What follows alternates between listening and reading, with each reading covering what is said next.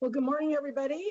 Seeing that board members are now present, Brooks, would you please call the roll to establish a quorum for the September State Board meeting in Education? Member Sun. Here. Vice President Strauss. Here. Member Rucker. Here. Member Rodriguez. Here. Member Patillo-Brownson. Here. Member McQuillan. Good morning. Here. Member Glover Woods. Here. Member Escobedo. Here. Member Burr. Here. Member Benanca. Here. We have a quorum. So I'd like to commence by saluting the flag, and we'd like to ask our student board member, Rana Benanca, to please lead us in the Pledge of Allegiance. So we'll wait for a minute for the flag to be visible on the screen, and then Rana, if you'll lead us, that would be great.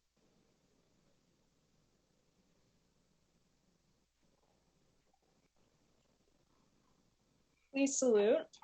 I pledge allegiance to the flag of the United States of America and to the republic for which it stands, one nation, under God, indivisible, with liberty and justice for all.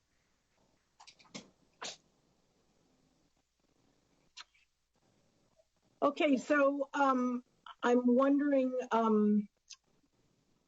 Executive Director Allen, whether we want to wait for President Darling Hammond to do the oath, or whether you'd like maybe myself or Superintendent Thurman. I think you can move ahead and administer the oath, Vice President Strauss. Thank you. Okay, so we're going to administer the oath for our two newest board members, which are delighted to have them join us. So first, I'm going to do it one at a time. So Dr. Francisco Escobedo will be first, and then Rana Benanca will be our second. So Francisco, if you'll raise your right hand and repeat after me. I, and state your name. I, Francisco Escobedo, do solemnly swear that I will support and defend the Constitution of the United States.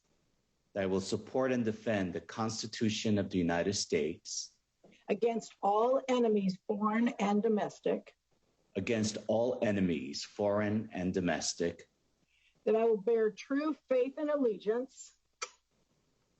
That I will bear true faith and allegiance. To the Constitution of the United States and the Constitution of the State of California. To the Constitution of the United States and the Constitution of the State of California. That I take this obligation freely without any mental reservation or purpose of evasion. That I will take this obligation freely without any mental reservation or purpose of evasion. And that I will well and faithfully discharge the duties upon which I'm about to enter. And that I will well and faithfully discharge the duties upon which I am about to enter. Well, thank you and congratulations, and welcome to the board, Dr. Escobedo.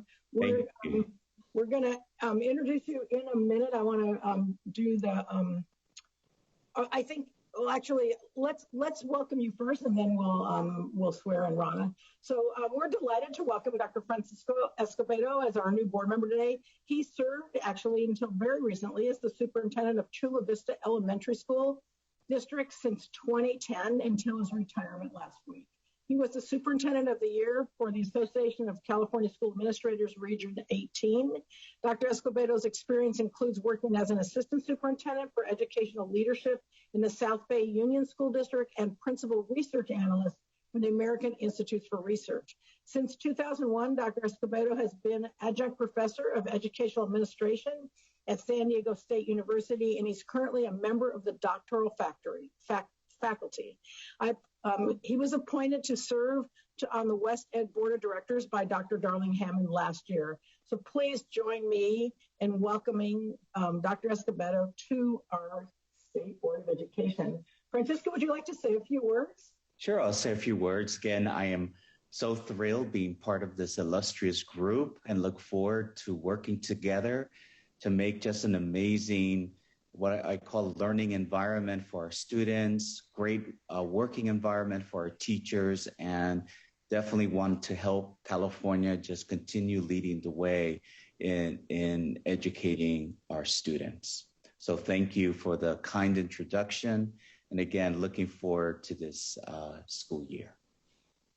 Thank you. So now I'm going to administer the oath to Rana Bananka. Rana was selected, I would say, from a very, very rigorous group of applicants last year. She was incredibly impressive, which I'm sure you'll learn.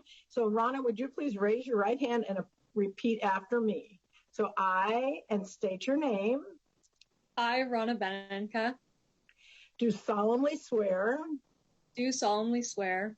That I will support and defend. That I will support and defend. The Constitution of the United States against all enemies, foreign and domestic.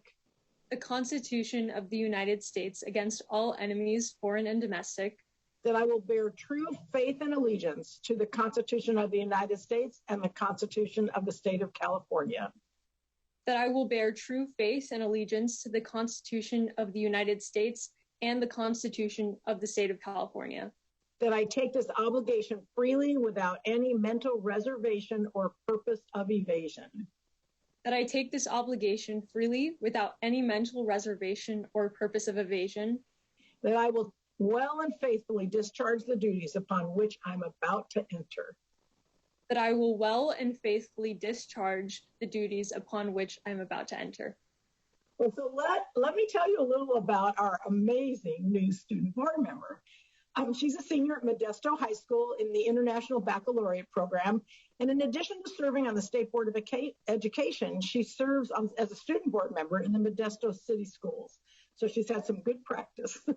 In her district, she is a student representative on her district's LCAP committee and wellness committee, and as a member of the district student advisory council and inter-high council. So Rana, would you like to say a few words? Yeah, well, first and foremost, thank you so much for administering my oath of office, Vice President Strauss. Good morning, esteemed board members and members of the public. My name is Rana Bananka, and I'm a senior at Modesto High School in Modesto, California. And it is truly my absolute honor and privilege to serve as the student board member on the State Board of Education this year. And I want to just thank the board and the state of California for ensuring that students truly have a full vote and a full seat at the table when it comes to these critical decisions regarding education policy at the statewide level. I know that not many states have a position as unique as this one, so I'm incredibly grateful for this opportunity. And just to give a little bit of background about myself, I first became interested in education policy when I was a freshman through a classmate of mine in a journalism class who happened to be our district's student board member. And ever since then, I've been really interested in learning about the policies that shape our classroom and thinking about ways that we can potentially improve them to better student outcomes. And so I think that my experiences of serving on my district councils like the LCAP committee, as you mentioned, and the wellness committee and the student advisory council, coupled with my experience of serving as my district student board member, have really served to refine the lens with which I view education policy. Again, I am truly honored to serve in this position, and I'm looking forward to representing all of California's 6.3 million students this year. Thank you. Wow, well, welcome to our board, Rana and Francisco. We are so delighted to have you join us. President Darling Hammond, would you like me to turn it back? We're just at the beginning of, I guess, comments from the board and then moving to general announcements.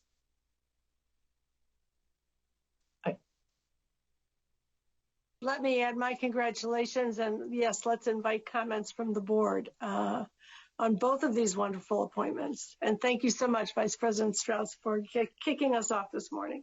My pleasure.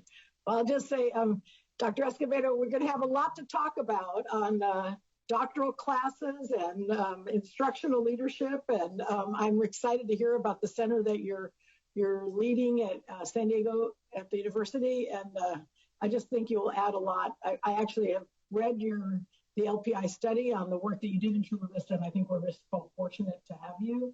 And I'll just say to Rana, in the interviews last year, we had like twice as many candidates as we've ever had, and you were incredible. We just heard your voice now, and I think we will look forward to continuing to hear it. I think you play a very important role for us to make sure we keep that at the center of our work, and we're excited, and hopefully we'll get to work with you in person this year at some point. But thank you for being with us today and for what you're going to do for students in California. Terrific. Are there other comments from members of the board? Hi, this is Ting. I just wanted to say, Rana, welcome to the board. I was on the initial interview panel when we interviewed Rana and some really great students, and I was just thrilled to hear that the announcement that you were selected. So congratulations and welcome. Terrific. We are delighted to have you, Rana. I'm glad I was able to tune in time to hear your comments. And Dr. Escobedo, it's a treat to have you on the board as well. We're doing our second LPI study on Chula Vista as you are exiting and going into your new job, and really appreciate all of the fine leadership you have exhibited both in that district and in the state, and looking forward to the months ahead as in your participation on the board. I want to apologize for my late arrival. There was a miscommunication about things on my end, and so I'm delighted that we got going and that we are off and running on what's going to be a pretty robust board meeting today. We have what could be a 9-hour agenda. We'll see how we manage to be both thorough and efficient in dispatching all of our business. As I announced at our July meeting, we've launched the fall recruitment and selection process for the following state board commissions: the Advisory Commission on Charter Schools, the California Practitioners Advisory Group, and Instructional Quality Commission. The State Board Office is accepting applications until the close of business on Friday, September 24th. So please submit the completed applications as soon as possible. I also announced in July that the kickoff for the recruitment and selection process for the 2022-23 State Board student member is in operation. The State Board is accepting applications until 5:00 p.m. on Friday, October 8th. So we encourage all eligible students who will be seniors next school year to apply. We have one addendum. The following item 8, the request to ratify California's American Rescue Plan Elementary and Secondary School Emergency Relief Homeless Children and Youth application. Addendum is in your computer files or packets. There is one public hearing on the agenda. Item 5 is an appeal from an action of the Riverside County Committee on School District Organization to approve a petition to transfer territory from the Coachella Valley Unified School District to the Desert Sands Unified School District. On the consent calendar, the proposed waiver consent items are W1 through 15, and the proposed regular consent items are items 6 through 9. We do have a couple of changes in the agenda. We'll begin with item 2, which is our mega assessment item. Then we'll take up item 1 to hear the state superintendents and board presidents' reports. We'll reopen this item later this afternoon to take action on the July minutes and receive the state board liaison reports. We'll also take up item 11 just after item 1 this morning. You need a scorecard to keep track, but I'll keep announcing where we're going as we're going there. In terms of public input, members of the public wishing to call in for public comment should view the live stream of the meeting to know at what time public comment will occur for each item. Public comment may be provided by dialing the phone number, entering a participant access code, and then following each of the operator's prompts. Upon dialing in, callers will be added to a caller queue. The operator will notify callers when it is their turn to provide public comment. We will also ask callers to please turn down the speaker volume of their computers if they are following the live webcast to avoid an echoing effect. Public comment will be limited to 1 minute per speaker. Item 10 is the general public comment item, during which members of the public may provide comment on matters that are not specifically listed on the board's agenda. Board members, please mute your microphones when you're not speaking and keep your cameras at all times on, except during the scheduled breaks and any brief personal breaks you might need to ensure that we maintain a quorum throughout today's virtual meeting. If you need to take a brief personal break, please text our Executive Director, Brooks Allen, so he will know and can help us maintain a quorum. For each item on the agenda, there will be an opportunity for you to raise your hand using the Zoom participant window if you would like to ask a question or make a comment. So we're going to move on to agenda item 2, which is the California Assessment of Student Performance and Progress System and English Language Proficiency Assessments for California, the request for approval of the Smarter Balanced Summative Assessments for English Language Arts, literacy and mathematics blueprints, and an update on assessment program activities. As a spoiler alert, the CDE is recommending that the state board approve the Smarter Balanced Summative Assessments for ELA and math blueprints as described in tables 1 and 2 for the 2021-22 administration. And this item will be presented by Mao Vang of the CDE. Mao, please take it away.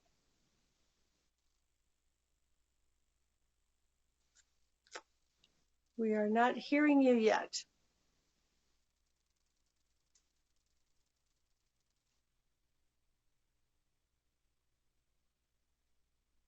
You. I have to get myself oriented here into my new environment.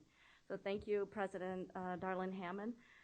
Again, this item is item number 2, the assessment updates. Good morning. I am our Superintendent Thurman, President Darlene Hammond, and our esteemed board members.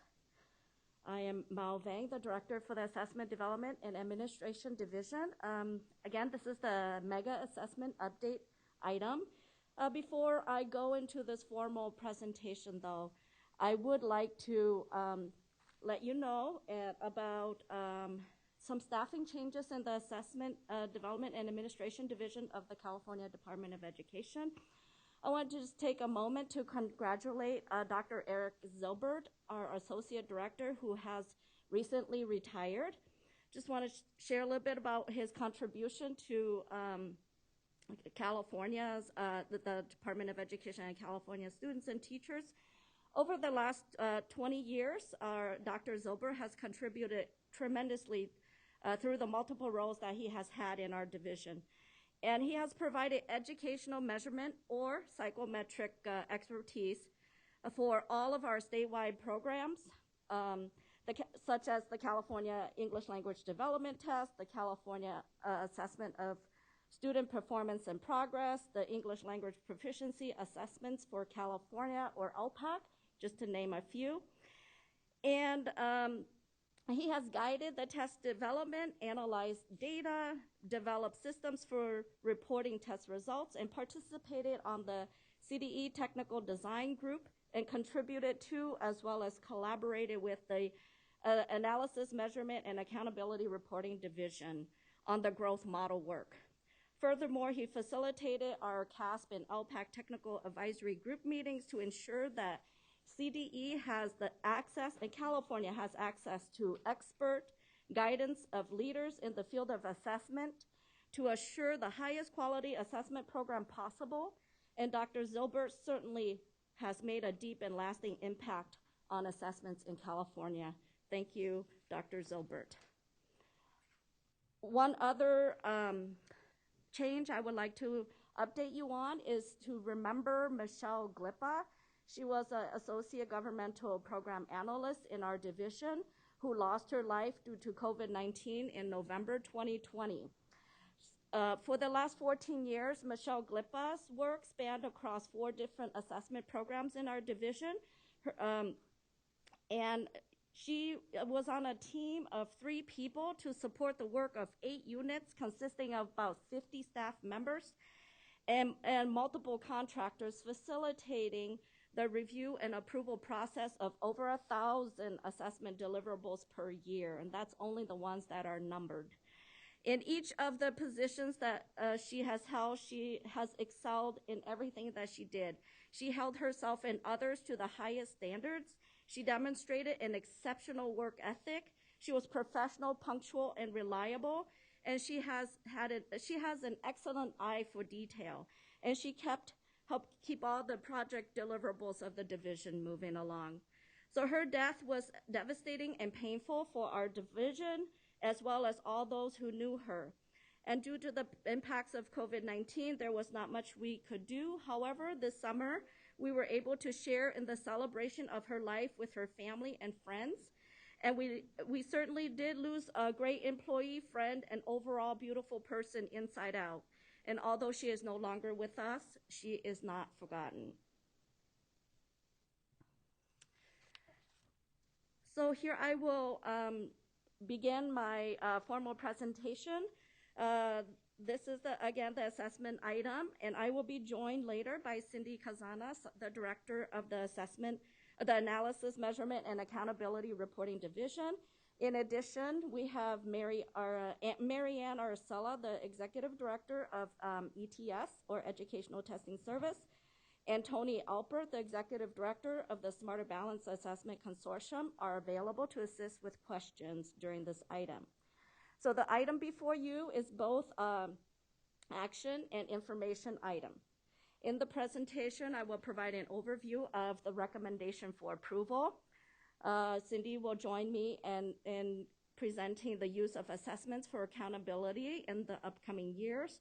And then I will circle back and give you some key updates in the California Assessment of Student Performance and Progress, or CASP, and English Language Proficiency Assessments for California, or LPAC, updates, and wrap it up with the national and international assessments update, and then bring us back to the action, the recommendation.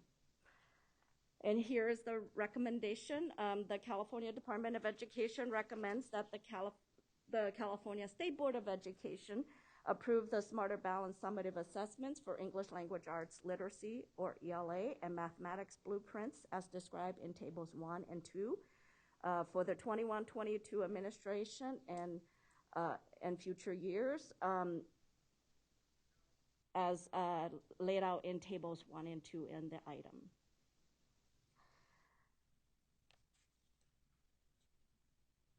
Okay. So just to give a little background, I will provide this overview and background on our recommendation.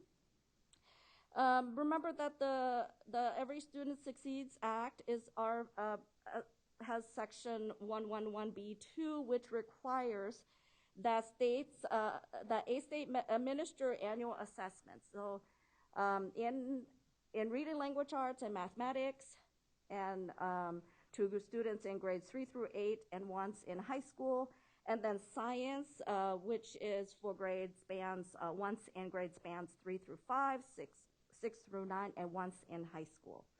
And then the English language proficiency assessment, which is to all eligible students in kindergarten through grade 12. So under our California assessment system, we have the CASP as defined in Education Code sections 60601 through 60649. And that includes the Smarter Balance summative assessments for English language arts and math, our science, California science test, and the California alternate assessments for English language arts, math, and science. And we have an optional California Spanish assessment for Spanish reading language arts. And this is to meet our state as well as federal requirements under ESSA, and then including the LPAC as defined in our Education Code sections 313 and 60810. And that includes our initial LPAC, the summative LPAC, and the alternate LPAC. So again, providing a little background, in the last school year, 2020-21, the U.S. Department of Education did provide some flexibilities to support the administration of assessments due to the impact of the COVID-19 pandemic. So the State Board of Education, our SBE, did support the flexibilities and approved adjusted blueprints for the Smarter Balance summative assessments for ELA math to be used for 1 year only. So the CDE continues to seek opportunities to maximize flexibility for our local educational agencies in California, and also trying to keep the critical elements of the infrastructure intact. So for us to use the adjusted blueprints and preserve that maximum flexibility for our local educational agencies for this spring 2022 testing, the SBE would need to approve the continued use of the adjusted blueprints for both the ELA and mathematics per our state education code. And at this time, the CDE does not recommend changes to other non-Smarter Balanced blueprints. So the rationale for this, the adjusted blueprints and continuing to use them is that they are derived from the adopted Smarter Balanced summative assessments for ELA math. And this, there's a reduction in the computer adapted test portion, or the CAT portion, by about 50% for each claim. And this will also maintain comparable proportion of content across all the claims. And I'll say a little bit more about claims later. For example, a claim is in English language arts and mathematics. I'll just give a little background. Is you'll have the claims such as reading, listening, research inquiry, writing. Those are claims under content area. And it'll also maintain proportion of depth of knowledge, the depth of knowledge being assessed. And this will keep the performance tasks intact because they are integrated tasks. So some advantages for continuing to use the adjusted blueprints are that they do reduce the amount of time students spend on the English language arts and math summative assessments. So to allow more time to really fully utilize our comprehensive assessment system, which includes the use of other resources that support the formative assessment process, such as our tools for teachers that have resources in English, math, and science, and then our interim assessments throughout the year. And this will also maximize connectivity, as well as minimize the potential for having network issues, since all of our assessments are online. So this form length change will support the needs of specific groups of students, allowing for such things as fewer breaks, more flexibility in scheduling for local educational agencies, and also reduce the potential for test security incidents, just to name a few. And then continuing with some additional advantages, LEAs will continue to meet state and federal testing requirements for English language arts and math. The overall scores, the scale scores, and the achievement levels are still reported at the individual student level, and they will continue to be reported in support of the growth model calculations as well.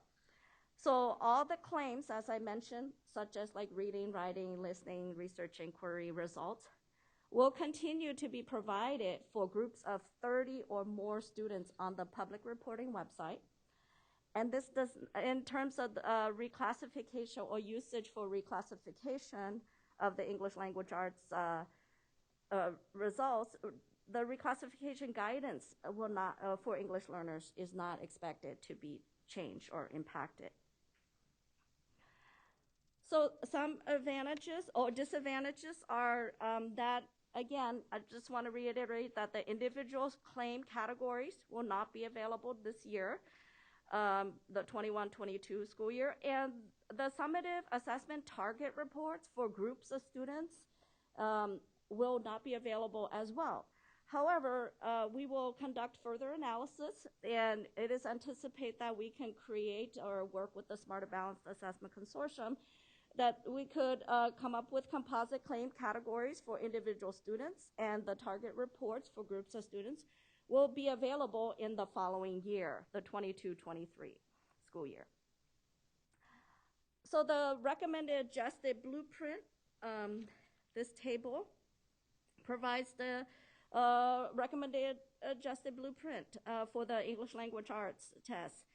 Again, the total number of items are provided for reference at the top. The first row indicates how many items the adopted full form consisted of, and the second row indicates what is in the adjusted form. So using the same rationale, the performance task item counts remain the same. The difference is in the computer adapted items. And here are the claims. First claim is reading, second is writing, a third is listening, and the fourth is research inquiry for the English language arts assessment. Okay, and then moving on to the estimated, recommended for math. Again, the total items by grade are provided for reference at the top. And again, the first row indicates or shows how many items are in the adopted form for the full form for math. And then the second row indicates what is in the adjusted form. And in math, the claims are concepts and procedures, problem solving, communicating reasoning, modeling, and data analysis. Again, the difference is in the computer adapted items, or the CAT portions.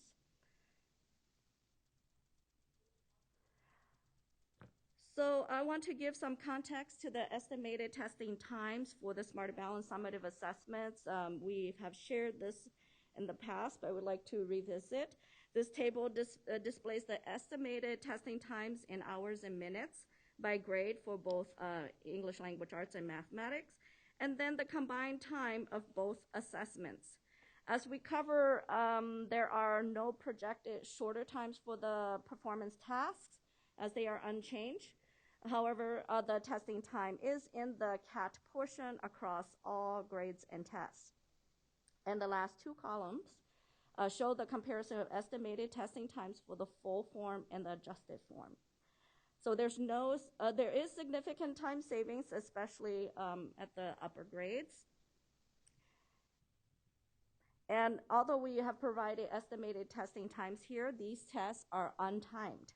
That means you could take them and stop at a certain point, pause the test, and continue where you left off in on a different day. As I mentioned earlier, the CDE does not recommend changes to other non-Smarter Balanced CAS summative assessment blueprints, as they are much shorter. So this table displays the estimated testing times in hours and minutes for the California Alternate Assessments, or CAAs, for English language arts, math, and science, and then the California Spanish assessment as well. And the CAS there is our regular science test.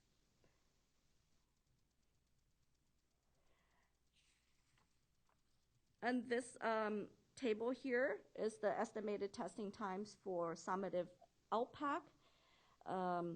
This test is already much shorter in terms of estimated testing times. Summative LPAC is about 2 hours, or less than 2 hours in the lower grades, and about 3 hours for the upper grades. So before we go on to the next steps, I know that there have been concerns about the reduction of proposing continue to use the reduction in the adjusted blueprint. I just want to say that overall, a reduction in the test blueprint does not mean a decrease in accuracy. Right? We're very thoughtful about this process. The assessments will continue to measure what it is designed to measure. The parents and guardians will continue to receive reports as one measure or one data source of their students' performance. And schools and staff and families will continue to be able to make observations and identify achievement gaps among groups of students. The overall student scores will continue to support the calculation of the growth model measures. And in discussing our next steps here, we are recommending that the CD is recommending that the SBE approve the continued use of the Smarter Balance summative assessments for English language arts and mathematics adjusted blueprints for this school year, the 2021 and 22, with the intent that we are going to use this in future years too. It's just that at this temporary time, we want to make sure that we continue to further analyze the blueprints and evaluate and identify if there's any additional changes that may be needed. But at this point in time, this is the adjusted blueprint that we will continue to use. And we will prioritize the comparability of data in future years, as we use the adjusted blueprint. And we'll continue to analyze the data and propose the approach to maximize its use in growth model calculations. Again, the CDE will continue to collaborate with the Smarter Balance Assessment Consortium, because that's how we get our English language arts and math assessments. And this is a multi-year approach and process. We are going to explore the reporting of composite claim categories based on the analysis of the content standards and the consortium-wide data. We are members of a consortium. So these composite claim categories are expected to allow California to meet peer review requirements and expectations in English language arts and mathematics. And at this point, I'm going to pause for a little bit and have bring up Cindy Cazanas, the CDE director for our analysis, measurement, and accountability reporting division. Thank you, Mal. Good morning, members of the board, and welcome to our new members. See, my head's cut off there. Okay. I need to be Mal's size. I am here today to talk a little bit about the interaction between assessments and accountability. And of course, we are in constant communication, and I just wanted to acknowledge Mal and the work of their division in helping us with so many things over the last couple of years. Specifically, just in the context of assessments and our accountability system for this year, the 2020 California School Dashboard, just to make sure that we're on the same page. We are not producing state indicator data. Of course, that's in direct response to the federal waiver that we received, as well as Assembly Bill 130 that was passed by the legislature and signed into law by Governor Newsom. We are committed, and AB 130 does require us to post data that we determine to be valid and reliable for the school year to support LEAs in development of their local control and accountability plans. And so we'll do that through a variety of means, including our dashboard additional reports, data quest, or other reporting websites. As we look ahead to 2022 and the dashboard for this current school year, we are looking at a state indicator display of status only based on, of course, just the data from this school year. And of course, we're required under that federal waiver to identify schools, and AB 130 requires us to look at identifying districts using that data set. We will bring that to the board as we have more information next year. And then with 2023, again, looking ahead a couple years, the state indicators will go back to normal. We'll produce not only status, but change, and we'll have the performance colors based on the data from the 2 years, because you need the 2 years of data to create a color. And why this is important is because we're headed towards a student growth model. And in giving just a brief update, again, for new members especially, the board adopted the methodology for a student growth model this past May. The model captures academic growth for schools, LEAs, and student groups for grades 4 through 8 in both English language arts and mathematics. We used data, historical data, to construct this model from the 2016-17, 2017-18, and 2018-19 school years. We did produce individual student growth scores, which have been shared with districts through our assessment operations system called TOMS. That was done at the beginning of the summer. We are working towards a public release of our aggregate growth scores later this month. Specifically, this coming Monday, if you're interested, we're hosting a webinar to talk about our communications toolkit for the student growth model, as well as what to expect with the public release. Specifically, how this item affects growth model right now is that we need to have 3 years of consecutive data to produce the growth model. Of course, that's for the same students in our English, using our English language arts and mathematics assessment scores. With this frame of reference in mind, the soonest we could produce this model would be 2024. That said, we are already in the beginning of a school year that is experiencing a lot of change, a lot of turmoil, and I just want to point out that we are very dependent on the fact that students have to test come spring. If we don't have a full testing regimen of Smarter Balance, this will be at risk. So the participation rate is really important when we think about producing a growth model 3 years from now. But that said, we are working really closely with MAL. We're working really closely with the testing contractor to make sure that any adjustments to the assessments will not deter us from the goal of producing our first growth scores using real data, not historical data, in 2024. With that, I'm happy to turn it back over to Mal.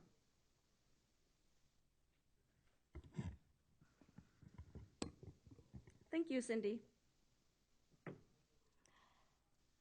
So with that, I will give you a quick overview of our CASP and LPAC updates, because we're constantly working and developing and administering and communicating with the field. So we want to share some updates with you as well. As you know, the science test, the California Science Test, or CAST, is constantly being developed and having additions. Just want to make you aware that we have some new CAST range achievement level descriptors webpage developed and deployed. And the range ALDs, or achievement level descriptors, are really detailed descriptions of observable evidence of student performance by grade and content. And they were developed to provide evidence of how students' knowledge, skills, and abilities change and become more advanced across the achievement levels. So that is available. Another update is that we have updated the item content specifications. And with that, we have about 175. Oh, let me see. Something that's wrong with the computer. Oh. Yeah, remind me tomorrow. We're a little busy here. So yes. So we have about 175 item specifications for the CAST, and they do provide details on each assessed dimension of a California Next Generation Science Standards, or NGSS, performance expectation. So the revisions were made to the science and engineering practice assessment targets and the possible phenomena or context sections. Another thing is that this year, we are implementing the State Board of Education approved CAST revised blueprint that you had approved in January of 2020, but we were not able to implement it yet due to what happened in 2019 as well as 2020-21 school years. Another update is that we have the California Alternate Assessment for Science updates. Here, just want to let you know that this assessment already opened on September 7th. Remember, they're embedded tasks that are administered close to instruction. We have also made some improvements in the area of the directions for administration to give consistency across all the alternate assessments, starting with this assessment. And then we revised the practice test to include 2 science connectors and to correspond with that structure, with the structure of the operational assessment, so that they will be able to use that, teachers and students will be able to use that in the field. And then there's also a new response options for alternate assessments resource that was developed for test examiners. And we encourage educators and examiners to look at these resources so that it will help them have a smooth administration. Another update that we bring to you on a regular basis are our interim assessments for ELA math. It is part of our comprehensive assessment system. And the 3 types of the Smarter Balance interim assessments that are available are, like I mentioned, there are 3 types. So there's the interim assessment comprehensive the interim comprehensive assessments, or we call ICAs. Sorry, there's a lot of acronyms thrown at you here, but hopefully it will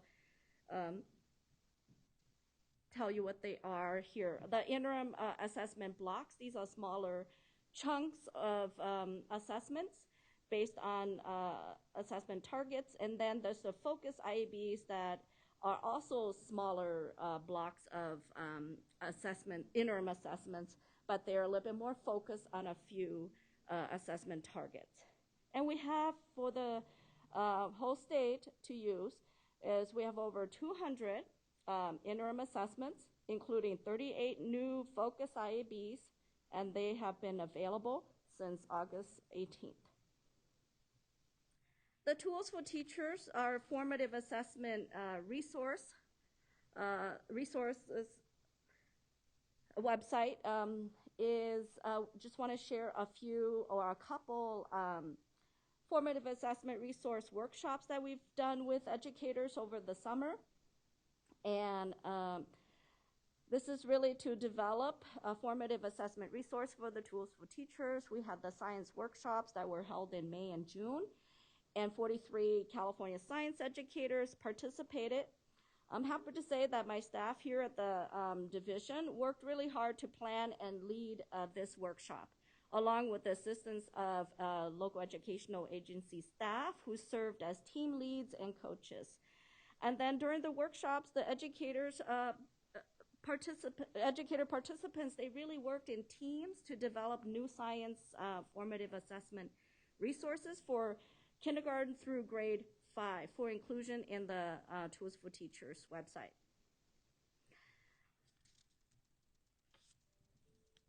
So again, a few other little things. Each of the science resource was developed, was peer reviewed by other participants and coaches. So they did a lot of work. So just wanted to, do a little shout out to our state, because California is the first state to add science resources to the Smarter Balance Tools for Teachers resources. And more than 50 science resources are available now. In terms of the English Language Arts and Math workshops, we did hold a few in June and July as well. And there were 15 California State Network of Educator members. We have a network of educators. When we say things like SNE, State Network of Educators, we have a team of them across the state. They participated. And then we also had 3 CDE state leadership team members that participated. At this time, we have more than 75 new English Language Arts and Math formative assessment resources developed at these workshops, and they'll be available later this fall in the Tools for Teachers. Another update that I wanted to share with you is that sorry, I'm a little ahead of myself, is the alternate LPAC. As a reminder, the alternate LPAC is designed specifically for students with the most significant cognitive disabilities. And this assessment is aligned with the 2012 California English Language Development, or ELD standards, through the ELD connectors.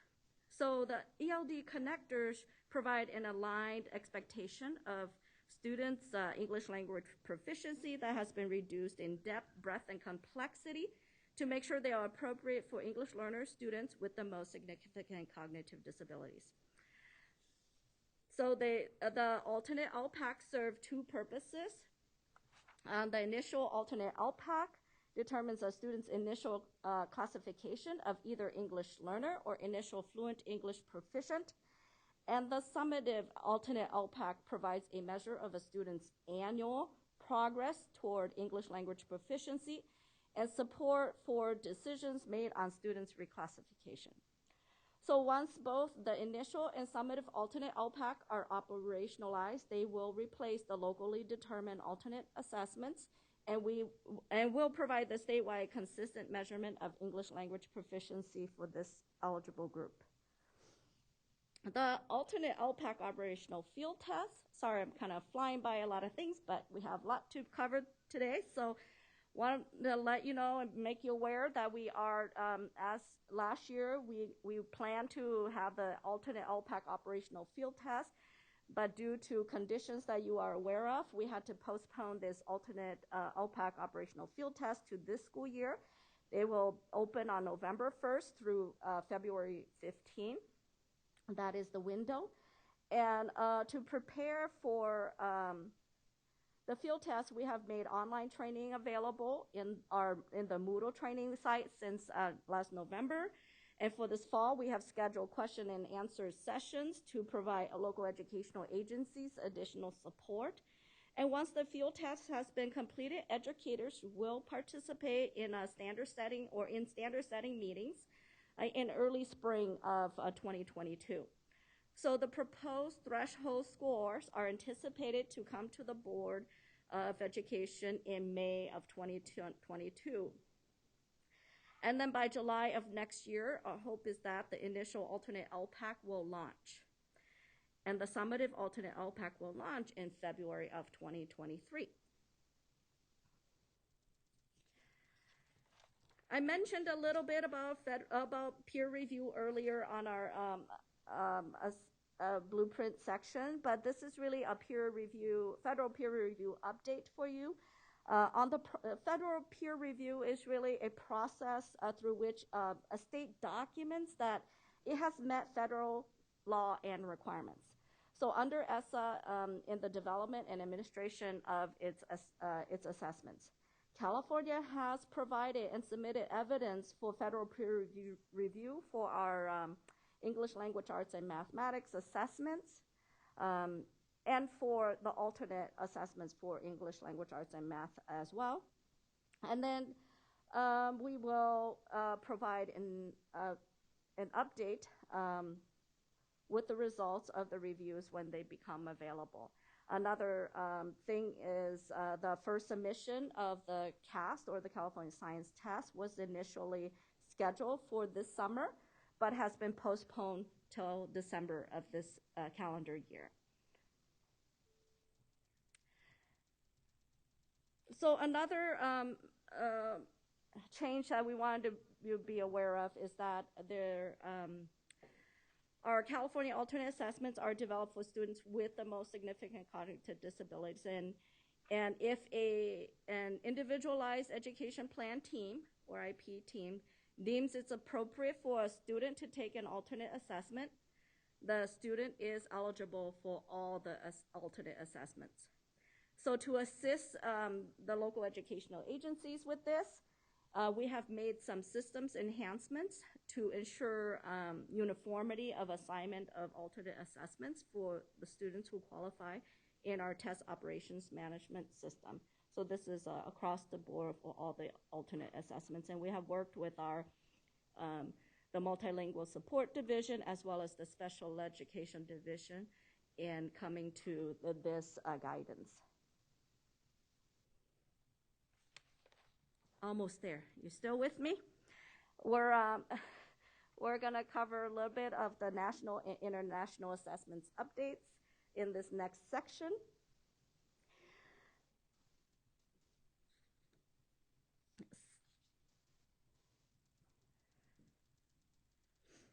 So one of the first assessments is our National Assessment of Educational Progress, or NAEP.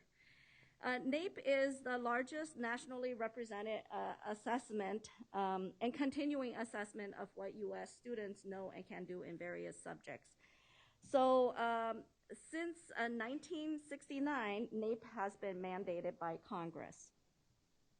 And our California students do participate in NAEP every year, and NAEP results are reported as the nation's report card. So depending on the assessment, results may be at the national, state, or large district level. 3 of our California school districts participate in district level NAEP, and that is Fresno, San Diego, and Los Angeles. So for this school year, for 2022, approximately 550 schools are selected to participate. Grades 4 and 8 will be participating in math and reading. And then grade 8 will be participating in civics and U.S. history. And then there's also, NAEP also consists of age. There's a age 9 long-term trend, math and reading assessments being administered just prior. This was supposed to be administered prior to the COVID pandemic. However, it was not, so it's postponed until this year. And results from this 2022 long-term trend assessment will allow for pre and post-pandemic comparisons. And then the NAEP 2022 testing window is mid-January through March. An international assessment of reading is called the Progress in International Reading Literacy Survey, or PEARLS. It is administered every 5 years in grade 4. And PEARLS did draw students from over 50 countries. And the results are from this assessment are used by researchers and policymakers to inform discussions of international competitiveness. 30 California schools have been selected to participate in PEARLS. And it takes about 3 hours to complete, so it's not that short of an assessment either. It will be administered in October, so given the current conditions, we're not sure how everything will be rolled out as well, but we want you to be aware of this assessment. And then the Program for International Student Assessment, or PISA, this is for 15-year-olds in reading, math, and science and financial literacy. Just to highlight some things, 80 countries participate or administer it every 3 years. And again, they are used to look at and inform international competitiveness when they compare us to other countries. And it really takes about 4 hours for students to complete this one. So there will be field tests this fall.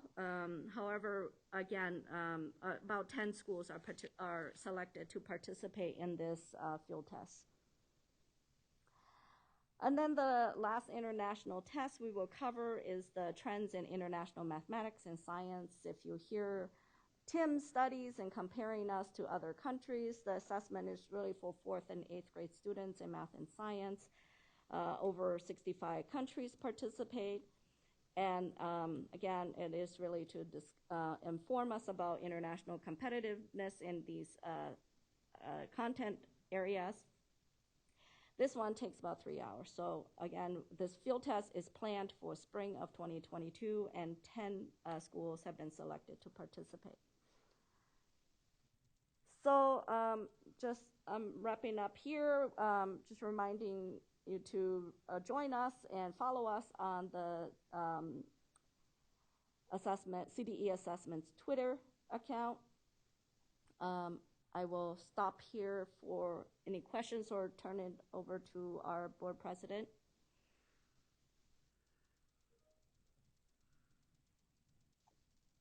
Thank you so much, Mao. We'll put up the slide for public comment now, and we will take some clarifying questions, but we want to get the queue going for public comment. Members of the public wishing to provide comment on this item can do so by calling the phone number and using the access code provided on the slide that is shown now. While we're waiting for members of the public to call in, I want to ask Member Sun if she has any initial comments before me, and then I'll check for clarifying questions before we go to public comment. Member Sun, do you have? Yes. Thank you. Thank you. So thank you, Mao, for a very thorough presentation. So I wanted just to speak to the action portion of this item with regard to the blueprints. I fully support a shorter testing period at a time. So at the same time, you know, my concern when I spoke to staff around this was that it seemed like we had taken so much time to build up the blueprints, and that it seems very quickly that we are reducing the items. So I was very glad to hear Mao and her team will continue to do analysis and to continue reviewing and looking at the accuracy of these, the items and the reduction of the blueprint items.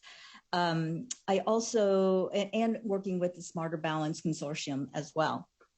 What I also wanted just to emphasize, and that we're very clear to LEAs and to schools, that we had a pretty significant disruption after 2019. And so what Cindy was speaking to around looking at the growth sword not starting and resetting basically in 2021, 22, I think that is right. So for those schools and LEAs that did take the CASP, ELA and math in the spring last year, if they are looking at, well, our scores went higher or lower than 2019, I think that there was enough disruption that we can't really say that you can compare, that these were apples to apples comparisons.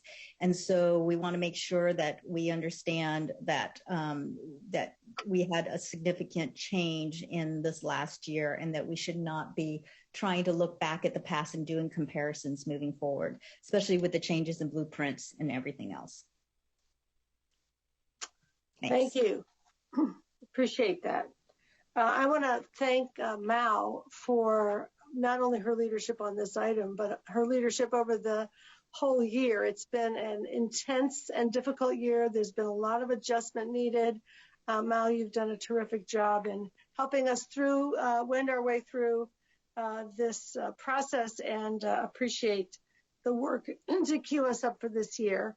I do favor the recommendation that is being brought to us to adopt this shorter form. I am very familiar with the technical advisory group that advises the Smarter Balanced Consortium. They're an excellent and thoughtful group of psychometricians. They have looked at this, and I know we can ask more questions of Tony since he's here if we need to, but they, I feel confident in their judgment about the stability and the reliability of the scores, and I appreciate you having articulated the advantages. I do also want to note that to the point that Cindy Kazanis made, we are, off to a good start in the face of COVID's Delta variant this year relative to many other states, and I'll say more about that later. But there is we have all become humble in terms of predicting the future in the face of this virus. There are other variants yet to come, and we want to be able to use the test this year. It's, I think, a sound judgment to go with the shorter form, which will make it more feasible, more doable, more manageable in whatever circumstances we have this spring to ensure that we are able to assess students' learning. So I'm very much in favor of this I think, prescient act, and we will hear more from the public and get clarifying questions on the table before we deliberate. I think that there may be a clarifying question from Member Rucker. Yeah, thank you very much, Board President Darlingham. And I have a clarifying question for Mal and also for Cindy. Mal, when you were going through and explaining the assessment times for the shortened, smarter, balanced assessment based on the blueprint, you identified the amount of time the administration of the items of the assessment items would be in each grade.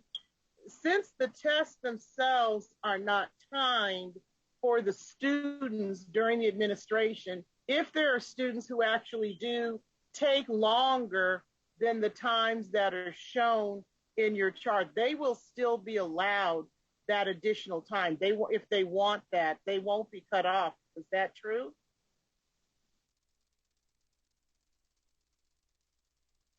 Now we're... Sorry. Yes, absolutely. They have as much time as they need to take the test within the window that their district has determined. Yeah, so I understand that. So within the assessment window, if they want more time than what's shown on your chart, that's fine. Thank you. I appreciate that clarification. And then Cindy, my question to you on clarification, you spoke to when we anticipate the first time the growth model would actually be able to give a report based on the idea that we would need 3 years of statewide assessment data to use the growth model. And so you said that could happen in 2024. And if I heard correctly, I want to make sure I heard this correctly, the only obstacle to that, a likely timeline, could be some disruption or some problem with statewide assessments.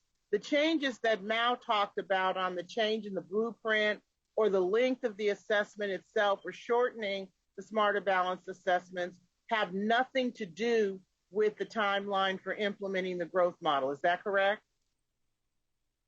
Yes, and just to clarify your prior point about the only thing would be the disruption. I think to President Darling Hammond's comment earlier, I'm not going to commit to anything on that piece. We are doing our best to make sure that we have as little disruption as possible. But you're absolutely right as far as the test length and such, that should not impact the growth model. It's something that we've been keeping an eye on, like I said, with Mao and the psychometricians and the experts, growth model experts at ETS. So we are all forward-looking, ready to produce something come 2024, assuming that, again, we have testing for 3 consecutive years.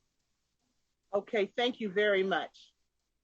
I do see other hands, and I just want to remind all of our members that we are only doing clarifying questions right now. So anything that is more deliberative, we're going to wait till after public comment. But I do have hands here for Member Burr and Member Petio-Brownson. Member Burr. And you are on mute. I was so articulate too. I know. Thank you. I just wanted to clarify first, just to point out in the item itself, the written item, I feel like there's a lot more rationale for the recommendation that I would just want to call people's attention to. But in that write-up, I just also wanted to clarify that the blueprints we're being asked to approve here are identical to the blueprints that we used last year, again, in the face of a raging pandemic, that we have no way of predicting whether or not it's going to end this spring. So that was my clarifying question. Are those identical? The second one, and maybe is a question for Tony, but I think Mao could answer it as well. How many other states in the consortium have gone to a shortened assessment? Thank you. I believe Tony is on, but the question to the first part of the answer to the first question you have is yes. Oh, the answer to the first question that you had is yes. The adjusted blueprint we're bringing forward is identical to the one we used in 2021. And Tony, I don't have the number committed to memory, so if you are available, if you could share how many other member states. Yeah, thank you. Oh, go ahead, Brooks. Oh, thank you, Mao. For the record, this is Tony Alpert, President Darling Hammond and Member Burr. I believe, I don't have the exact number, but I believe 7 states used some form of the adjusted blueprint last year. We anticipate that many, if not all of those states are going to continue the use of the adjusted blueprint this spring, but we haven't surveyed that. And I think a lot of states are in a similar position, still trying to have those conversations with critical policymakers and stakeholders about what should happen this spring.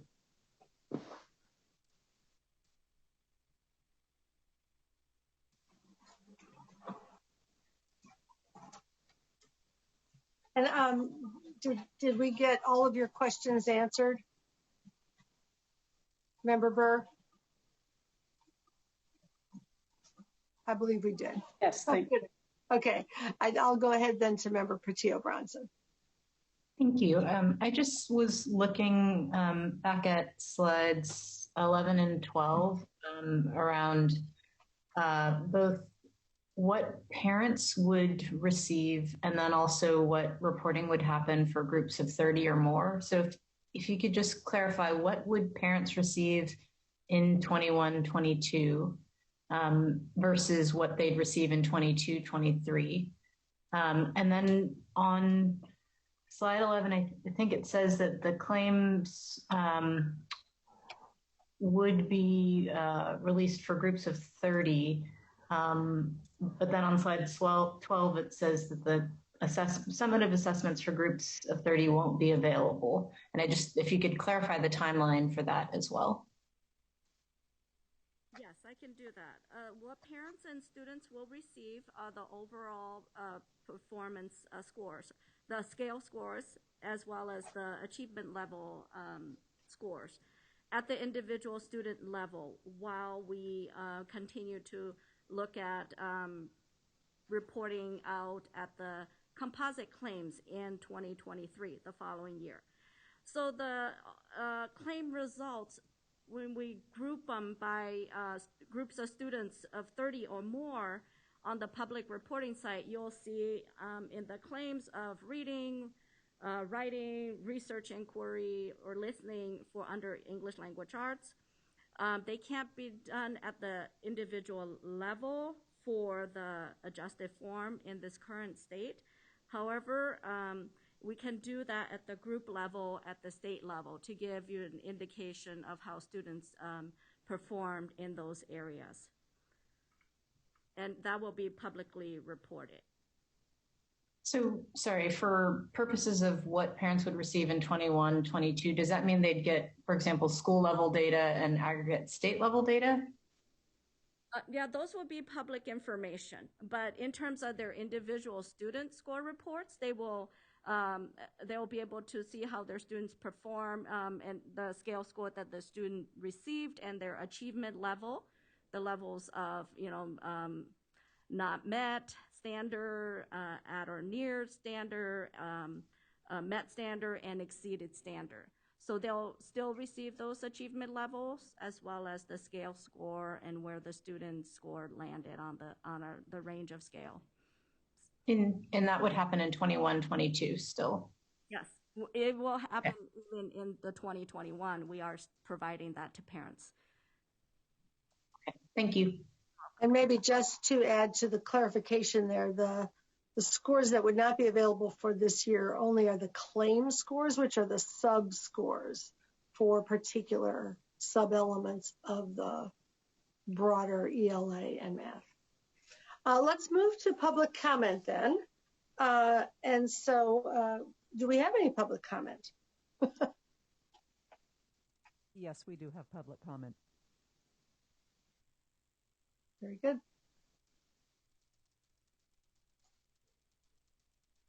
Hello, caller. Please state your name and affiliation for the record. You have 1 minute. Your time begins now.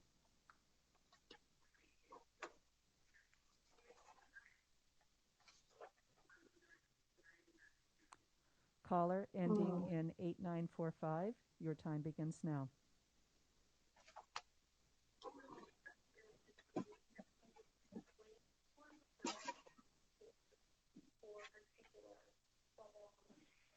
Are you there, caller?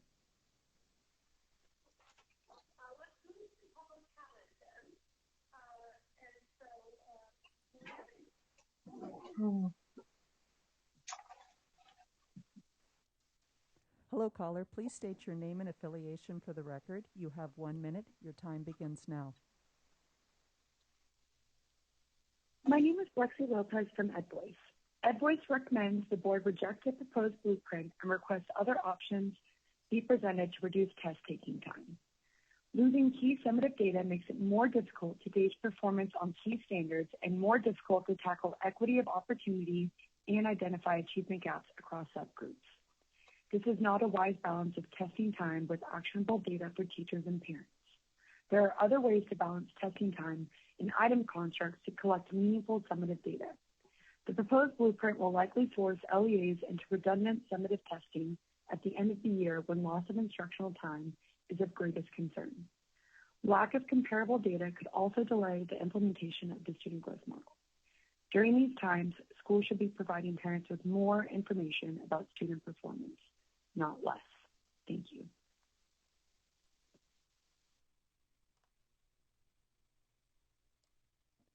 Hello, caller. Please state your name and affiliation for the record. You have 1 minute. Your time begins now.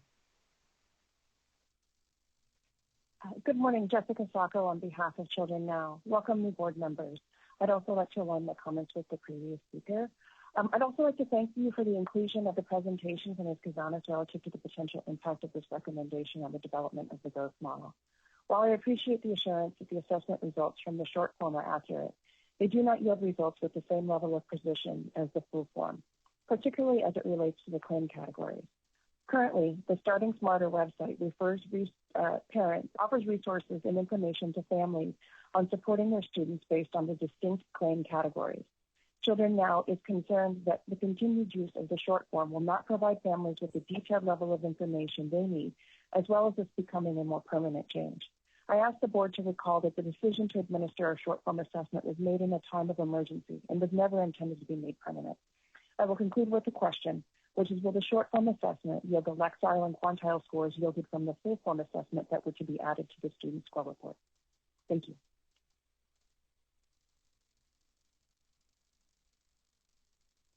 Hello, caller. Please state your name and affiliation. Good morning.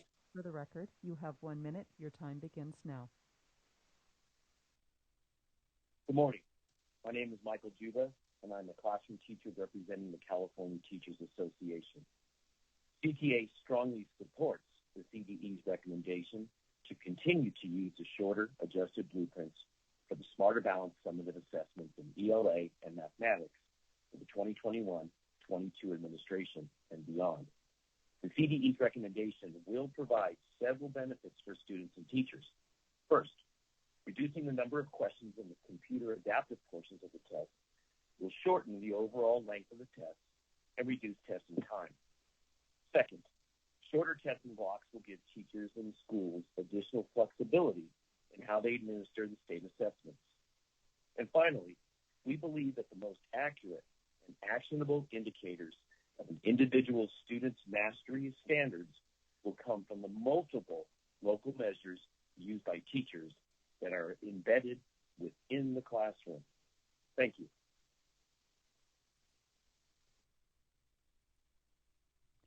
Hello, caller. Please state your name and affiliation for the record. You have 1 minute. Your time begins now. I am Marta Hernandez of Californians Together. I also welcome new board members. Our organization supports the intent of using shorter assessments, which would reduce the amount of time students spend on summative assessments, providing for increased instructional time, especially this year, as well as more flexibility in scheduling for adequate monitoring. We understand that the adaptive portion and the integrated performance task of each test will be maintained, and overall scale scores and achievement levels will be comparable to those of prior years. However, we need a better understanding of the impacts that implementation of a shorter test would have on the implementation of the growth model. Specifically, if we revert to the full test next year, will we be able to use the two versions of the test to compute the growth model? The board should not take any action that would further delay the implementation of the growth model. Thank you.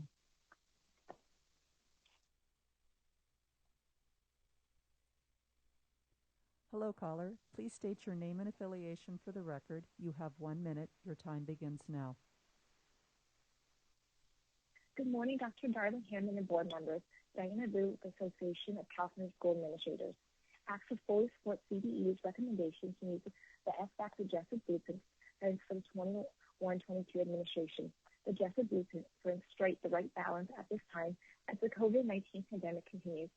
To do the shortened assessments, educators will have additional time to focus on accelerating student learning and improving student mental and social emotional health, while also collecting the necessary data to enhance student learning. Thank you.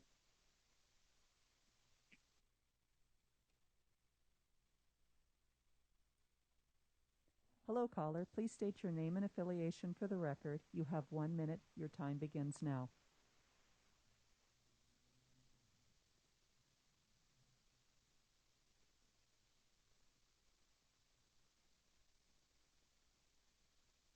caller ending in 9571. It is your time to speak.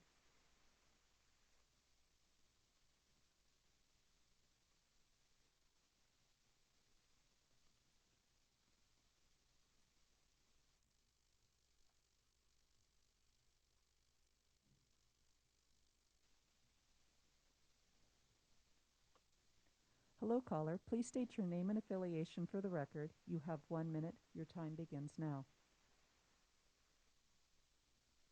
This is Suzanne Tui of the Charter Schools Development Center. We support the goals of the shortened test and appreciate the consideration of strains on schools at this time. We are concerned about achieving confidence in the data as well as clarity about what various CAS metrics do and do not mean. Confidence and clarity are important to understanding schools' successes and opportunities system-wide. Does the metric show students' absolute performance, growth, or a school's relative value added to schools? Here's an example of how lack of clarity has high-stakes impacts. Last spring, a charter school was closed that actually achieved growth scores above the state average almost across the board. The school had been labeled low performing, however, based on distance from standards scores. This led to confusion and ultimately to the closure of a school achieving above average growth for its 800 students. This is a sign that we need to do more to achieve system-wide understanding about this data. We ask that the board direct the CDE to improve clarity about what metrics do and don't do to achieve greater system-wide.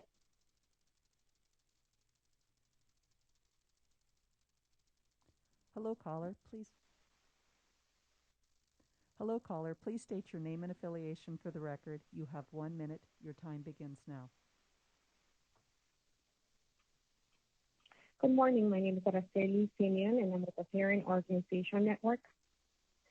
I'm calling to recommend for the board to reject the proposed action to shorten the math and English language of art assessment for spring 2022. As an organization that represents parents, we want full and accurate information about the performance of our students. And that's critical this year, especially when a lot of families are experiencing variance in the quality of education, depending on the program, depending on whether they chose for their children to return to in-person or whether they chose, at any point they choose independent studies. And so having full information is key so that we can better support students.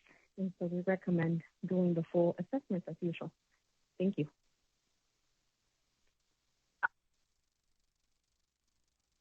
That is the end of our public callers. All right. Thank you very much. We'll now begin board discussion. And board members, please remember to raise your hand in the participant panel of Zoom. If you have a question or comment, I see a couple of them are raised. I do want to start and ask one clarifying question myself before we get going with the full board discussion. And this is for Cindy Cazanas. Cindy, earlier you talked about the importance of having stable growth measures. And I believe that you were heard to be, by some callers, to be in opposition to this recommendation in that concern. But I thought I understood that if we did this, we would also be considering continuing the short form in the future so they would be comparable. So I just want you to clarify if I understood correctly and what your major point was. Sure, happy to clarify. My major point was we are absolutely in support of this recommendation. We are working very closely with our assessments division and our testing contractor to ensure that any future changes to these assessments will have as little impact as possible on the growth model so that we can use the consecutive years of data to produce something in 2024. Great, thank you. I will now start the board discussion, and we have Member Escobedo and Member Patillo-Bronson in the queue. So, Member Escobedo. Great, thank you, President Darling-Hammond. You just a thought about I know one of the major disadvantages of going to a shortened assessment is the individual claim scores. And just a thought, I applaud what we're doing in formative assessments, and I just wonder if we can amplify those workshops so that these claims scores can be created through the formative assessment. And I think we can never, as an organization, we also have to magnify formative assessment as much as our summative assessments, that it is truly during these formative assessments when we actually will be able to monitor student growth.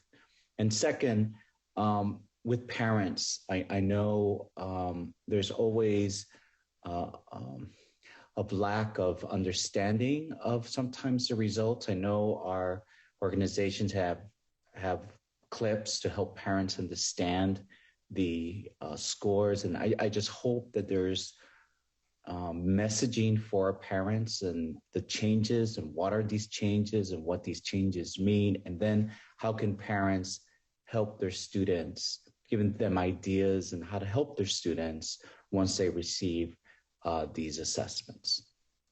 Thank you. And I thank you for mentioning the formative, and I'll also add a mention of the interim assessments. Smarter Balance has built out quite extraordinary repertoire of both formative and interim assessments that do allow educators to drill down and see how students are doing, within those individual claims, and even below that level within particular content and topic areas. So we do have those tools. We are working hard to make sure that people can use them effectively, and so that is an important part of the system as a whole. Member Glover Woods, it looks like Member Patia Bronson, you took your hand down because it was still up from before. Is that right? Okay. Member Glover Woods. Thank you, President Darling Hammond, and good morning again. I just wanted to share my support as well for the shortened form. I know it's been mentioned that we approved that shortened blueprint really as a response to the emergent situation with the pandemic. And what we do know is that even though students have returned to in-person instruction, which is absolutely wonderful, the school year has had a varying type of start, if you will, as unfortunately students and staff have contracted the virus or people have needed to be quarantined. So there's still a lot of uncertainty, as was mentioned in President Darling Hammond's comments. Being able to approve the shortened form, the shortened blueprint, really provides LEAs with the opportunity to start planning now what those testing schedules would need to look like in the spring in case there needs to be some mitigation in result to making sure that everybody is safe. So I definitely want to be sure that we keep that in mind. And also, as has been mentioned in some other comments, the fact that there are local assessments as well, formative assessments that are being administered at schools that will continue to provide additional information to students and their performance. So we're excited. We want to be able to have the Smarter Balance assessments administered in the spring. We know those summative assessments are important. That combined with the interim assessments and formative assessments at the local level should provide schools as well as parents a lot of good information on how children are doing this year. Thank you very much. And just for those who may not have been present during our deliberations last spring, one of the challenges we had was the length of the Smarter Balance test in terms of being able to get them accomplished during the pandemic. So given that we can't entirely predict, that is an important part of being sure we can move forward with assessments this year. I have many folks who want to get in the conversation. I'll just let you know we're a little behind schedule, so I'll ask you to keep your remarks to the point so we can get to a motion. We have Member Rucker, Member Rodriguez, Member Benanca, and Member Strauss. Thank you very much. I will just say I was also struck by the report from Mal about the other assessments that will be added to the assessment schedule in schools. So there's the PISA, the Pearls, the Tims, and all of these are for purposes of research and developing comparative information about the performance of our school instructional programs, as well as the attainment of skills and knowledge among our students. And so with all of these assessments and given the length of them, in addition to the local assessment activities, as well as the formative assessment activities, it seems that as we go into this school year where there's a lot of changes that students are tasked to cope with, what has not changed is the multiple assessment environment that students also need to contend with. So let me just suggest that as this school year goes forward and districts are dealing with the struggles that they are coping with in reality and in real time on a day-to-day and hour-by-hour basis, that we also understand that while we sit here and operate at the 5,000-foot level, the reality of all these additional assessments and the assessment environment that we are asking students to function well in, we need to consider not only what we're tasking students to do, but what we are taxing students in doing all of these assessments.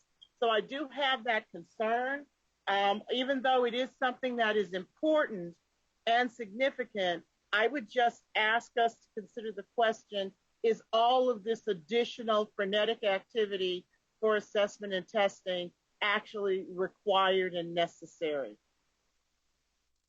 That is an important question for all of us to consider. Let me just clarify, if in case people are counting up all of those assessments, that anyone involved, any schools, the small number of schools involved in TIMS or PISA or NAEP are not the same schools.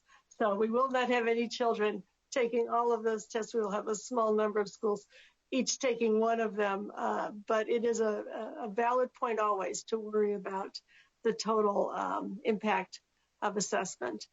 Member Rodriguez. Thank you, President Darling Hammond. And I want to echo what's already been said, so I won't repeat it. And I'll just say that with my experience as a classroom teacher, currently working with students, I'm in support of this recommendation, and I appreciate this recommendation very much because I have, firsthand information of the assessments that we as teachers are giving our students right now, and also what our students are going through. And I'd like to thank Mal, definitely, and Cindy for their presentation, and also wish Dr. Zilbert a great retirement, and thank you for your contributions, and offer my deepest condolences to Michelle Glippa's family members, and thank you. Thank you very much. Member Bananka. Yeah, so first of all, I want to thank the CD for putting together such an informative and detailed presentation. And just to add along to the support on this recommendation, with like a student perspective of someone who did take the CASP test last year with the shortened blueprints, I found that this shortened test was absolutely beneficial to my class. From what I observed, many students, especially those connecting from home, had trouble with tech issues or internet issues, which definitely slowed them down. And I was one of those students that did get slowed down. I started my test about halfway through the class period. So this shortened version of the test gave us the flexibility, though, to account for that loss of time because of these internet issues, which allowed more students to fully complete the test in the time that we were given in class. So I think that it is important to note that while there might be somewhat of a trade-off in how detailed the reports are, this is offset by the fact that more students are able to fully complete their tests in class. In addition, if some students in some districts were to go back to quarantine, obviously we can't predict COVID, so this might happen. I think that this blueprint would be more equitable in that the students with internet issues are probably going to be disproportionately socioeconomically disadvantaged and rural students. So in terms of equity, I think this recommendation would definitely improve the equity among students. So all in all, I really support this recommendation, and I think it would be a great benefit to students this year. Thank you so much. Member Strauss. So I want to thank the CDE team for an amazing, thorough, and comprehensive presentation. And I do think in sharing this out with county offices and out with districts, we could help them and understand all the information that was part of this item. And just for the public to know that this presentation is available. But I think we have a responsibility to communicate out to the field the comprehensiveness and the variety of assessment options and all the work that we're doing. Secondly, I appreciate the clarification around the growth model, which we've been working on for 5 years. And the intent that we are going forward with the growth model. And I think there was some question in some of the letters about that. And I just wanted to clarify that we have every intent of using this for the growth model, that this reliable data is going to provide us important information. And I just appreciate Dr. Escobedo's comments as well as Dr. Glover Wood's comments on formative assessments and how important that is in the process. This is going to give us a point in time that schools use for lots of instructional reflection and planning. But the work that we do ongoing with students every day to inform the instructional decisions and support for students who need help, that's the whole picture. And I think that we have to remember that this is one type of assessment, and the formative assessments and the opportunities to inform our teaching and learning are really critical, particularly as everyone has noted, that this coming back, we didn't come back fully the way we expected to, and that this year is continuing to be challenging for everybody. So again, I want to thank you for a thorough presentation, and I support the recommendation. Thank you. Thank you. And I'll just take the opportunity to reinforce the point that you made, that the growth model is an ongoing commitment, and the reliability of the total score on the smarter balanced assessments will not be affected by this decision. And we were never going to use the claim scores for the growth model. So this does not undermine our ability to continue our plans for the use of the growth model. Member Patillo Bronson, your hand is up again, right? Yes, that's correct. Thank you. So thank you to Mel for the presentation and for also clarifying so much of material that is quite dense. I particularly wanted to lift up, I think, one of the points that Board Member Escobedo had just lifted, which is that there are multiple measures and there are formative and interim assessments that are being made available at the level of school community leaders who are on the instructional side. And I think we just need to be more intentional about how we share that same information with parents and with community members, because the multiple measures, the richness of what multiple measures offers is sometimes not reaching parents and community members. And in the same way that we were just hearing from Board Member Strauss about the need to and responsibility to communicate out all of that information to the school community, that has to also crest into families, into community members as well. Thank you. Sorry, I'll also just say I very much appreciate many of the comments that were mailed in and emailed in about how this also reclaims more instructional time, which I think is just absolutely necessary given the last year. Thank you so much. So I'm going to see if someone wants to make a motion. Member Rodriguez? Yes, I would like to make a motion. And I'll second. I was too late to get mine off mute. All right, we have a motion to, I assume, to accept the recommendation of the CDE. Yes. And a second to that motion. Is there any further discussion? Hearing none, we'll take a roll call vote. Brooks, can you call the roll? Member Sun. Aye. Vice President Strauss. Aye. Member Rucker. Yes. Member Rodriguez. Yes. Member Patillo Brownson. Yes. Member McQuillan. Yes. Member Glover Woods. Yes. Member Escobedo. Yes. President Darling Hammond. Yes. Member Burr. Aye. Member Bananca. Aye. Motion passes unanimously. All right, thank you so much, and thank you, Mal, for that presentation. And we're now going to go back to agenda item number 1, which is our State Board priorities item. And I'm going to turn it over to State Superintendent Tony Thurmond to provide his report. Superintendent. Thank you, President Darling Hammond, members of the board, Mr. Allen.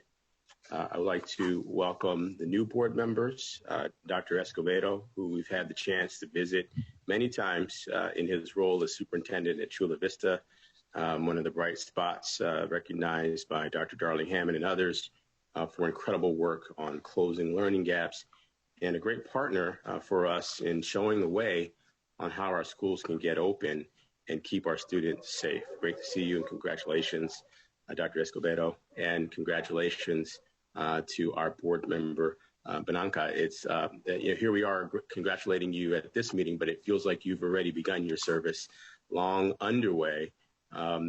Incredible leadership that you have provided, including the opportunity to work with you and many other youth leaders in our conversations about engaging young people to get a vaccine.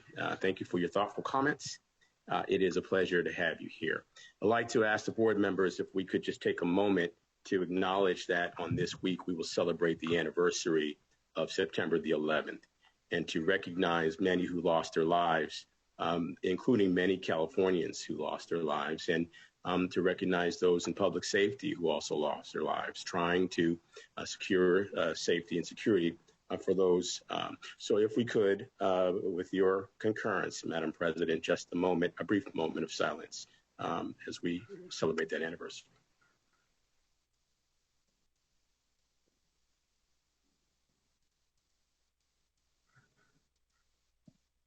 Thank you for your recognition. As you all know, this is the first board meeting since all of our California schools have opened, 10,000 of them.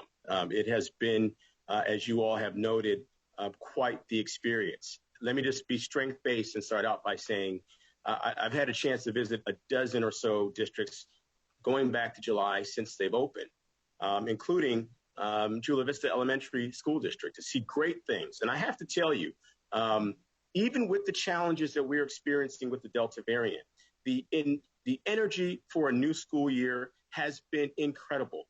I have to tell you that at every single district that I have visited, and I know that Dr. Darling Hammond has done as well, upwards of 90 to 95% of the students have returned. Their families eager to get our students back for in-person instruction. There's no question that we have to continue to monitor the impacts that the Delta variant can have. And we have to do everything that we can to accelerate the uptake of vaccines in this state and in this country to help keep everyone safe. But what our schools are doing is just beyond heroic. And I just want to acknowledge every educator, first with our students for their resilience, their teachers and classified staff, our administrators, our parents, our volunteers. Everyone is working hard to make this work. The legislature has given new guidance for how, I would say, the almost 5% of California students who are requesting some form of remote education. The legislature has given us AB 130, which allows them to do that through independent study. And the independent study guidelines have been refreshed to allow for additional ways to ensure that students get support, that as Member Benanca said, that students have access to computers and high-speed internet, that someone is monitoring their progress. As you probably have heard, independent study has quickly become the way for families that need to quarantine to stay connected with their schools. And it's been difficult. I'll just acknowledge that. None of us has ever lived through a pandemic before. There's no blueprint for how to do this. It has been difficult at times, and we must acknowledge that. But again, also acknowledge the heroic efforts of everyone to get our schools open and to keep everyone safe, including all of our public health advocates, the California Department of Public Health, who we've worked with in the governor's office to secure 5 million rapid COVID tests that our schools can use for free. By the way, they've all been used up. And now we're working closely with the Department of Public Health to get more of those tests. And of course, the legislature and the governor have provided billions to our schools to purchase all the COVID mitigations that they need. We've gone through many webinars showing schools how to get open, how to do outdoor classrooms, how to use more ventilation, how to sanitize the campuses. At the end of the day, this is the moment, and there's nothing more important than what we do around COVID mitigations, and of course, putting in place the kind of mental health and social emotional resources that we must provide our students and our educators and our families to deal with the trauma that COVID-19 has created. We'll talk more about that, but obviously the state budget has provided some $4 billion for mental health, $3 billion for community schools, and it is an honor for the California Department of Education, State Board, and others to be working to implement how these programs will be there to support our students. Just a word on vaccinations, it's a game changer. We continue to work on how to increase the rates of vaccination in our state. We've made this a mainstay of our conversations about how to get schools open, keep them open, keep us all safe. We've held a number of town halls focused on vaccines. We've had a number of VIPs and celebrities helping us get the word out. A number of elected officials help us get the word out. We held a town hall where we reached out to more than 500,000 people in Los Angeles County, which has some of the highest rates of COVID infection. And we literally held a vaccine town hall with more than 60,000 participants, where we talked about vaccines, where we've offered vaccine incentives for those to get a vaccine. We continue to support the efforts of everyone to get a vaccine for everyone who is 12 and older. At the same time that we're dealing with the Delta variant, many of our families are dealing with the devastation of wildfire. And I just have to acknowledge so many who've been impacted by wildfire. And we've had the opportunity on last week to visit with students and families and educators in El Dorado County, and in particular, those who've been impacted by the Caldor fire. And it is devastating to be in communities where an entire community has been leveled and where schools have been burned down and homes have been burned down. But I want to commend our students and their families and their educators for their resilience and their creativity in finding ways to support student learning, even under the most difficult circumstances. And of course, I have to acknowledge our first responders, our firefighters who've been working relentlessly to stem and contain these fires, and congratulate them on their most recent progress in the Tahoe area and in many other communities, and allowing some families to return. I want to thank our partners at the California Department of Education Foundation, California's Dedicated to Education Foundation, for helping us to raise dollars to bring resources to those families. We were able to provide them with gas cards, hotel vouchers, food, and of course, books. In our visit to El Dorado County, our students were in the library. They were reading, they were learning, they were having support. And so even in the face of adversity, our students persist and continue to learn. Let us continue to do all that we can to support our families who are impacted by wildfire, who are impacted by the many challenges that has been presented to us by COVID-19 in these last 18 months. I want to acknowledge that during the pandemic, we have created a new youth advisory council, a statewide youth advisory council. We've launched this to create voice, to hear from our students on all matters related to education. I'm asking these students to advise me and my staff, to advise the governor and the legislature on all matters. And of course, we would like to create an opportunity for our newly forming statewide advisory council, youth advisory council, to have a chance to present and have dialogue with you, the members of the state board, to discuss policies and to amplify the great messages that you're already getting from board members like Board Member Bananca. We will also be launching a first ever statewide parent advisory council to create a formal structure for parents to give more voice on matters related to education. And we're excited to partner with many education advocates. We're excited to have created during the pandemic our first ever family engagement division. Families let us know what you heard from Board Member Bananca, how during the pandemic, technology issues were a challenge, how families weren't always connected to school. And so we've created this family engagement unit to help us think about how to steer through some of the big challenges that we're seeing, including enrollment decline. How do we help students maximize attendance, support our families with the resources that they need, get access to tools and resources. More to come on those subjects. I want to acknowledge some transitions. Our General Counsel, Keith Yamanaka, retired after 42 years of state service. Thank you, Keith, for your incredible service. I want to let you know that our new General Counsel is someone who is not new to CDE and has incredible experience and has worked closely with the state board, none other than our own Amy Holloway, who returns to the office, who served at CDE for more than 2 decades in our legal division and already is making great things happen. As many of you know, 2 familiar faces that you've worked closely with at the state board have taken new jobs and have gotten great new opportunities. Rachel Maves is now in leadership at the Tennessee Department of Education, and Dr. Shanine Coates has taken a position at the Sacramento County Office of Education, also in leadership. We want to thank them for their work on, the Model Ethnic Studies Curriculum Guide. And as you heard from President Darling Hammond, all the work that's happened on assessments during the pandemic. I can't imagine a more intense way. Big shout out to Rachel Maves and, of course, to you, Mal, and to your entire team, and Cindy Kazanis and others who've done this work.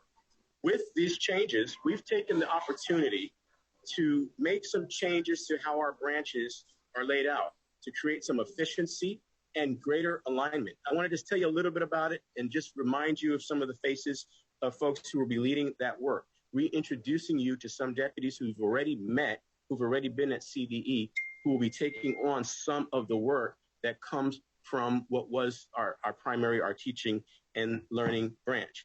I'd like to reintroduce you to Dr. Daniel Lee, who will be heading up what is a newly created equity branch. We've taken this opportunity to create a branch on equity and to create within that a whole child division. These are first for CDE, and it's a pleasure to reintroduce to you Dr. Lee, who is now heading up formally that equity branch. As you know, he is both a clinical psychologist, a school psychologist, an educator for more than 2 decades.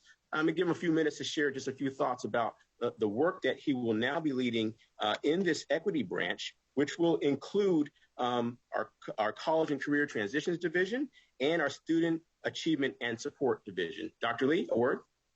Well, good morning, and thank you, President Darling Hammond and board members for this moment. I want to thank the superintendent for the opportunity to sort of organize our first equity branch at the department. I think most of the faces, I don't feel as new because I looked around and said, I know most of the faces on the screen, so that feels good.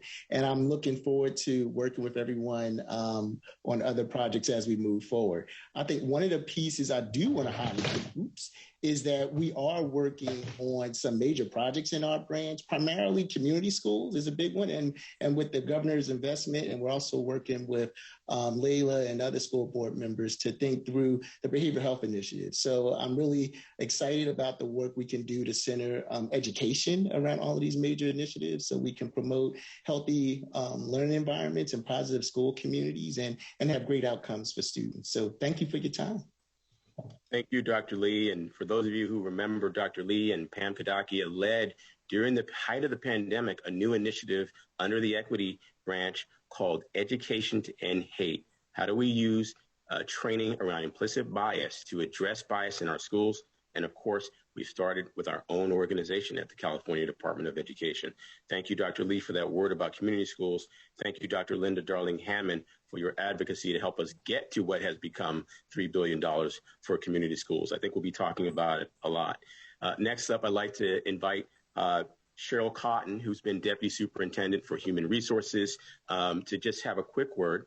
Among other things, she is overseeing our state special schools where we serve deaf and blind students, and she can give you a word about how we've been able to stand up these schools, even in the face of the Delta variant. But I want to remind you that Cheryl Cotton is an educator for more than 2 decades. She has served as a classroom teacher. She has served as a principal. She has served as a county level administrator, and she is committed to the principles of teaching and learning and equity. And she will also now oversee the divisions that focus on assessment and curriculum frameworks, just to name a few. But a quick word from Cheryl Cotton. Hello. to our state superintendent of public instruction, Tony Thurman. It's not on? Yes, we can hear you, Cheryl.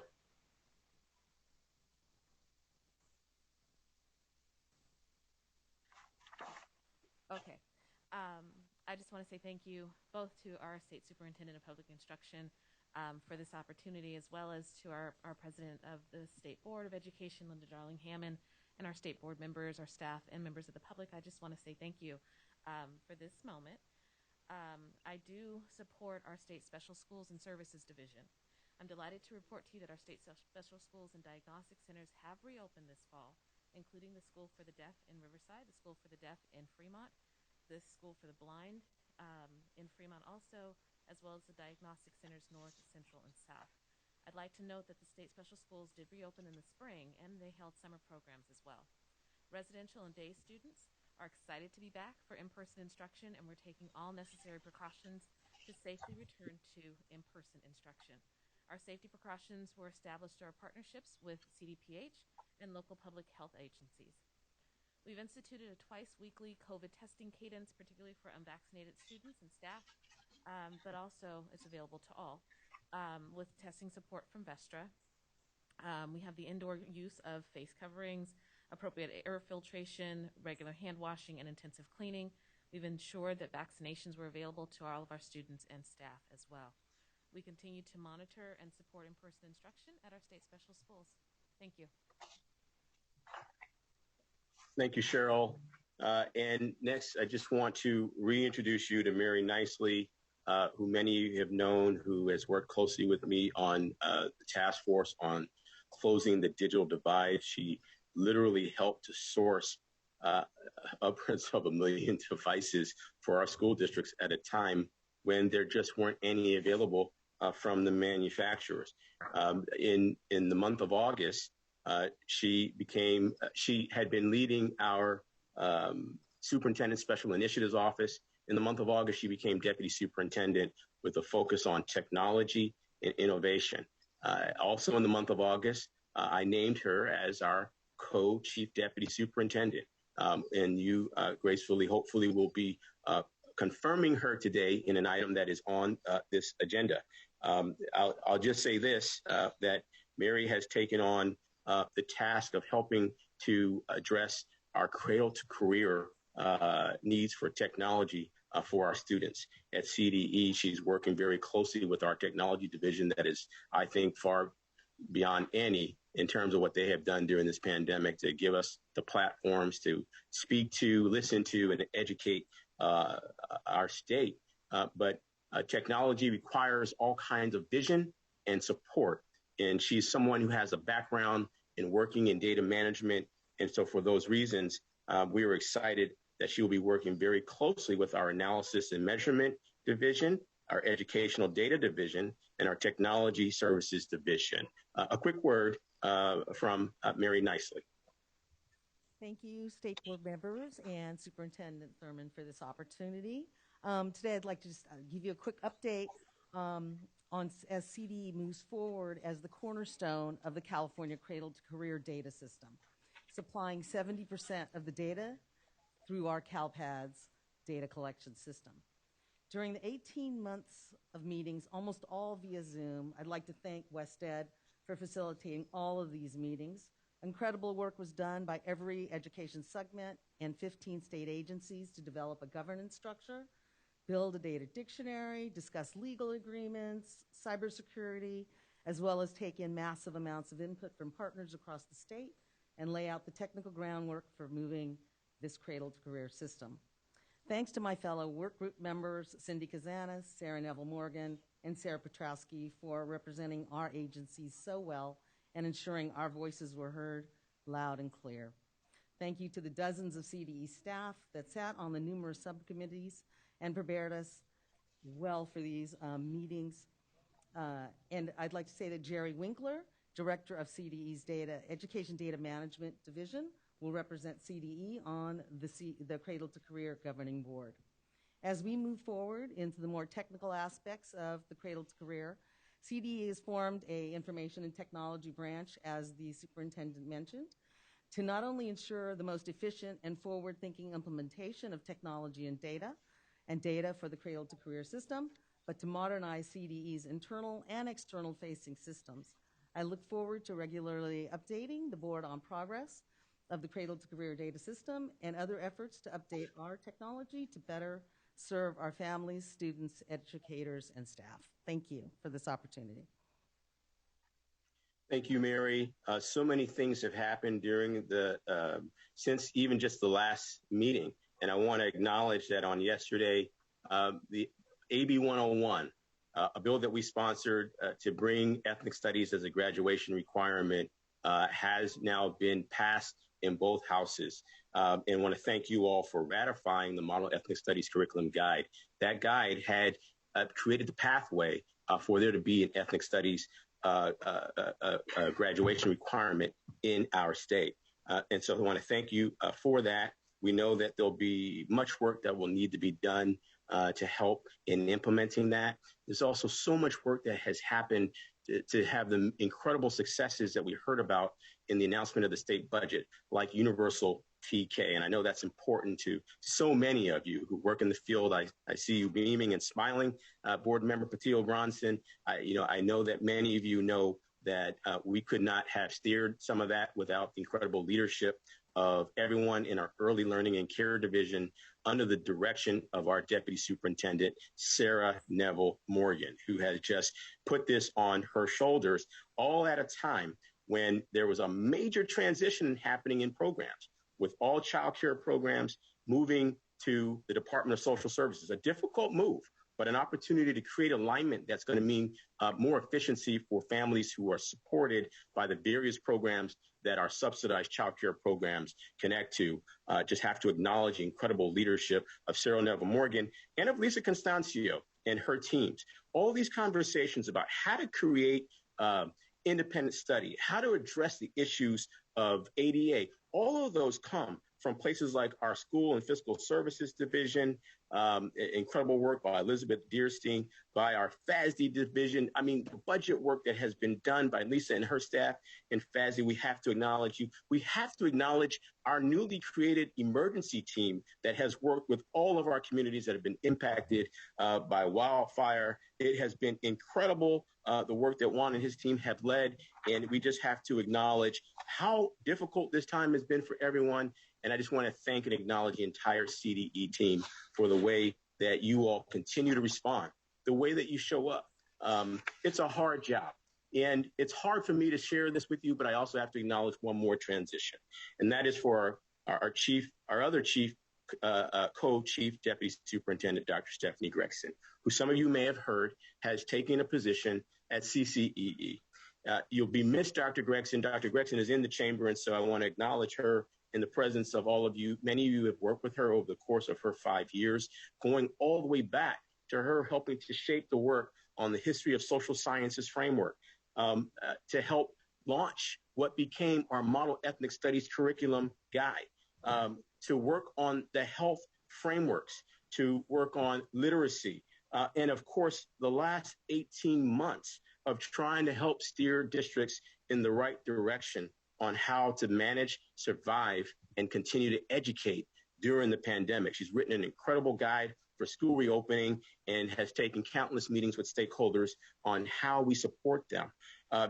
What's not known about CDE is that it is just a job unto itself, managing what is 2,000 employees, focusing on reporting, focusing on support, on technical assistance, and the chief deputy is someone who has to manage all of that. I'm grateful to you, Dr. Gregson, for managing that. We'll miss you, but we hope that your new role at CCE as the deputy executive director gives us an opportunity to work even more closely with you and with CCEE. And so would you all please join me in acknowledging our chief deputy superintendent, Dr. Gregson.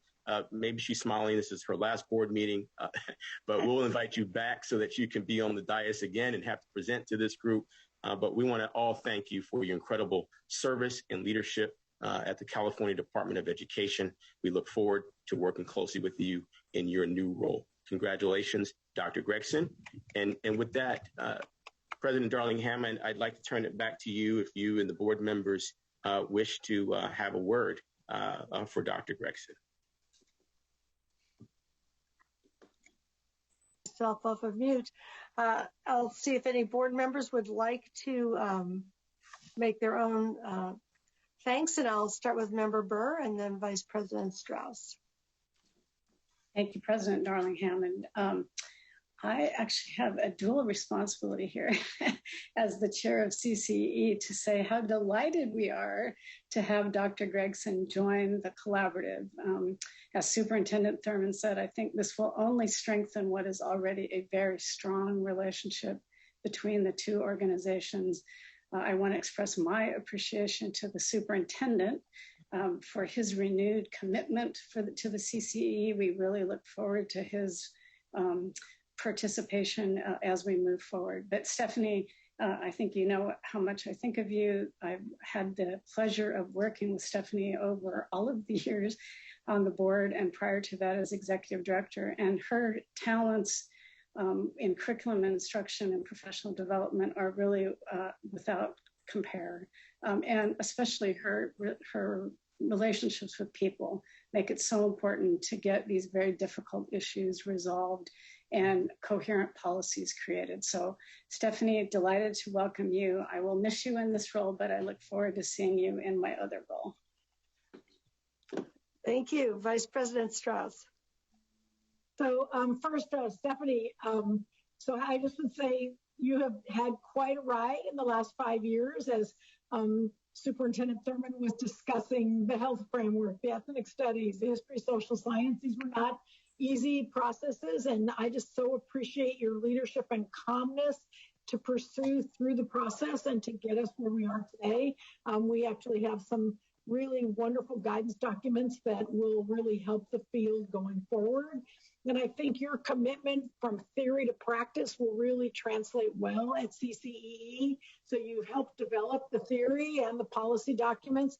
And with your work as a school principal and a district administrator and a state administrator, I think you just bring so much to CCEE as we help districts decide how to manage and move forward in their challenges as well. So I just want to thank you for your commitment to the students of California and your continued commitment in your new role. I think new opportunities always give us new challenges and kind of renewed opportunities, both in the organization you're going to and then the staff who remains to think about the legacy you leave. I'll just make one other comment. I just want to thank, I know Rachel Mays was only with us for 18 months, but she did a tremendous job during the pandemic.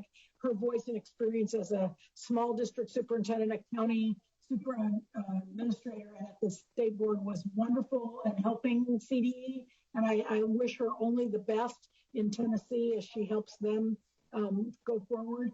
And Janine Coates, I could not say enough about her amazing competency and calmness in managing the frameworks, particularly ethnic studies. And I think she will continue to impact student growth and improvement. And I think Sacramento County is very lucky to have her joining their team. So I just couldn't stop by saying how those of us in curriculum instruction have so appreciated Shanine's work. And we're very fortunate she stays committed to the communities in Sacramento. Thank you. Thank you. And I'm going to add my thanks and congratulations and then slide into my president's report. So I do want to add my deepest gratitude to that expressed by the superintendent for the important contributions made to our work by Dr. Stephanie Gregson, who has led with grace and intelligence in these most trying times. I'm delighted that she will continue to support this work from the vantage point of CCE, where she will help strengthen our system of support. And I also want to recognize the wonderful work of Rachel Maves and Janine Coates, who enabled so many important initiatives to come to the state board. Rachel's headed off to Tennessee, where she has new colleagues that await her. I have alerted my friends there to support her in her journey. And I'm delighted that Janine will remain a colleague as Director of Strategic Initiatives in Sacramento County Office of Education.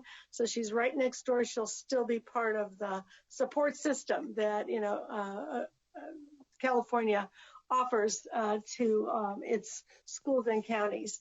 I do want to welcome Dr. Lee, Cheryl Cotton, Mary Nicely, and add my thanks to Sarah Neville Morgan, Lisa Costanzo, and many others in the department who've just done enormous work to lift not only the work of this over this pandemic year, but also to lift all these new initiatives that are beginning and really redefining and reinventing the system of education in California.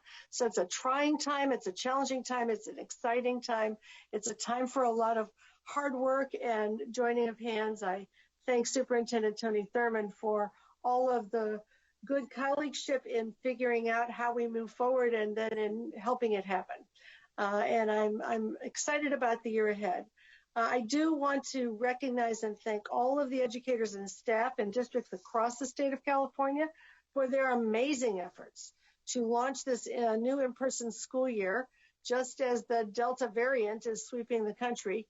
Like Superintendent Thurmond, I have seen, and many of you have seen and experienced, the excitement and the joy of people coming back to school. Our educators have shown extraordinary planning skills and deep levels of commitment to create that joyful and purposeful opening in 100% of our districts, while at the same time putting in place the mitigation strategies that allow our opening to be safe, the wide range of social and emotional programs and engagement activities that allow the opening to be personalized and supportive for our young people. And of course, Delta has complicated the well-laid plans of our school leaders. It's required expanded testing. There have been some quarantines. But I want to tell you that in contrast to many other states, the path to opening schools in California has been extremely promising thus far. Thanks to all of those focused efforts of principals, teachers, support staff, parents, students, superintendents, and all of the folks in the department and the county office. With continued vigilance and state policy support, our path promises to be even smoother in the coming months. As of this week, our 20 largest districts, plus more than 1,000 smaller districts, have opened on schedule.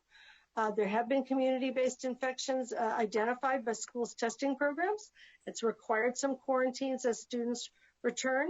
Schools have largely made the necessary preparations to manage those processes, and those that were taken by surprise have been getting help from the state school outbreak response teams that are offering testing and vaccine resources, connecting them to the state's COVID-19 providers who offer multiple options for different types of no-cost testing systems to meet community needs. Nearly 700 of the state's 1,000 districts had already taken advantage of these programs before the start of school, and more are setting up their programs every day. And schools are continuing the great work they did this past summer, when 9 out of 10 did offer summer programming, and they have been doing an excellent job of keeping students safe with improved ventilation and teaching students to wear their masks with pride and practice good hygiene. Parents have voiced support and gratitude for these safety measures in most districts. More than 95% of students have returned for in-person instruction, again, in most districts. I want to give you a little national perspective on where we are. There's a service called Burbio that reports school closings and tracks those things across the country. And they report that 1,400 schools in 35 states have closed for quarantining or reverted to distance learning across the country. Fewer than 10 of them have been in California. And all of those have reopened quickly or are set to do so with the support of the state. We educate about 12% of the nation's school children. Our schools open earlier than many parts of the country, for example, in the Midwest and the Northeast. And still, we account for far less than 1% of the school closings in the country. And while COVID case rates have been climbing to very high rates in most parts of the country, California's rates of cases are not only among the lowest and far below the national average, but they've been sharply declining for the last 3 weeks. And so we are in a much better position because of the policies that have been undertaken here. Places like Georgia and Florida and Texas and so on have rates of COVID infection that are 4 times higher. They have rates of pediatric infection that are 5, 6, 7 times higher than in California.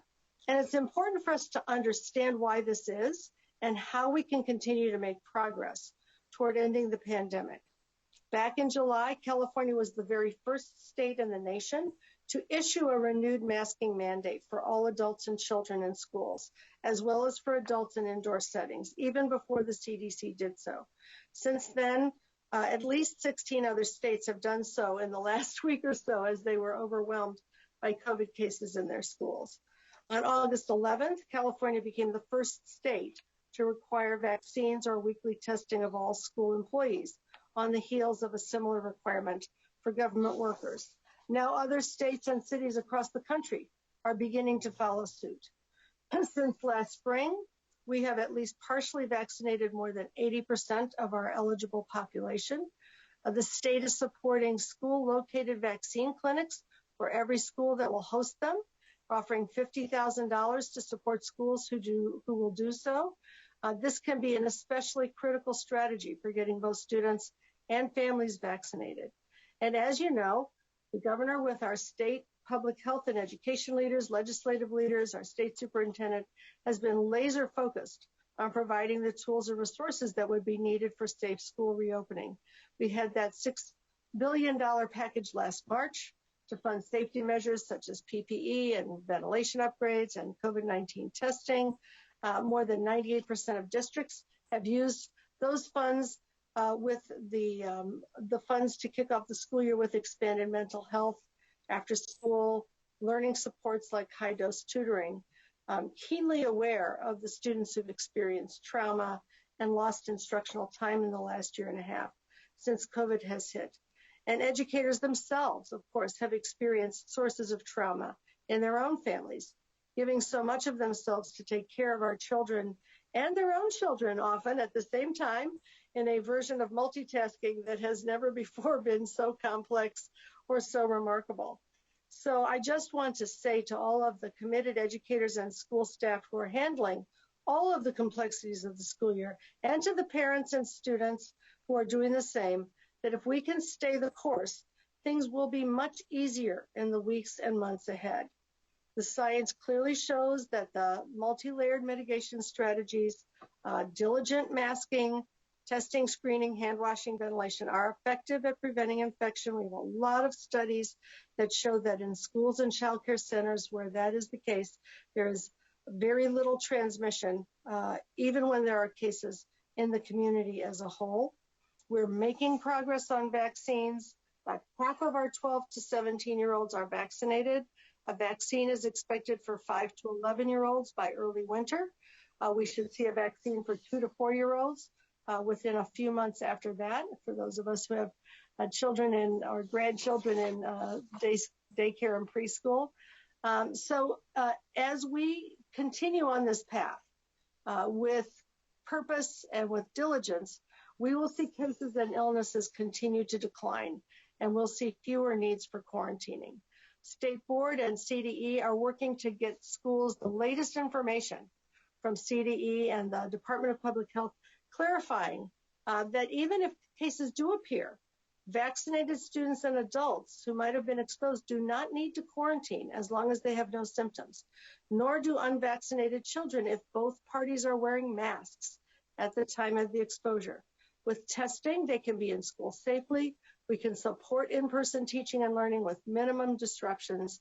And so while there is a long way to go and many challenging moments ahead, California's policies and our hard work and expert educators and committed parents and students can continue to lead the way through this pandemic to a safer future that supports children in their learning, their development, their relationships, their friendships, their social and emotional well-being, and their educational progress.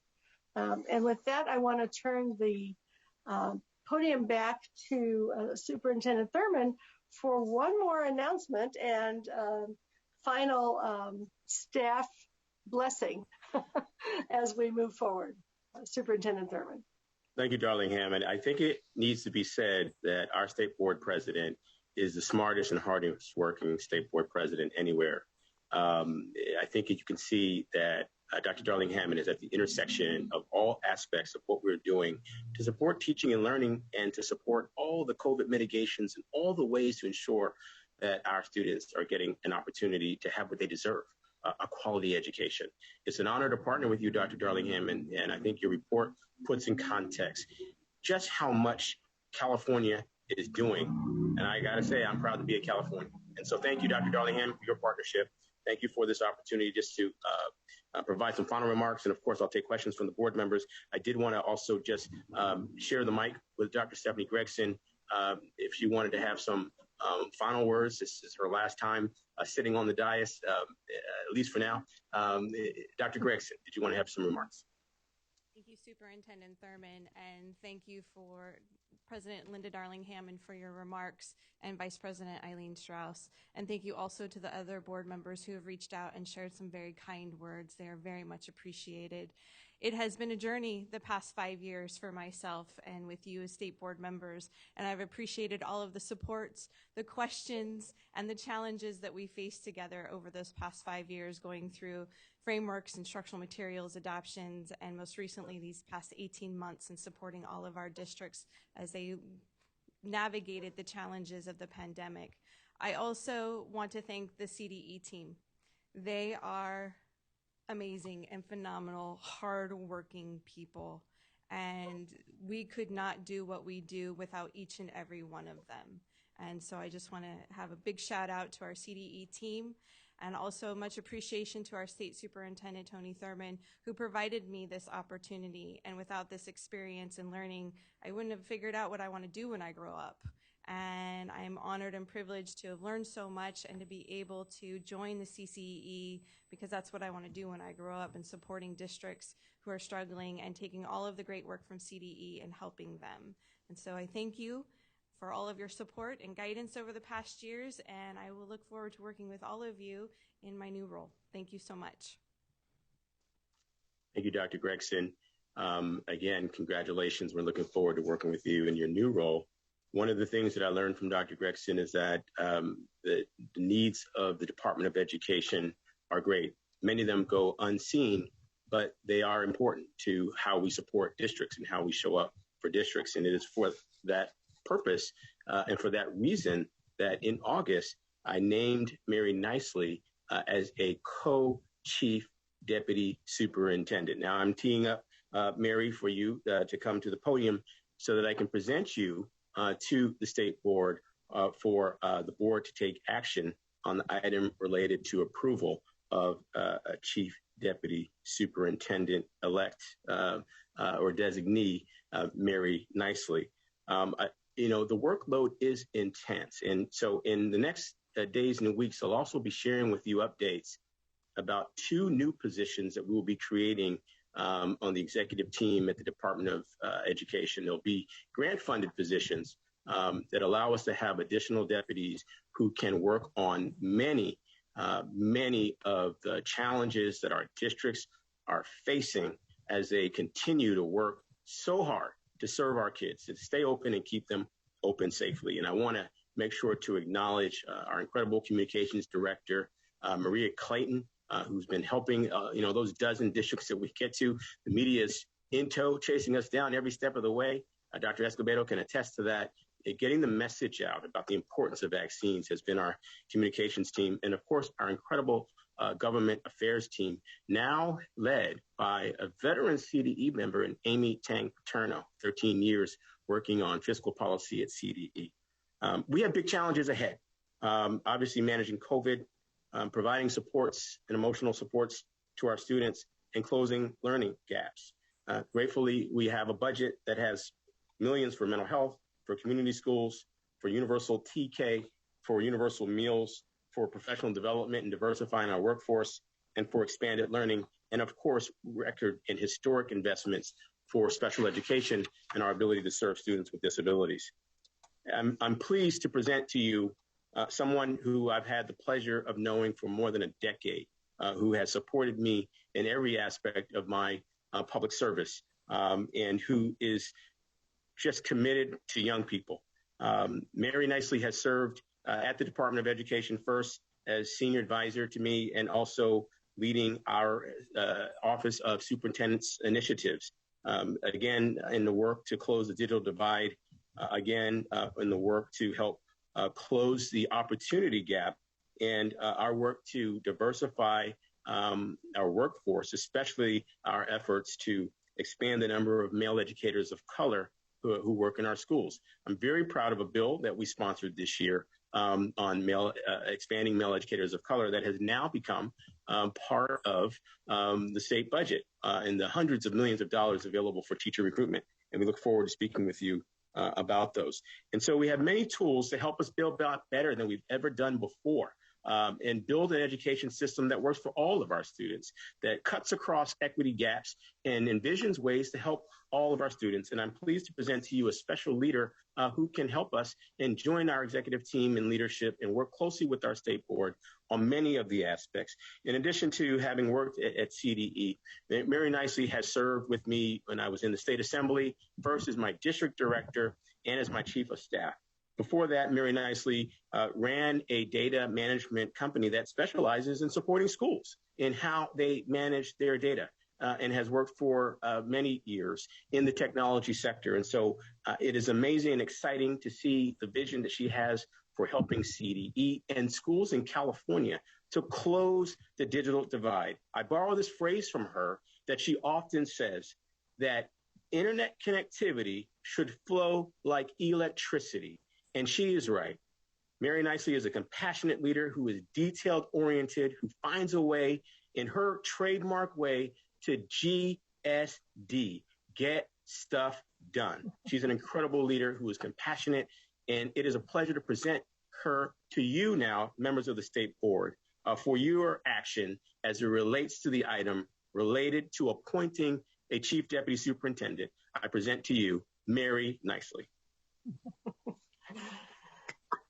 And Mary, before you speak, I have to do a moment of a protocol vote because we need to vote twice. This item was added to the agenda on September 7th, and because the need for action came to the attention of the board after the agenda was posted on August 30th, we need to take these two votes. First, we have to vote to allow ourselves to vote on Mary, and I do want to hear Mary's comments before we vote on her. But we do need to, unfortunately, take a minute, open up the phone line for public comment for this item so that if somebody could put the public comment slide up, we will be able to allow for that to happen. I'll ask board members if they have any comments they wish to make. Then we're going to vote to make the determination that there is a need to take immediate action on this item. And then we'll hear from Mary, and then we will be able to vote on her. And so are there any comments from board members while we're waiting for public comment, if there is any, to queue up? I'm not seeing any hands raised on that. So I will ask, is there any public comment? There is not at this time. All right, thank you. Please interrupt me if there is anyone who comes to the fore. And so now I want to ask if there's a motion for the state board to make a determination that there's a need to take immediate action on this item and that the need came to the attention of the CDE and the state board after the posting of the agenda. This motion requires a 2/3 vote, so we need 8 affirming votes of the State Board of Education. Do I have a motion? So moved. Thank you very much. Do I have a second? I will second. Thank you very much. We'll now hold a roll call vote. Brooks, would you please call the roll? Member Sun. Aye. Vice President Strauss. Yes. Member Rucker. Yes. Member Rodriguez. Yes. Member Patillo-Brownson.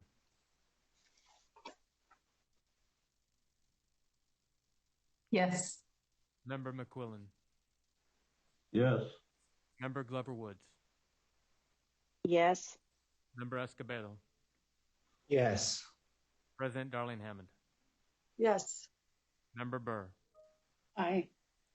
Member Banaka. Aye. Motion passes unanimously. Thank you so much. And Mary, we are delighted to hear from you before we take a vote on your appointment. And I'm going to go back to the drum roll that the superintendent had so nicely queued up. Please come to the podium and address us. Thank you, board members and Dr. Darling Hammond and Superintendent Thurman for this opportunity. I am very excited to be able to take on these challenges and look forward to working with you all in the future. So thank you very much for this opportunity. Thank you. And we're excited to be able to hold this vote, and I now need a motion to approve CDE's recommendation to appoint Mary Nicely as Chief Deputy Superintendent. May I have a motion? So moved. So moved. Oh, I'll second. All right. Thank you very much. We have a motion and a second. We'll now hold a roll call vote. Member Sun. Aye. Vice President Strauss. Yes. Member Rucker. Yes. Member Rodriguez. Yes. Member Patillo-Brownson. Yes. Member McQuillan. Yes. Member Glover-Woods. Yes. Member Escobedo. Yes. President Darling Hammond. Yes. Member Burr. Aye. Member Banaka. Aye. Motion passes unanimously. All right, congratulations. Mary, thanks for joining the team. Thank you, Superintendent Thurman, for those wonderful remarks. We're now going to take a 10-minute break, and I'll ask you to please turn off your cameras and microphones and turn your cameras back on after the break to reestablish the quorum. It's 11:06. Why don't we be a little bit generous and give you until 11:20, which is 14 minutes. We will move expeditiously after that. We're about an hour behind our planned schedule, so we're going to be very, very efficient in our business during the rest of the day, and I'll see you in 14 minutes.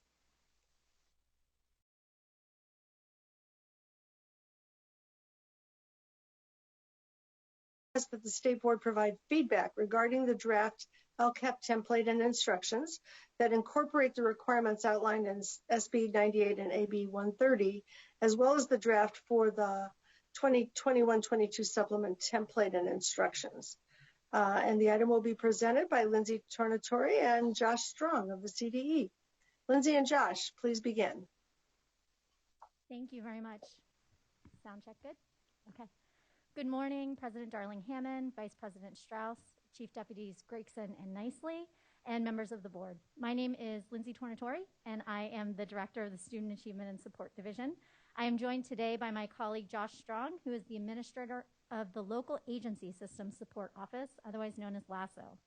Josh and I are here today to present 5 proposed revisions to the Local Control and Accountability Plan as prescribed by SB 98 and AB 130. But before we dive into today's item, I want to take a few minutes to acknowledge and appreciate 2 great leaders who have made a strong positive impact on the LCAP and have been instrumental in helping all of us get to where we are today with the LCAP. So as Superintendent Thurman shared earlier, our former Deputy Superintendent of the Instruction and Measurement Branch, Rachel Maves, left the CDE last month to pursue an opportunity with the Tennessee Department of Education. Rachel came to us from a county office of education, and prior to that as a superintendent of a rural district where she was the author of her district's LCAP. Rachel's experience and respect for the LCAP and the process helped my team and I get the initial engagement period with our educational partners off to a productive start, and the lessons learned from working with Rachel inspire our commitment to make the LCAP a process that is accessible and achievable for all LEAs. And I also want to acknowledge and appreciate Dr. Gregson. Stephanie, thank you for your leadership. You have called all of us to action by challenging everyone at the CDE to approach our work with compassion in every process and procedure that we implement. You will be missed, and we look forward to continuing to work with you, as we know you will continue to identify and close gaps that are keeping our students from reaching their fullest potentials. And so with that, the purpose of today's item. So the purpose of today's item, as President Darling Hammond mentioned, is not action, but discussion and feedback. This is the first of 2 meetings that we will discuss the LCAP revised revisions today and also at the November 2021 meeting. The State Board discussion and feedback will inform our ongoing revisions that we will continue to make between now and November. During the November meeting, we will ask the state board to take action to adopt the revised LCAP template and instructions and also the one-time supplement to the annual update to the 21-22 LCAP. Our educational partner input will continue to be collected throughout this process and will continue to inform the proposed revisions we will bring to the board in November. A timeline of significant events that brought us here today. In June of 2020, SB 98 was chaptered, and in July of 2021, AB 130 was chaptered. These two bills brought forth 4 of the 5 proposed revisions that we are bringing to the board today. We also brought the LCAP advisory group together Wednesday, July 28th of 2021, and we will again reconvene later this month to continue to discuss the revisions being proposed to the template and instructions. We held a Tuesday at 2 on August 10th of 2021, and we have another one scheduled for October 5th. We presented these proposed revisions that we will discuss today at the California Practitioners Advisory Group meeting on August 20th of 2021. Their input, feedback informed our approach to this presentation today. We also are continuing with ongoing educational partner engagement, continuously collecting input and feedback, and also reaching out to meet with partner organizations. We will bring this item back to the November meeting, and once adopted, the anticipated adoption in November, we will then roll out comprehensive guidance to the field to navigate the new requirements. So let's just take a few seconds and ground ourselves in the LCAP itself. So adopted in 2014, the Local Control and Accountability Plan is a 3-year plan that describes the goals, actions, services, and expenditures to support positive student outcomes that address state and local priorities. The LCAP provides an opportunity for LEAs to share their stories of how, what, and why programs and services are selected to meet their local needs. Prior improvements that have been made to the LCAP template since its adoption include the addition of the annual update, a move to a 3-year template, and the addition of summary tables displayed in a database format. So for those of you who are following along at home, we have several items posted and linked to this agenda. So of course we have our actual item, and then we have 4 attachments. The first attachment is a summary or sort of a primer of the required and proposed changes, the why, when, who, what, how. Attachment 2 is the current LCAP template and instructions provided for reference. Attachment 3 and 4 are the proposed drafts. The attachment 3 is the LCAP template and instructions, and attachment 4, the proposed draft of the one-time supplement to the annual update to the 21-22 LCAP. In attachments 3 and 4, you'll notice that highlighted in yellow throughout the document are our proposed changes. So the summary of revisions. We have 5 revisions that we're going to discuss today. We're going to take one at a time and talk through them in a subsection. During each of these subsections, we're going to answer 5 big questions. Why is this revision being proposed? When does the requirement begin? Who will this impact? What do they need to do? And how will they do it? In the how sections, Josh will walk us through the proposed revisions to the LCAP template and instructions, which again can be found in attachments 3 and 4. After we discuss each of the 5 revisions, we will close out the presentation of this item by sharing what is next for CDE's efforts to continue to engage with our educational partners until the November board meeting and beyond. We also have a crosswalk of all LEA required plans to share today, and we hope that this crosswalk will show how the one-time supplement to the annual update is intended to give LEAs an opportunity to share their story of how they are spending their LCFF and federal emergency relief funds in a manner that is consistent with their 21-22 LCAP. All right, so revision number 1, requirement to include specific goals in the LCAP. Let's start with the why. The why is twofold. First, to ensure that LEAs are addressing the needs of consistently low-performing student groups, and to ensure that higher-performing LEAs are addressing the needs of low-performing schools within the LEA. So when does this requirement take place? For eligible LEAs and COEs, the specific required goals will be included beginning with the 22-23 LCAP. CDE staff will annually prepare files that indicate for all applicable LEAs which student groups and schools will be required to have goals based on these new instructions. So there are two groups of who, because this requirement is twofold. So the first group is the LEAs that have received technical assistance for the same student group or groups for 3 or more consecutive years, as reported on the dashboard. The LEAs who meet the above criteria must include a goal in the LCAP focused on improving the performance of that student group or groups. The second group that this requirement impacts are high-performing LEAs with low-performing schools. Specifically, it's LEAs who, for 2 consecutive years, have a school or schools that have received the 2 lowest performance levels on the dashboard on all but one of the state indicators for which the school receives performance levels. And the all-student student group for the LEA is at least 1 performance level higher than the school's performance level. What this grouping of LEAs needs to do is to write a goal in the LCAP focused on improving the performance of the school or schools that meet this criteria. And so the proposed instructions for these requirements can be found on pages 21 and 22 of attachment 3. And I'm going to turn it over to Josh Strong to walk us through the how for the requirement, missed a page. And I'm going to 21 to 22 of attachment 3, and I'm going to turn it over to Josh to walk us through the attachment of the requirement to include specific goals in the LCAP.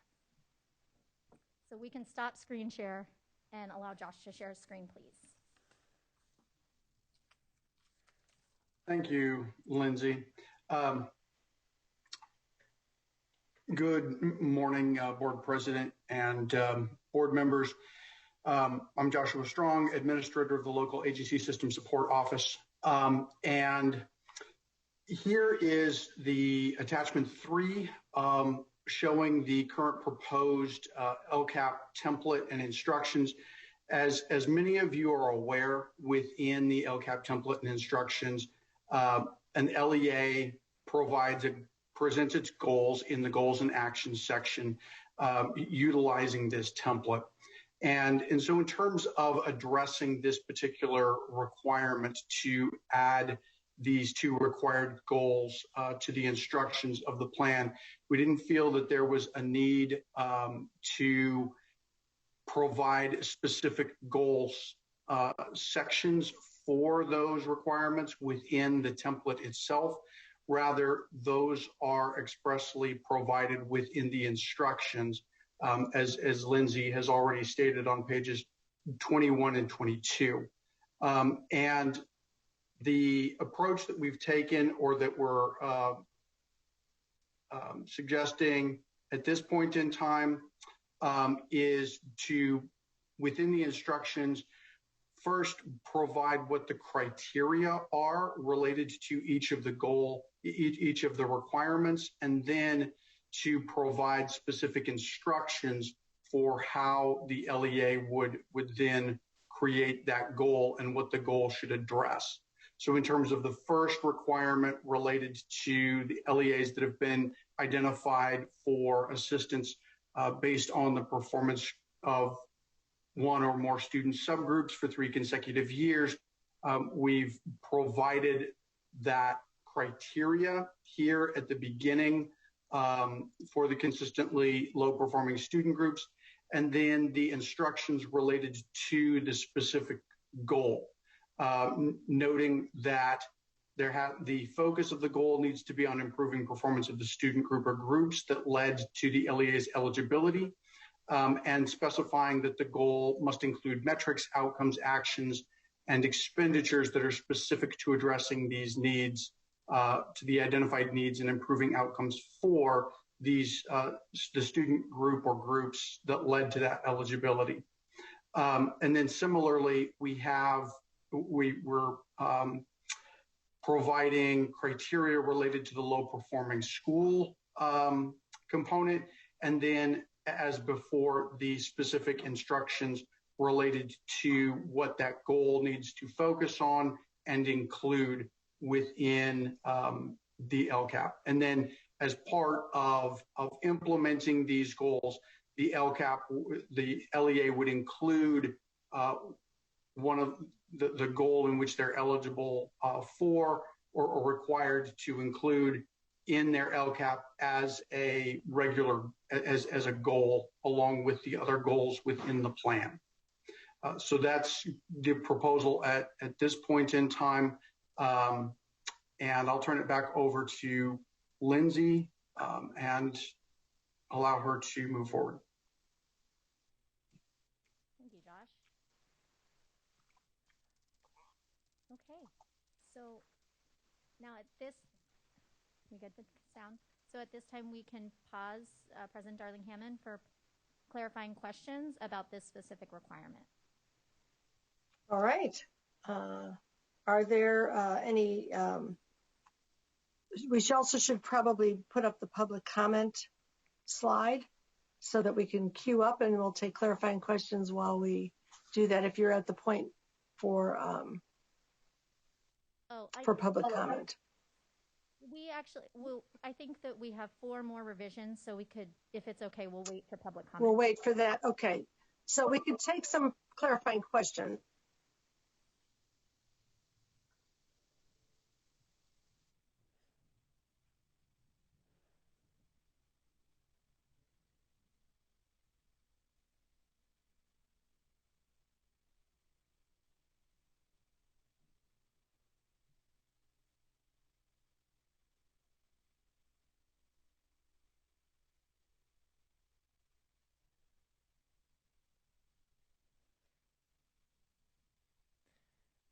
It appears that we may have a connection issue, so let's start with our first clarifying question. Looks like Member McQuillan, you're first up. Okay, thank you. Just wondering about the timeline. If this amendment is approved, what would be the rollout timeline on it? Thank you. So as far as the timeline, SB 98 has prescribed that LEAs who fall into either of these 2 criteria must include a specific goal in their LCAP, starting with the 22-23 LCAP. So we will include this in the instructions and template for the 22-23 LCAP. As far as one piece to add is, as far as notifying LEAs who will be required to add these goals, we plan to have that data pulled around the time of the November board meeting. Cindy Kazanis and her team will be working on that data set. So I'm going to take over because Dr. Darling Hammond's internet went down. So until she's back on again. Member Burr, you're next. Member Burr, you're muted. Thank you. So my question really relates to not only this item, but the item that we talked about around assessments. If I understand this correctly, these specific goals have to be included in the case of sort of persistently underperformance over 3 years. And so can you talk about, and maybe this is a question for Cindy, what indicators will be used to determine whether a district and or an LEA within a district is persistently underperforming if we don't have any assessment data that's comparable over 3 years? So we are using historical data for this first data pull, and then moving forward, once we have a full dashboard with all of the state indicators, we'll use the dashboard. So for this first year, we'll use historical data. So we'll be using test scores that are how old? I think 2017, 18, and 19. Yes. Okay. Member Glover Woods. Just a question as far as when the goal or goals are put in the template, how will a reader differentiate or know that that specific goal or goals is aligned to this particular requirement, since all of the goals are going to be in the same area on the template? Actually, you know what? Can I pass this over to Josh to address? Sure, thank you. Member Glover Woods, that would be something that would be explained as part of the why statement for why the LEA has developed the goal within the goals and actions section. So as part of that explanation of why the LEA developed the goal, the LEA would include the identification that this is a required goal. So Josh, just another follow-up question on that. Is it going to be required that the LEA put that information in the explanation? Is that in the directions that they must put that in the explanation so that, again, it can be clear that this goal is developed for this particular requirement? That's not currently in the instructions. However, that's certainly something that we can include if you have a desire for, if the board has that desire. Thank you. Member Rucker? Thank you. I have so many questions about the instructions and the information in this template, but I'll start with this particular clarifying question on setting the who. Do the goals need to set differentiated growth targets for these student subgroups as a way for these specific student subgroups? For example, if if African American students are consistently the lowest performing student subgroup for all grades tested in all of the areas tested, and we also have Hispanic students who are also underperforming, do the goal statements have to differentiate what may be done for African American students as a subgroup and Latino students as a subgroup, or do they get to say all underperformance will be addressed in this way? So Board Member Rucker, to your question, there is currently in the statute, it is not prescriptive as far as making a clear distinction between the different student groups. So then I don't understand how this is going to actually address, I don't understand that. I'm glad you answered the question that way because I read the statute and the statute doesn't clarify that. So I'm not clear with these questions or these statements that you're saying will be added to the LCAP.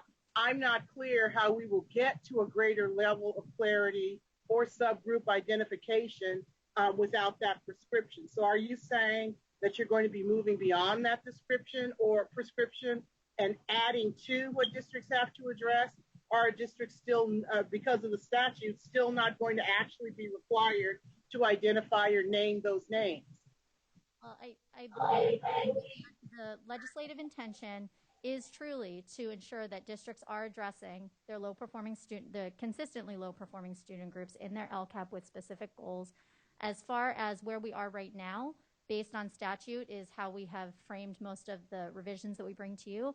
And that being said, we're open to recommendations and direction from the board as far as clarifying this to make sure that it is accessible and achievable for all of our LEAs. Okay, so I'm going to stop right there, but when we come back to a broader board discussion, I do want to come back to this concern. Thank you, Member Rucker. Just remember, we have several more parts, and these are clarifying questions. And as Member Rucker said, after our public comments, we're going to have a robust discussion about this. And this is not an action, but an information and some comments from the board today. And you can imagine that CPEG had a very complicated discussion about this as well. So, Lindsay, are we ready to go to I like the way you've organized it. I think we have the next part now. Yes, thank you. Yes, so the second requirement is the requirement to calculate carryover. So let's start with the why. The why is to ensure an LEA is implementing and not just planning to meet its full proportionality obligation to increase or improve services for students who are low-income English learners and or foster youth over and above the level of services provided to all students. As we enter, so here we go. When will this requirement take place? These new requirements to Education Code sections 42238.07 and 52064 were signed into law on July 9th, 2021 through AB 130 and will be implemented beginning with the 22-23 LCAP. This requirement is applicable to all LEAs. So as we enter into the what and how of this requirement, I want to acknowledge that the steps to calculate carryover are very complex and technical, but we know that it is worth working through this complexity to achieve a clear and transparent accounting of how students who are low income, English learners, and our foster youth are being served over and above the level of services provided to all students. So the what has three parts. The first one is looking at Education Code Section 42238.07, which says that it will ensure LEAs are implementing and not just planning to meet their full proportionality obligation. LEAs are required to document differences between planned and implemented actions and services. And any shortfall between the implemented level of actions and services and the proportionality obligation will be carried over into the future year to continue to serve our unduplicated students. This statute also establishes that any shortfall between the implemented level of actions and services and the proportionality obligation can be carried over into the future year to serve its unduplicated students. In the how section, Josh will walk you through this requirement as it appears in the template and instructions. I also want to note here that there have been questions raised about whether actions stemming from carryover can be either qualitative or quantitative. We believe that consistent with the original charge for increasing and improving services for our unduplicated students, the nature of carryover dollars would be the same, allowing for both qualitative and quantitative actions. But I do want to make sure it's very clear we have requested clarification from our CDE legal team to ensure we are interpreting this statute correctly.